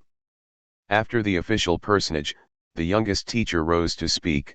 He was usually newly arrived that year from France and was traditionally entrusted with delivering the formal address. The speech could last from half an hour to an hour, and the young academician never failed to stuff it with cultural allusions and humanist subtleties that made it utterly unintelligible to this Algerian audience. With the help of the heat, attention flagged, and the fans waved faster. Even the grandmother showed her lassitude by glancing around. Only Catherine Cormery, attentive, received without blinking the rain of erudition and wisdom that was falling on her without interruption. As to Jacques, he was squirming. He looked around for Pierre and his other friends, signaled discreetly to them, and began a long conversation that consisted of making faces. At last, vigorous applause thanked the orator for being kind enough to conclude, and the announcement of the awards began.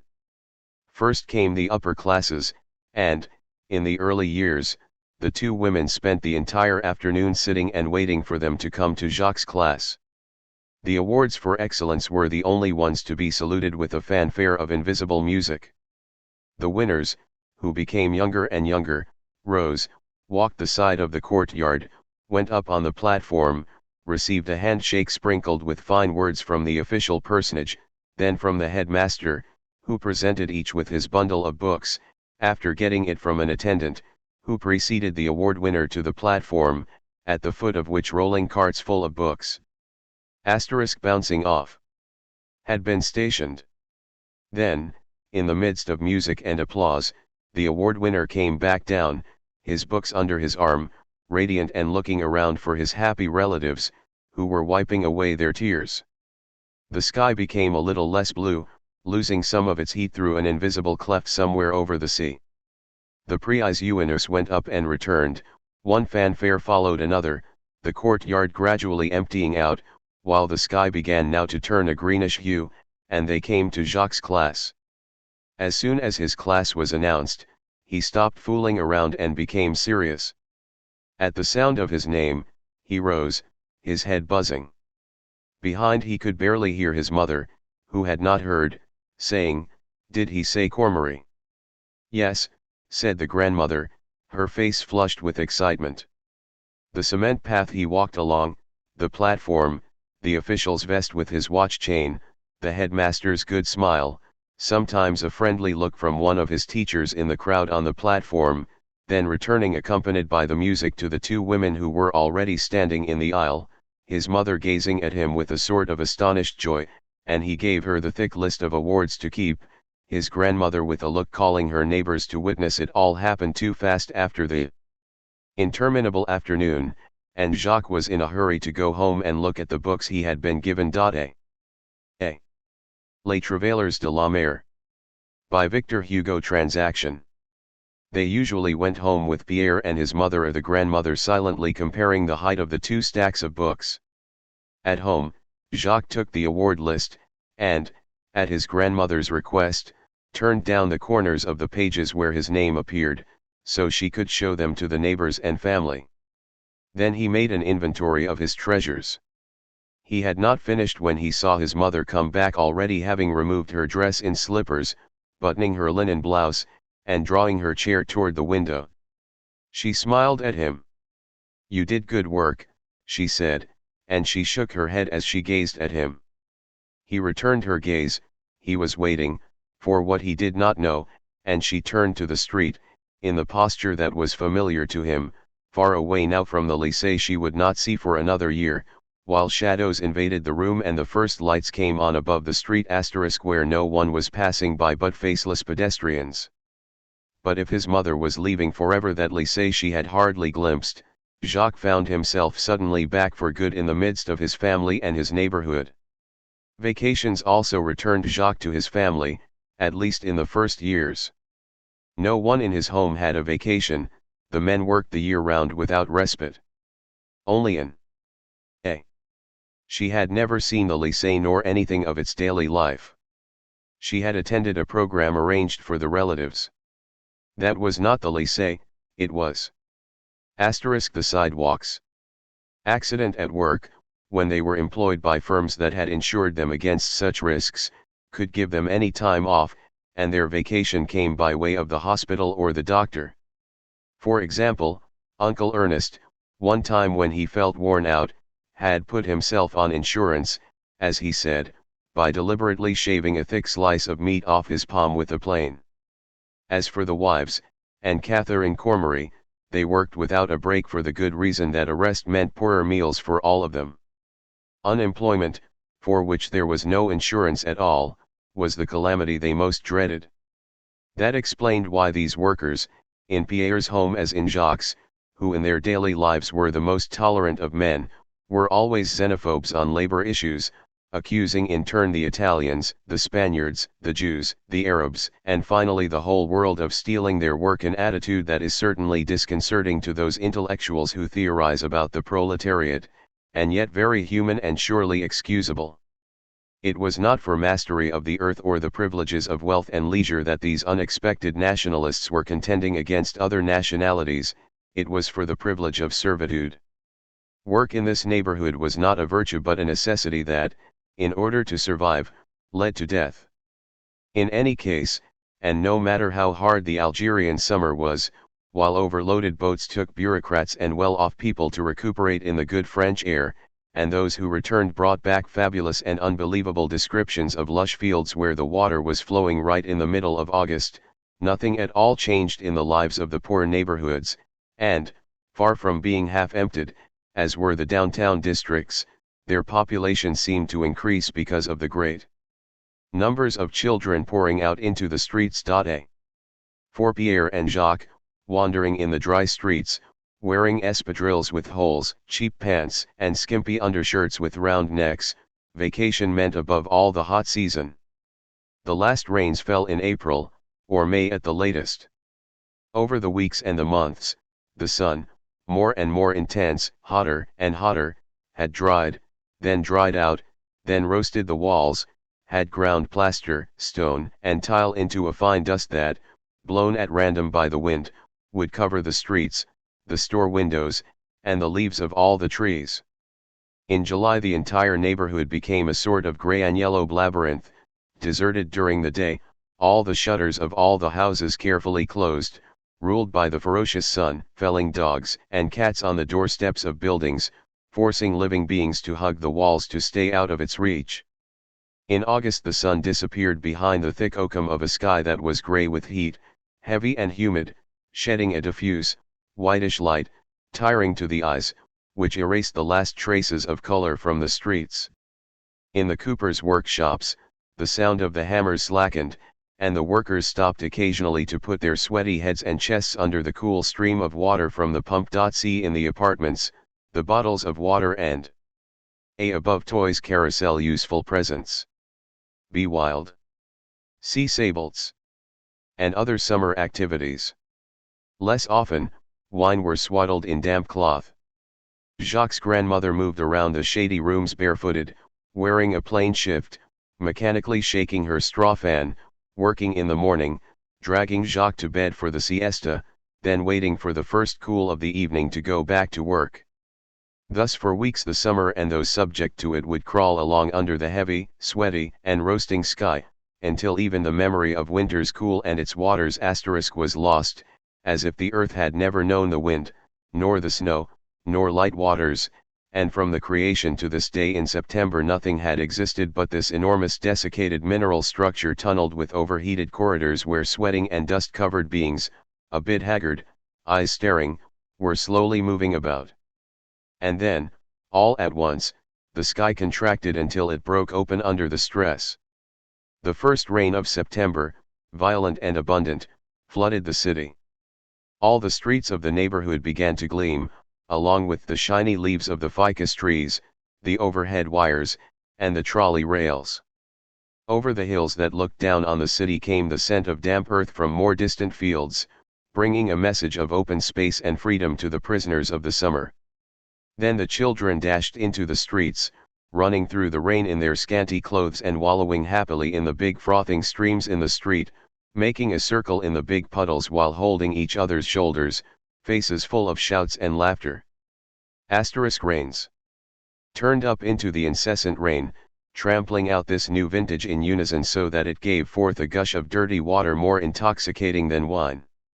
Oh yes, the hot season was terrible, and often it drove almost everyone crazy, nerves more on edge day by day and without the strength or energy to react, to shout, to insult, or strike out, and exasperation accumulated, like the heat itself, until, here and there in the sad and untamed neighborhood, it exploded like that day when, in the Rue de Lyon, almost at the border of the Arab district known as the Marabout, by the cemetery cut into the red clay of the hillside, Jacques saw an Arab, dressed in blue with his head shaved, come out of a dusty Moorish barber shop. He took a few steps on the sidewalk in front of the child, in a strange posture, his body leaning forward, his head thrown back farther than seemed possible, and in fact it was not possible. The barber had gone mad while shaving him, and with a single blow of his long razor had cut the exposed throat. All the Arab felt from the smooth slicing was the blood choking him, and he went out, running like a duck with its throat poorly cut, while the barber, immediately subdued by other customers, was howling horribly like the heat itself during these interminable days. Then the water from the cataracts of the sky would roughly scrub the summer's dust off the trees, the roofs, the walls, and the streets. The muddy water quickly filled the gutters, gurgled fiercely in the drains, would in most years burst the sewer lines themselves and flood the streets, spraying out before cars and trolleys like two very streamlined yellow fins. The sea itself would turn muddy on the beach and in the port. The first sun after that would make steam rise from the buildings and the streets, from the whole city. The heat might return, but it no longer ruled. The sky was more open, it was easier to breathe, and, through the depth of the sun, a vibration in the air, a promise of water heralded autumn and the start of the school year. A summer's too long, said the grandmother. She welcomed with the same sigh of relief the autumn rain and the departure of Jacques, whose bored stamping around the shuttered rooms during the torrid days only added to her exasperation.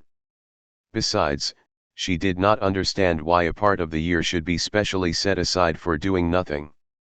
As for me, I never had any vacation, she would say, and it was true. She had never known either school or leisure time. She had worked as a child, and worked without respite. She could accept that her grandson would not bring home any money for a few years in return for a greater gain.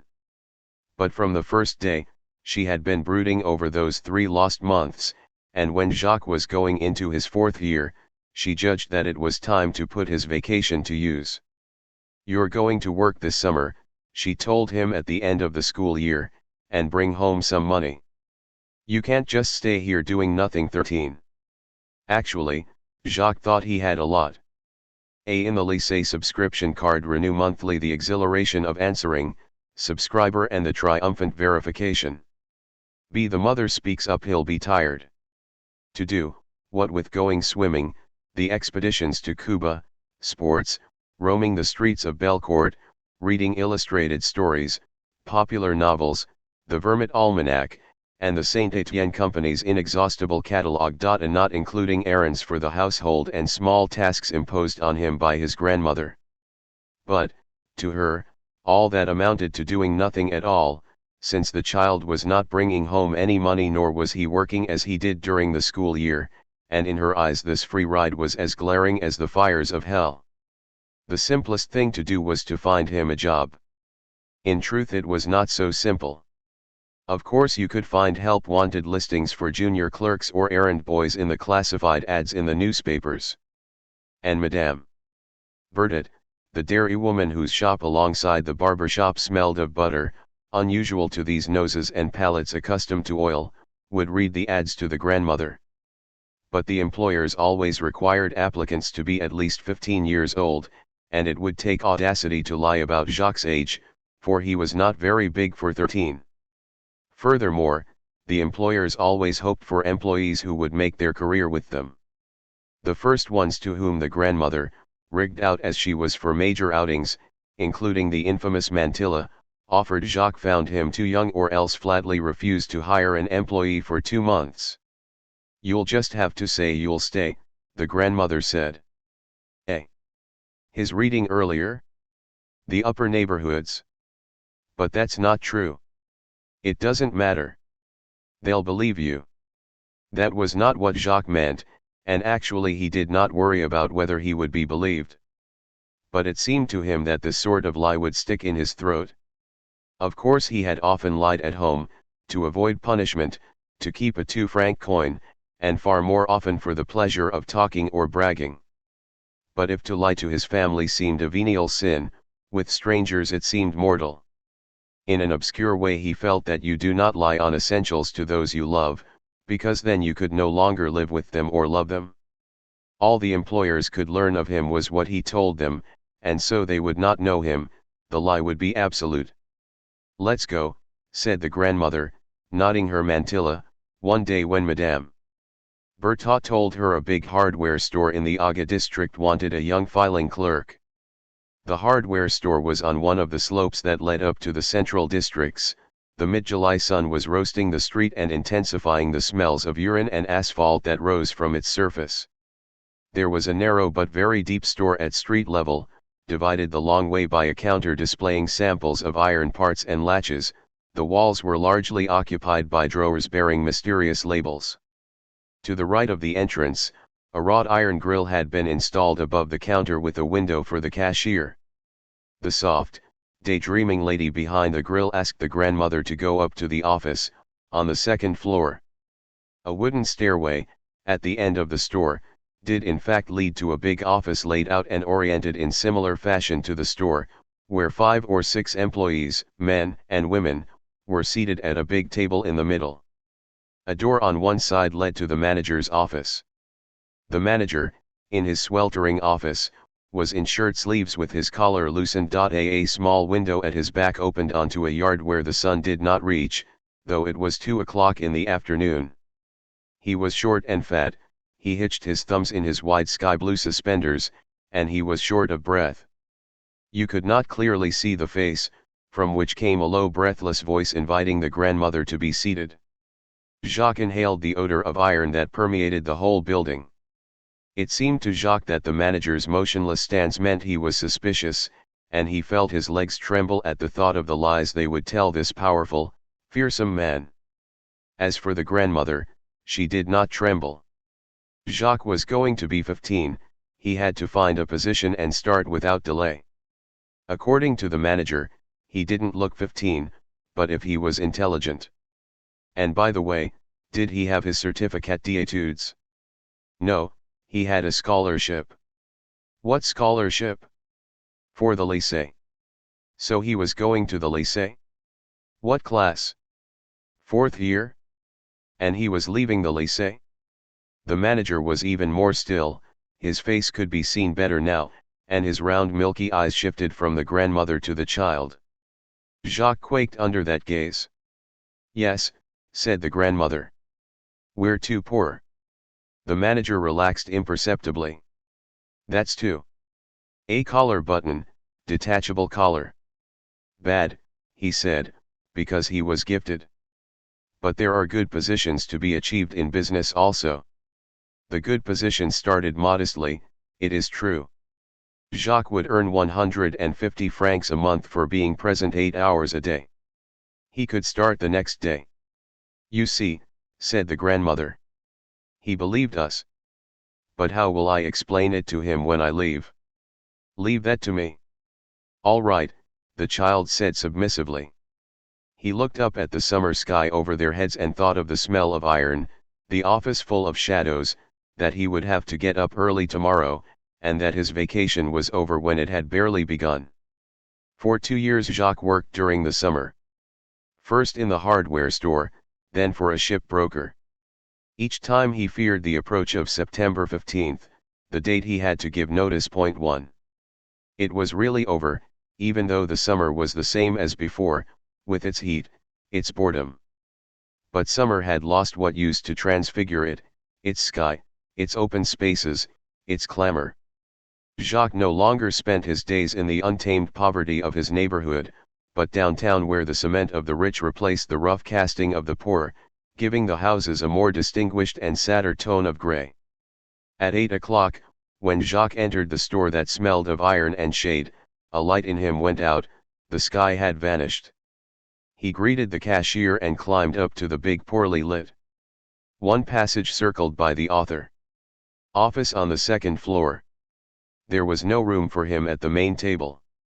The old bookkeeper, his mustache stained yellow by the hand-rolled cigarettes he sucked on all day long, the assistant bookkeeper, a half-bald man of about 30 with a bull-like face and chest, 2 younger clerks, one of whom, thin, brown-haired, muscular, with a handsome straight profile, always arrived with his shirt wet and sticking to his body, and gave off a good smell of the sea because he went swimming from the pier every morning before burying himself in the office for the day, and the other, fat and laughing, who could not restrain his jovial vitality, and lastly Madame Raslin, the manager's secretary, a bit horsey but quite pleasant to look at in her linen or duck cloth dresses, always pink, but who gazed on the world with a stern eye. These were enough to fill up the table with their files, their account books, and their machine. So Jacques was stationed on a chair to the right of the manager's door, waiting to be given some work to do, which usually consisted of filing invoices or business correspondence in the card index file on either side of the window, where at first he liked to pull out the sliding drawers, handle the cards, and sniff them, until the smell of paper and glue, at first exquisite, finally became the very odor of boredom for him, or else he was asked to go over a lengthy edition once more, and he did it in his lap, sitting on his chair, or else the assistant bookkeeper would ask Jacques to collate a series of numbers with him and, always standing, he would carefully check the numbers that the assistant read off, in a doleful low voice so as not to disturb his colleagues. From the window you could see the street and the buildings across it, but never the sky. Sometimes, but not often, Jacques was sent on an errand, to get office supplies from the nearby stationery store or to the post office to send an urgent money order. The central post office was located 200 meters away, on a broad boulevard that led from the port up to the summits of the hills on which the city was built. Jacques would rediscover space and light on this boulevard.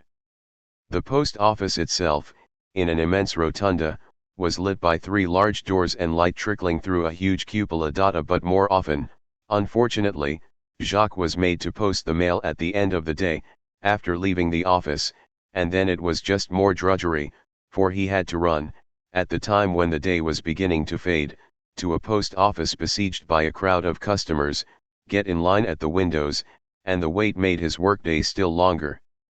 The long summer was practically used up for Jacques in dark days without sparkle and in trivial occupations.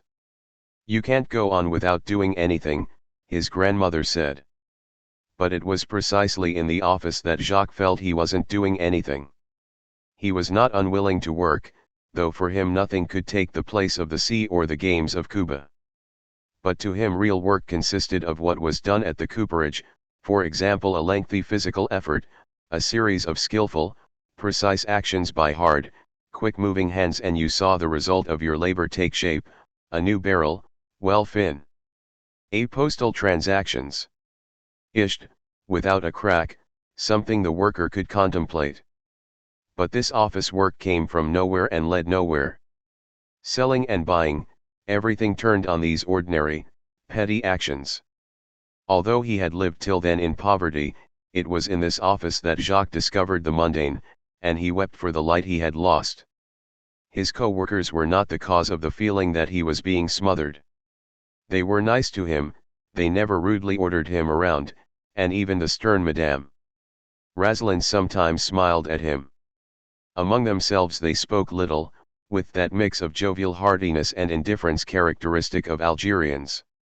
When the manager arrived, a quarter hour after them, or when he emerged from his office to give an order or check an invoice, for serious matters, he would summon the old bookkeeper or the employee involved to his office. They would better reveal their characters, as if these men and this woman could not express themselves except in their relations with authority. The old bookkeeper discourteous and independent, Madame Razalin lost in some austere daydream, and the assistant bookkeeper, by contrast, utterly servile. But, for the rest of the day, they would retreat into their shells, and Jacques sat on his chair waiting for the order that would cause him to do some absurd hurrying about what his grandmother called work. Summer lessons after the baccalaureate. The stupefied head in front of him. When he could stand it no longer, when he was literally boiling over on his chair, he would go down to the yard behind the store and hide between the cement walls of the poorly lit Turkish toilet, with its sour pervading odor of urine. In this dark place he would close his eyes, and, breathing the familiar smell, he would dream. Something obscure was stirring in him, something irrational, something in his blood and in his nature. At times he would recall the sight of Madame Razalin's legs that day when, having knocked over a box of pins in front of her, he knelt to pick them up and, raising his head, saw her parted knees under her skirt and her thighs in lace underwear. Till then he had never seen what a woman wore under her skirts, and this sudden vision made his mouth dry and caused him to tremble almost uncontrollably. A mystery was being revealed to him that, despite his many experiences, he would never resolve. Twice a day, at noon and at 6 o'clock, Jacques would dash outside, run down the sloping street, and jump onto a packed trolley, lined with clusters of passengers on every running board, which was taking workers back to their neighborhoods. Squeezed against each other in the heavy heat, they were silent, the adults and the child, looking toward the home that was expecting them, quiet, perspiring, resigned to this existence divided among a soulless job, long trips coming and going in an uncomfortable trolley, and at the end an abrupt sleep. On some evenings it would sadden Jacques to look at them. Until then he had only known the riches and the joys of poverty. But now heat and boredom and fatigue were showing him their curse, the curse of work so stupid you could weep and so interminably monotonous that it made the days too long and, at the same time, life too short. At the shipbrokers, summer was more pleasant because the office looked out on Boulevard Front de Mer and especially because some of his work was at the port.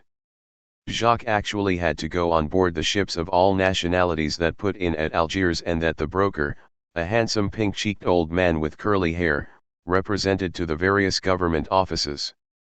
Jacques brought the ship's papers to the office, where they were translated, and, after a week, he himself was assigned to translating lists of supplies and certain bills of lading when they were written in English and addressed to the customs authorities or the big import companies that took delivery of merchandise. So Jacques had regularly to go to the Aga commercial port to get those papers. The heat ravaged the streets leading down to the port. The heavy cast iron ramps alongside them were so burning hot that you could not touch them with your hand. The sun created a void on the huge piers, except around the ships that had just moored, side against the pier, where the longshoremen were busying themselves, men dressed in blue pants rolled to mid-calf, with bare bronzed torsos, and on their heads a cloth that covered their shoulders and back to the waist, on which they loaded sacks of cement or coal or sharp-edged packages. They came and went on the gangplank that sloped down from the deck to the pier, or else they entered straight into the belly of the freighter by the wide open door of the hold, walking rapidly across a beam laid between the hold and the pier. Beyond the smell of sun and dust rising from the piers and that of the overheated decks where the tar was melting and all the fixtures were roasting, Jacques could recognize the particular odor of each freighter. Those from Norway smelled of wood, those from Dakar or the Brazilian ships brought with them the scent of coffee and spices, the Germans smelled of oil, the English of iron. Jacques would climb up the gangplank, show the broker's card to a sailor, who did not understand it. Then he was led through passageways where even the shade was hot to the cabin of an officer or sometimes the captain. Along the way he would cast covetous glances at those narrow bare cabins where the essence of masculine life was concentrated, and that he was coming to prefer that to the most luxurious of quarters. They greeted him kindly because he himself smiled pleasantly, and he liked these men's rough faces, the appearance that a certain kind of solitary life gave them all, and he let them see his liking for them. Sometimes one of them spoke a little French and would question him. Then, in good spirits, he went back to the flaming pier, the burning ramps, and work in the office. It was just that running these errands in the heat exhausted him, he slept heavily, and September found him thinner and fidgety. He was relieved at the approach of the days when he would spend 12 hours at the lycée, at the same time. A. The longshoreman's accident. See diary. That he was increasingly embarrassed at having to inform the office that he was leaving. The hardware store was the hardest.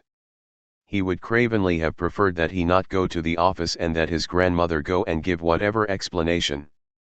But the grandmother thought it was easy enough to skip the formalities, all he had to do was collect his pay and never go back, with no further explanation. Jacques, who would have found it quite natural to send his grandmother to endure the manager's thunder, and in a sense it is true she was responsible for the situation and the lie it entailed, was none the less indignant at the idea of this evasion, without being able to explain why. In addition, he found the clinching argument, "But the boss will send someone here." "That's true," the grandmother said. "Well then, you'll just have to tell him you're going to work at your uncle's." Jacques was already leaving with damnation in his heart when his grandmother told him, "And above all, collect your pay first. Then talk to him." That evening the manager called each employee to his lair to give him his pay. "Here, kid," he said to Jacques, offering him his envelope. Jacques was reaching out a hesitant hand when the manager smiled at him. "You're doing very well, you know. You can tell your parents that." Jacques was already speaking, saying he would not be coming back. The manager looked at him, amazed, his hand still outstretched to him. Why? He had to lie, and the lie would not come out. Jacques remained silent, and with so woeful an air that the manager understood. "You're going back to the lycée?" "Yes," said Jacques, and in the midst of his fear and distress a sudden feeling of relief brought tears to his eyes. Furious, the manager got to his feet. "And you knew it when you came here? And your grandmother knew it too?" Jacques could only say yes with a nod. Vocal thunderclaps filled the room. They were dishonest, and he, the manager, hated dishonesty. Did he know that he had the right not to pay him, and he'd be pretty foolish? No, he wouldn't pay him. Let his grandmother come, she'd get a warm reception all right. If they'd told him the truth, he might have hired him anyway, but oh. That lie, he can't stay at the lycée, we're too poor, and he'd let himself be had. It was because of that, the bewildered Jacques suddenly said. Why because of that? Because we're poor. Then he was silent, and it was the manager who went on after looking at him. That you did that you made up that story? Jacques, teeth clenched, stared at his feet. The silence was interminable. Then the manager took the envelope from the table and held it out. "Take your money. Get out," he said harshly. No, said Jacques. The manager stuffed the envelope into Jacques' pocket. Get out. In the street Jacques was running, and now he was crying and gripping his collar with both hands to avoid touching the money that was burning in his pocket.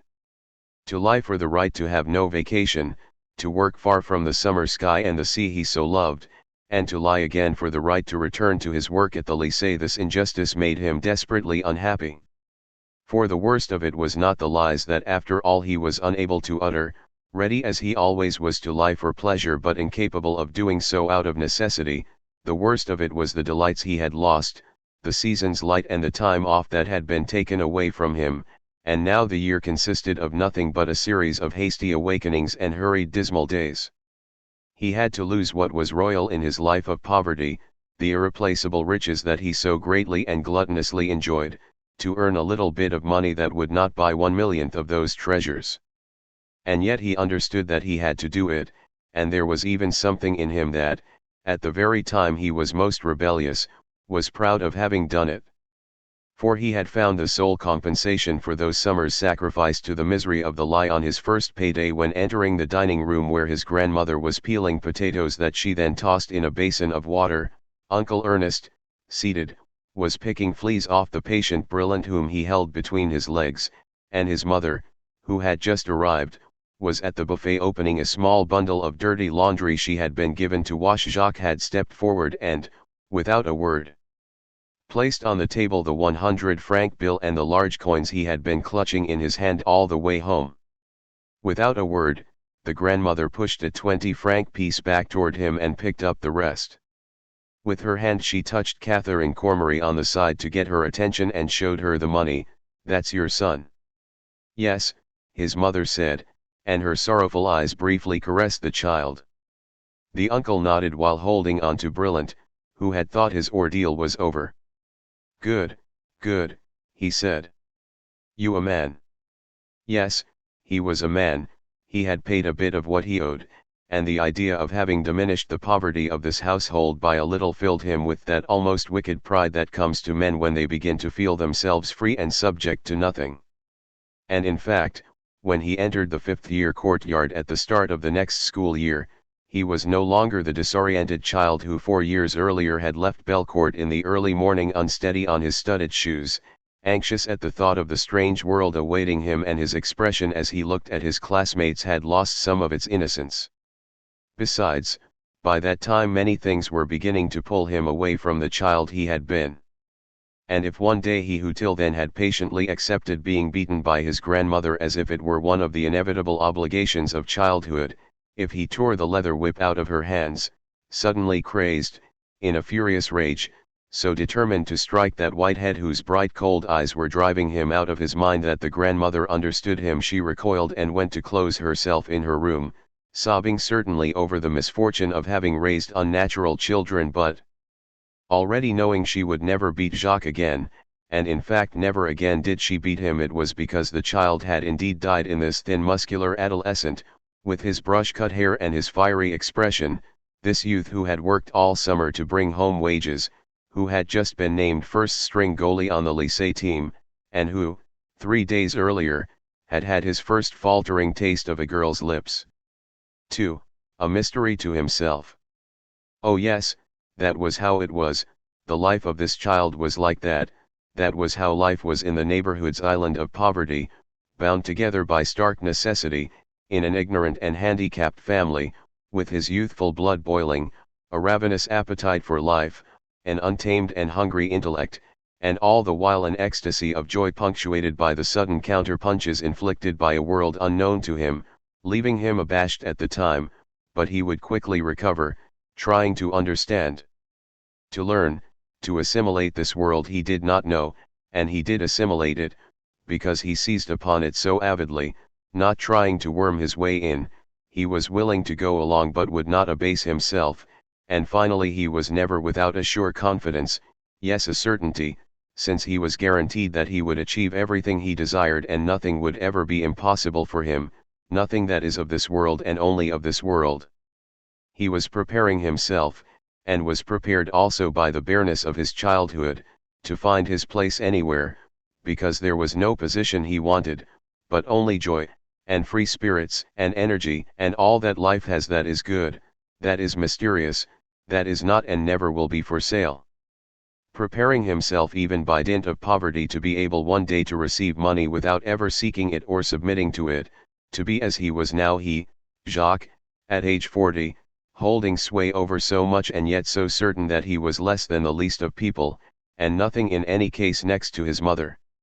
Yes, that was how he lived, in those games by the sea, in the wind, in the street, under the weight of summer and the heavy rains of the brief winter, with no father, with no heritage handed down, but finding a father for a year, just when he needed him, and learning through the people and the things of one through the knowledge that revealed itself to him to fashion something that resembled a style of behavior, sufficient at the time for his circumstances, insufficient later on when confronting the cancer of the world, and to create his own heritage.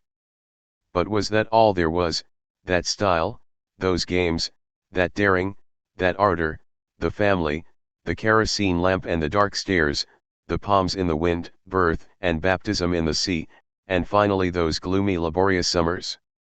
There was that, oh yes, that is how it was, but there was also the secret part of his being, something in him that through all those years had been blindly stirring like those measureless waters under the earth which from the depths of rocky labyrinths have never seen the light of day and yet dimly reflect a light, come from one an illegible word. Who knows where, drawn perhaps from the glowing center of the earth through stone capillaries to the black air of those buried caverns in which glutinous and compacted plants find food enough to live where any life seems impossible. And this blind stirring in him, which had never ceased, which he still felt now, a dark fire buried in him like one of those peat fires, gone out at the surface but still burning inside, making the outer fissures of the peat move in rough eddies of vegetation, so that the muddy surface moves in the same rhythm as the peat of the bog, and these dense imperceptible waves would cause, day after day, the most violent and the most terrible of his desires, as well as his most barren anxieties, his most fruitful nostalgia, his sudden need for bareness and sobriety, his yearning also to be nobody. Yes, this mysterious stirring through all those years was well matched to this immense country around him. As a small child he had felt its weight and that of the immense sea before him, and behind him the endless expanse of mountains, plains, and desert called the interior, and between the two the constant danger no one spoke of because it seemed natural, but Jacques sensed it in Vermandries.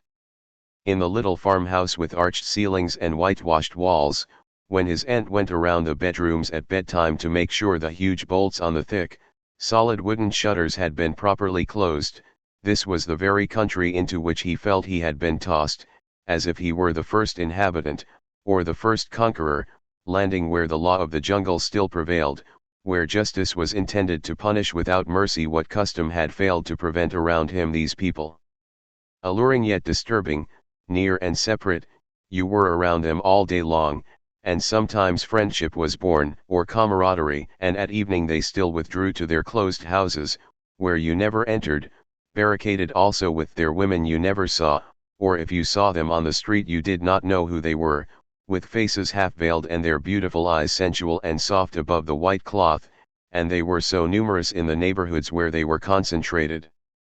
So many of them that by their sheer numbers, even though exhausted and submissive, they caused an invisible menace that you could feel in the air some evenings on the streets when a fight would break out between a Frenchman and an Arab, just as it might have broken out between two Frenchmen or two Arabs, but it was not viewed the same way, and the Arabs of the neighborhood, wearing their faded blue overalls or their wretched cloaks, would slowly approach, coming from all directions in a continuous movement, until this steadily agglutinating mass by the mere action of its coalescing would without violence eject the few Frenchmen attracted by witnesses to the fight, and the Frenchman who was fighting would in backing up find himself suddenly confronting both his antagonist and a crowd of somber impenetrable faces, which would have deprived him of what courage he possessed had he not been raised in this country and therefore knew that only with courage could you live here.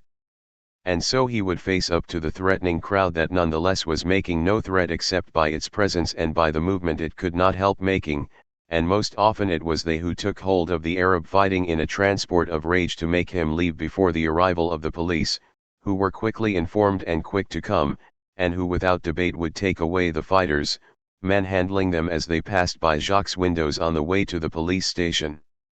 "Poor fellows," his mother would say, seeing the two men firmly held and shoved along by their shoulders, and after they were gone, violence, fear, and menace prowled the street in the child's mind, and a nameless dread made his mouth go dry. This night inside him, yes, these tangled hidden roots that bound him to this magnificent and frightening land, as much to its scorching days as to its heartbreakingly rapid twilights, and that was like a second life, truer perhaps than the everyday surface of his outward life. Its history would be told as a series of obscure yearnings and powerful indescribable sensations, the odor of the schools, of the neighborhood stables, of laundry on his mother's hands, of jasmine and honeysuckle in the upper neighborhoods, of the pages of the dictionary and the books he devoured, and the sour smell of the toilets at home and at the hardware store, the smell of the big cold classrooms where he would sometimes go alone before or after class, the warmth of his favorite classmates, the odor of warm wool and feces that Didier carried around with him, of the cologne big Marconi's mother doused him with so profusely that Jacques, sitting on the bench in class, wanted to move still closer to his friend. The scent of the lipstick Pierre swiped from one of his aunts and that several of them sniffed together, excited and uneasy, like dogs that enter a house where there has been a female in heat, imagining that this was what a woman was, this sweet-smelling chunk of bergamot and cosmetic cream that, in their rough world of shouting, sweating, and dust, revealed to them a world refined and delicate and inexpressibly seductive, from which even the foul language they were mouthing altogether over. The lipstick could not succeed in protecting them, and, since earliest childhood, his love of bodies, of their beauty, which made him laugh with bliss on the beaches, of their warmth that never stopped attracting him, with nothing particular in mind, like an animal it was not to possess them, which he did not know how to do, but just to enter into their radiance, to lean his shoulder against his friend's with a great sensation of confidence and letting go. And almost to faint when a woman's hand lingered a moment on his in the crowd of the trolley, the longing, yes, to live still more, to immerse himself in the greatest warmth this earth could give him, which was what he without knowing it hoped for from his mother. He did not get it and perhaps did not dare to get it, but he found it with the dog Brillant when he stretched out alongside him and breathed his strong smell of fur, or in the strongest and most animal-like odors where the marvelous heat of life was somehow preserved for him who could not do without it. From the darkness within him sprang that famished. Add to the list. Ardor, that mad passion for living which had always been part of him and even today was still unchanged, making still more bitter in the midst of the family he had rediscovered and facing the images of his childhood the sudden terrible feeling that the time of his youth was slipping away, like the woman he had loved. Oh yes, he had loved her with a great love, with all his heart and his body too, yes, with her it was a fervent desire, and when he withdrew from her with a great silent cry at the moment of orgasm he was in passionate harmony with his world, and he had loved her for her beauty and for the open-hearted and despairing passion for life that was hers, and that made her deny that time could pass, though she knew it was passing at that very moment, not wanting people to be able one day to say she was still young, but rather to stay young, always young. She burst into sobs one day when, laughing, he told her youth was passing and the days were waning. Oh no, she said through her tears. I'm so in love with love, and, intelligent and outstanding in so many ways, perhaps just because she truly was intelligent and outstanding, she rejected the world as it was. As it had been those days when, returning after a brief stay in the foreign country where she was born, those funereal visits, those aunts about whom she was told, it's the last time you'll see them, and actually see their faces, their bodies, their ruins, and she wanted to go out screaming, or else those family dinners on a tablecloth embroidered by a great-grandmother who was long since dead and whom no one thought about, except she who was thinking about her great-grandmother when she was young, about her pleasures, about her appetite for living, like herself, marvelously beautiful in the bloom of her youth, and everyone at the table was paying her compliments, and on the wall around the table were hanging portraits of beautiful young women who were the ones who were complimenting her now and who were all decrepit and worn out. Then, her blood on fire, she wanted to flee to a country where no one would grow old or die, where beauty was imperishable, where life would always be wild and radiant, and that did not exist. She wept in his arms when she returned, and he loved her desperately. And he too, perhaps more than she, since he had been born in a land without forefathers and without memory, where the annihilation of those who preceded him was still more final and where old age finds none of the solace in melancholy that it does in civilized lands. He, like a solitary and ever-shining blade of a sword, was destined to be shattered with a single blow and forever, an unalloyed passion for life confronting utter death. Today he felt life, youth, people slipping away from him, without being able to hold on to any of them, left with the blind hope that this obscure force that for so many years had raised him above the daily routine, nourished him unstintingly, and been equal to the most difficult circumstances, that, as it had with endless generosity given him reason to live, it would also give him reason to grow old and die without rebellion. A note about the author. Albert Camus was born in Algeria in 1913. The son of a working-class family, he spent the early years of his life in North Africa, where he worked at various jobs to help pay for his courses at the University of Algiers. In occupied France in 1942 he published The Myth of Sisyphus and the Stranger, a philosophical essay and a novel that first brought him to the attention of intellectual circles. The Stranger has since gained an international reputation and is one of the most widely read novels of this century. Among his other writings are the essay The Rebel and three highly praised works of fiction, The Plague, The Fall, and Exile and the Kingdom. He also published the volume Caligula and three other plays, as well as various dramatic adaptations. In 1957 Camus was awarded the Nobel Prize for Literature. On January 4, 1960, he was killed in a car accident. A note about the translator. David Hapgood grew up in New York, and was graduated from Swarthmore College. He is the author or co-author of several books including The Murder of Napoleon and Monte Cassino. Mr. Hapgood has translated several works from the French including My Father's House by Henry Troyat and The Totalitarian Temptation by Jean-François Revel, for which he won the Scott Moncrieff Translation Prize.